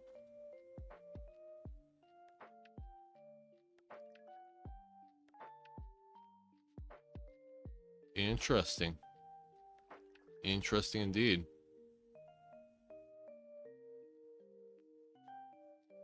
Let me look at my bingo.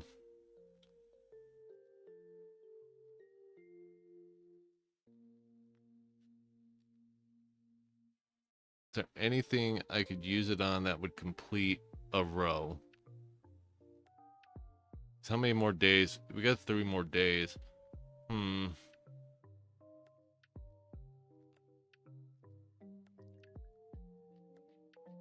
Can Gallade stop glitching out like that? I don't know. Because, like, I could complete the Skarmory one, but if I go to the Savannah and find one, I'm going to be so upset that I wasted my bingo stamp on a Skarmory that I could catch. Thinking this guy. Because then I just have to find an Eevee. I might just save my bingo stamp until the last day. I think that's what I might do. So slash PV1. And we're going to put the bingo stamp right there. And we're going to just take a look. Make sure there's no dittos. No dittos.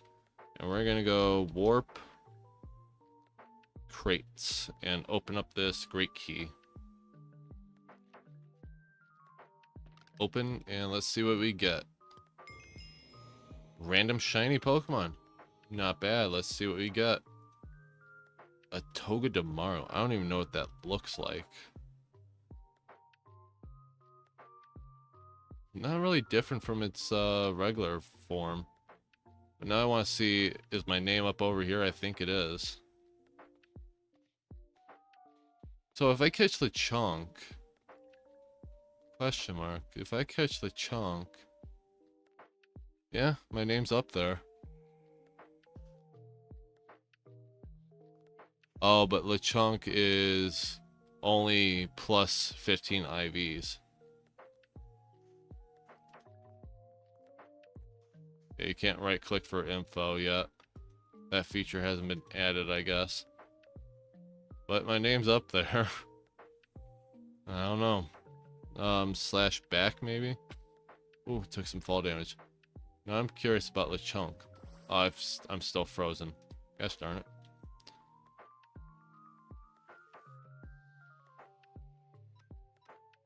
I'm just curious how this all works.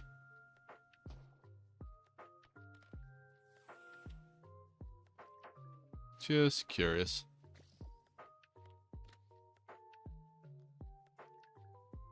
So what I'm thinking is it gives you... Yeah, he's not bad stats. Yeah, that's pretty good IV Lechonk. So I have a feeling the plus 15 IVs worked. Because that's pretty good IVs. Huh. Interesting mechanic. I'll give him that. Interesting mechanic I would have never thought of. Let's go to home, mushroom, fields, because I think the Poke Hunt is still on for Parasect. And all you do is need to catch a male. And Parasects spawn up here constantly.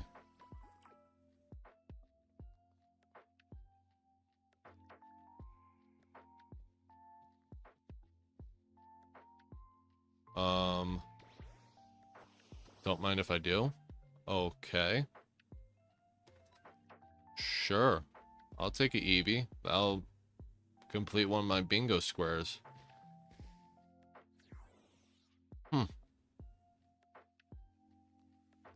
That's lucky. I've actually never seen an Eevee on this.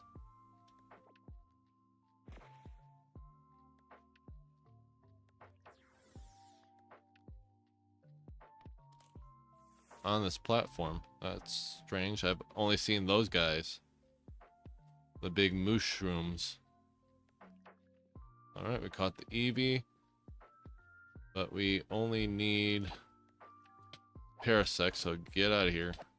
Go on. Go on, get.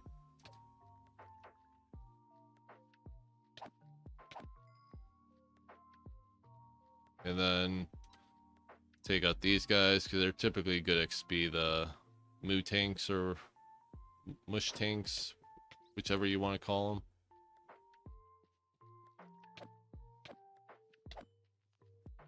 And we gotta take out all those guys. The Toad Schools. Got re-enable fly, I guess.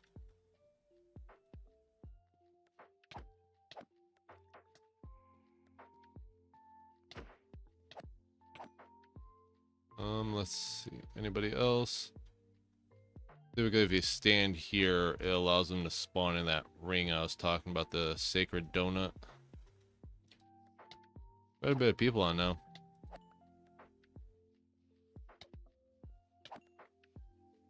Let's see.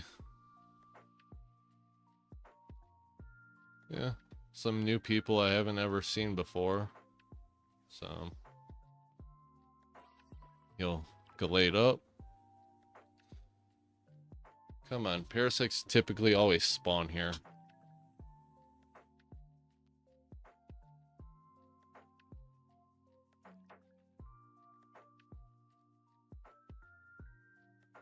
And for some odd reason, the Poke Snacks don't actually work up here. And of course, you're a female. I need a male Parasect.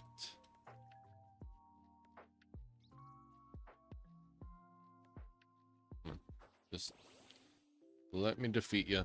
There we go.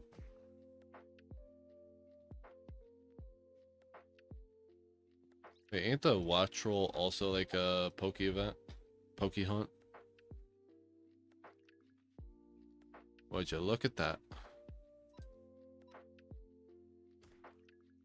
Breloom.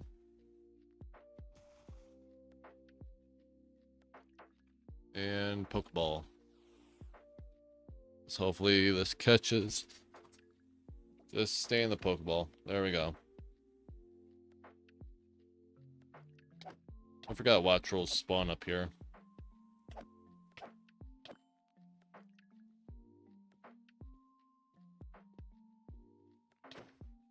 Off you go. And take care of the Toad School over here. And likewise, off you go.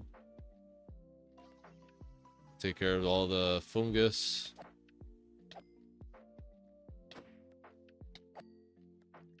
Parasect. Adios. Come on. One more Parasect. Or, yeah, Parasect.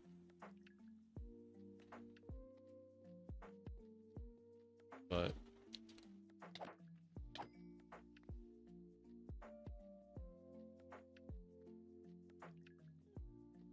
oh,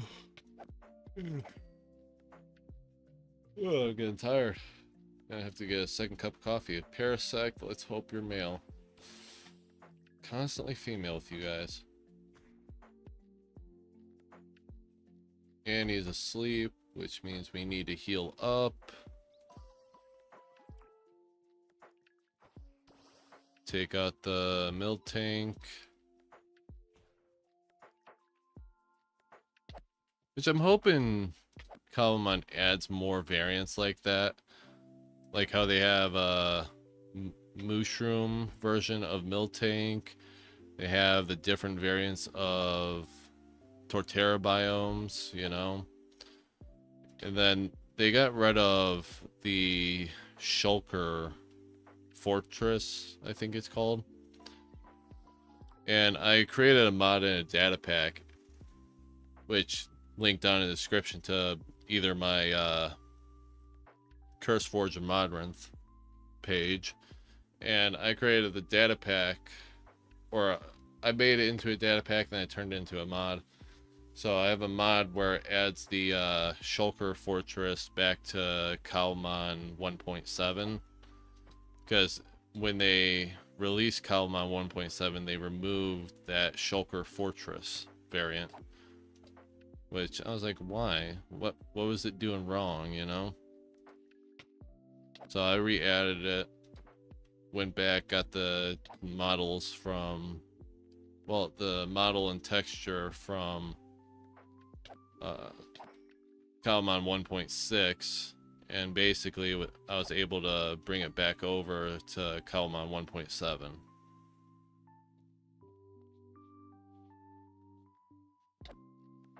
And then I copied another guy's data pack and allowed it to change the color of the shell with dye as a cosmetic item. Every so often, I just take data from other people's data packs and incorporate it into my own. And it's technically sort of like copyright. I'll give it that. Like, yeah, technically. But I'm just incorporating it. And honestly, if I sat down and actually worked on it, I would be able to do the same thing. It's just I feel like spending weeks upon weeks on it. So I just took some of his coding and copy and pasted it over to my data pack. And it's not like I just downloaded his copy of his data pack from CurseForge and added it to CurseForge. Because I will say with the Pasture Loot mod and I think the Pinken Island mod, I technically copied that from Modrinth over to CurseForge, but I did give the people their credit in the description of the CurseForge profile. So yeah. But the Pinken Island mod, how much work I've been putting into that thing, it's about to be my mod, my own creation, because there's so much I've put into it that it's going to be a mod that I created myself. So yeah, because I got a lot of plans for data packs and mods just brewing in my mind, and I just don't have enough time in the world to get them all done. And then, like I said, with this 1.8 update coming out sooner or later, it really does not help with trying to figure out, are any of the models going to change? Do I have to re-texture everything once this update comes out? It's like, I told my father, I don't want to change it 3 times. It's like maybe 2, but then like maybe 3 in the future if need be, but not like, oh, we just gave you the snapshot, here's the new models, and then right before they release the update, they go, oh, we also changed the models again. So then in like a short period of like a couple of months, I'd have to rework the texture to the model, and it's annoying because what I'm doing for the Pinken Island mod as it is right now, I'm retexturing all of them and basically giving them a whole new palette, because I wasn't a big fan of the original creator's palette of pink.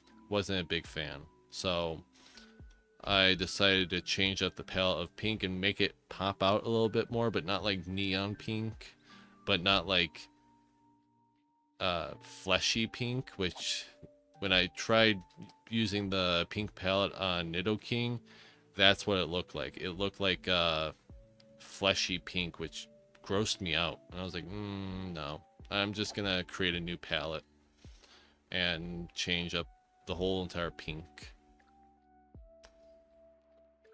Oh, come on, Paris. I didn't think it was gonna be this difficult to catch a Parasect. Because usually when I'm over here, they spawn constantly. Now I don't even know if this platform's really worth it, because I thought Dittos spawned like excessive over here, but they really don't. Let me see. Well, actually, they spawn more than... No, actually. Wait a minute. Wait a flippin' minute. 164. 1 out of 164. What was the mansion again? I think the mansion was 180. So, would the mushroom biome technically be better?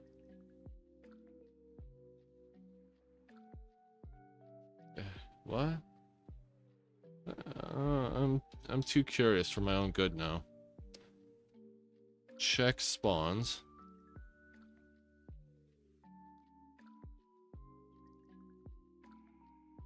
Yeah, it's 1 in 204 chance over here.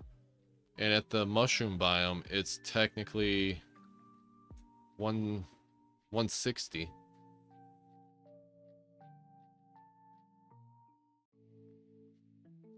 Huh. So would this be the more ideal place to farm? I think this might be the more ideal place to farm a Ditto.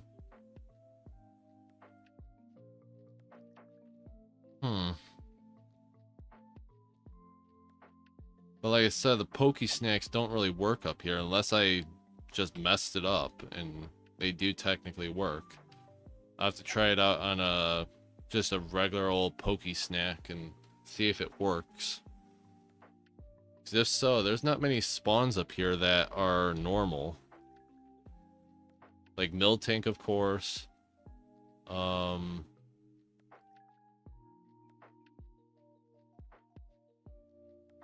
Think maybe Swablu, Ditto, Eevee, of course, but not many normal types up here. So if I was to bring a normal type Pokesnack cake up here, it should be super effective, because I don't think a lot of these guys are normal types up here. So I know you're Grass Bug, so you definitely don't count. And I wouldn't have to care about the rarity tier thing. Well, actually, it might help out dramatically here, because /check spawns. Ditto's an ultra rare and a rare. Oh, so it's like a slime chunk. So yeah, this would make it go down to ultra rare, and that would make it go down to rare. Honestly, not a bad call, if the Pokesnack works in a mushroom field biome. Because like I said, I tried one up here a while back and it didn't work. So I'm wondering if that was just a bad placement on my call, or it just doesn't work on mycelium. but then maybe I try it here and see if it works around here. That is a possibility.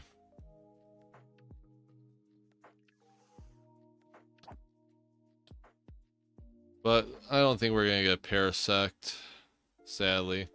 So I'm just gonna head back to Swamp once I get done defeating all these guys. Sacred Sword. Let's head back to the swamp. Well, actually, we gotta go to base now. Then climb up through the window. So I was thinking about making a little structure up here with doors so I can just walk in and out, but nobody else can. Even though doors are still a little iffy to me. I dropped it completely. Oh, now it's in there, really? So now I have to break this? Come on. Seriously? Oh, and I broke that with my normal pickaxe. Gosh darn it. I think I have some spares over here, don't I? Yeah, I do.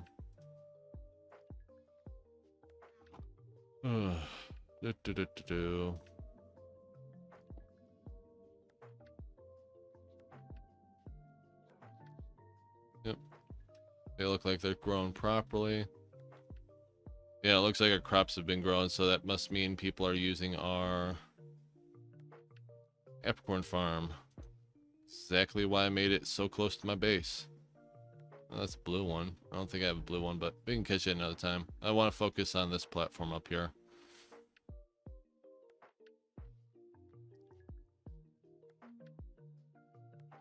I think levels, right?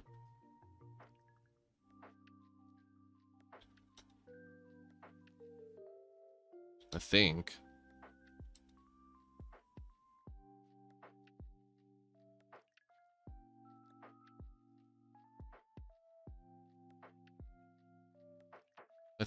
Right?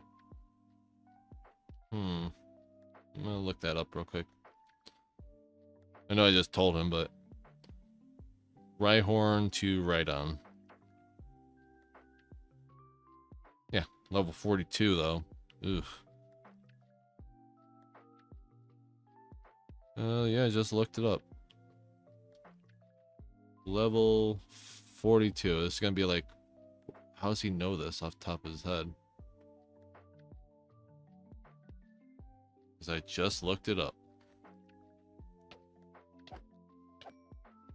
Shelmet, adios. Bye-bye, Pavilion.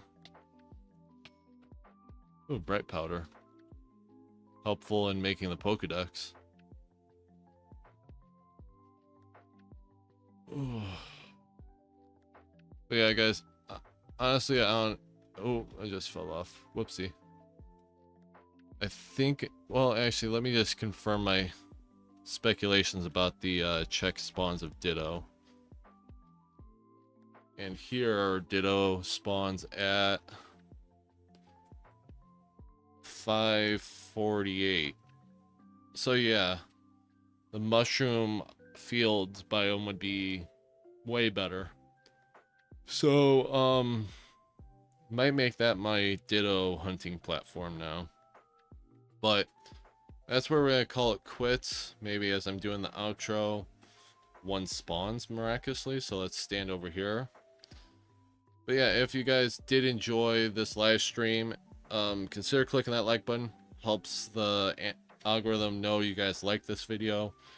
And if you guys just enjoy my Cobblemon content, my videos, my live streams, all that, and want to see what I have prepared for the future, consider clicking that subscribe button. And if you guys need Bisect hosting, I don't have it in the description, but if you quickly type in !host server, I have a affiliate link where I get a partial commission, a little tiny one, but still technically by law I mentioned I get a commission. You get 25% off of your first month with Bisect hosting.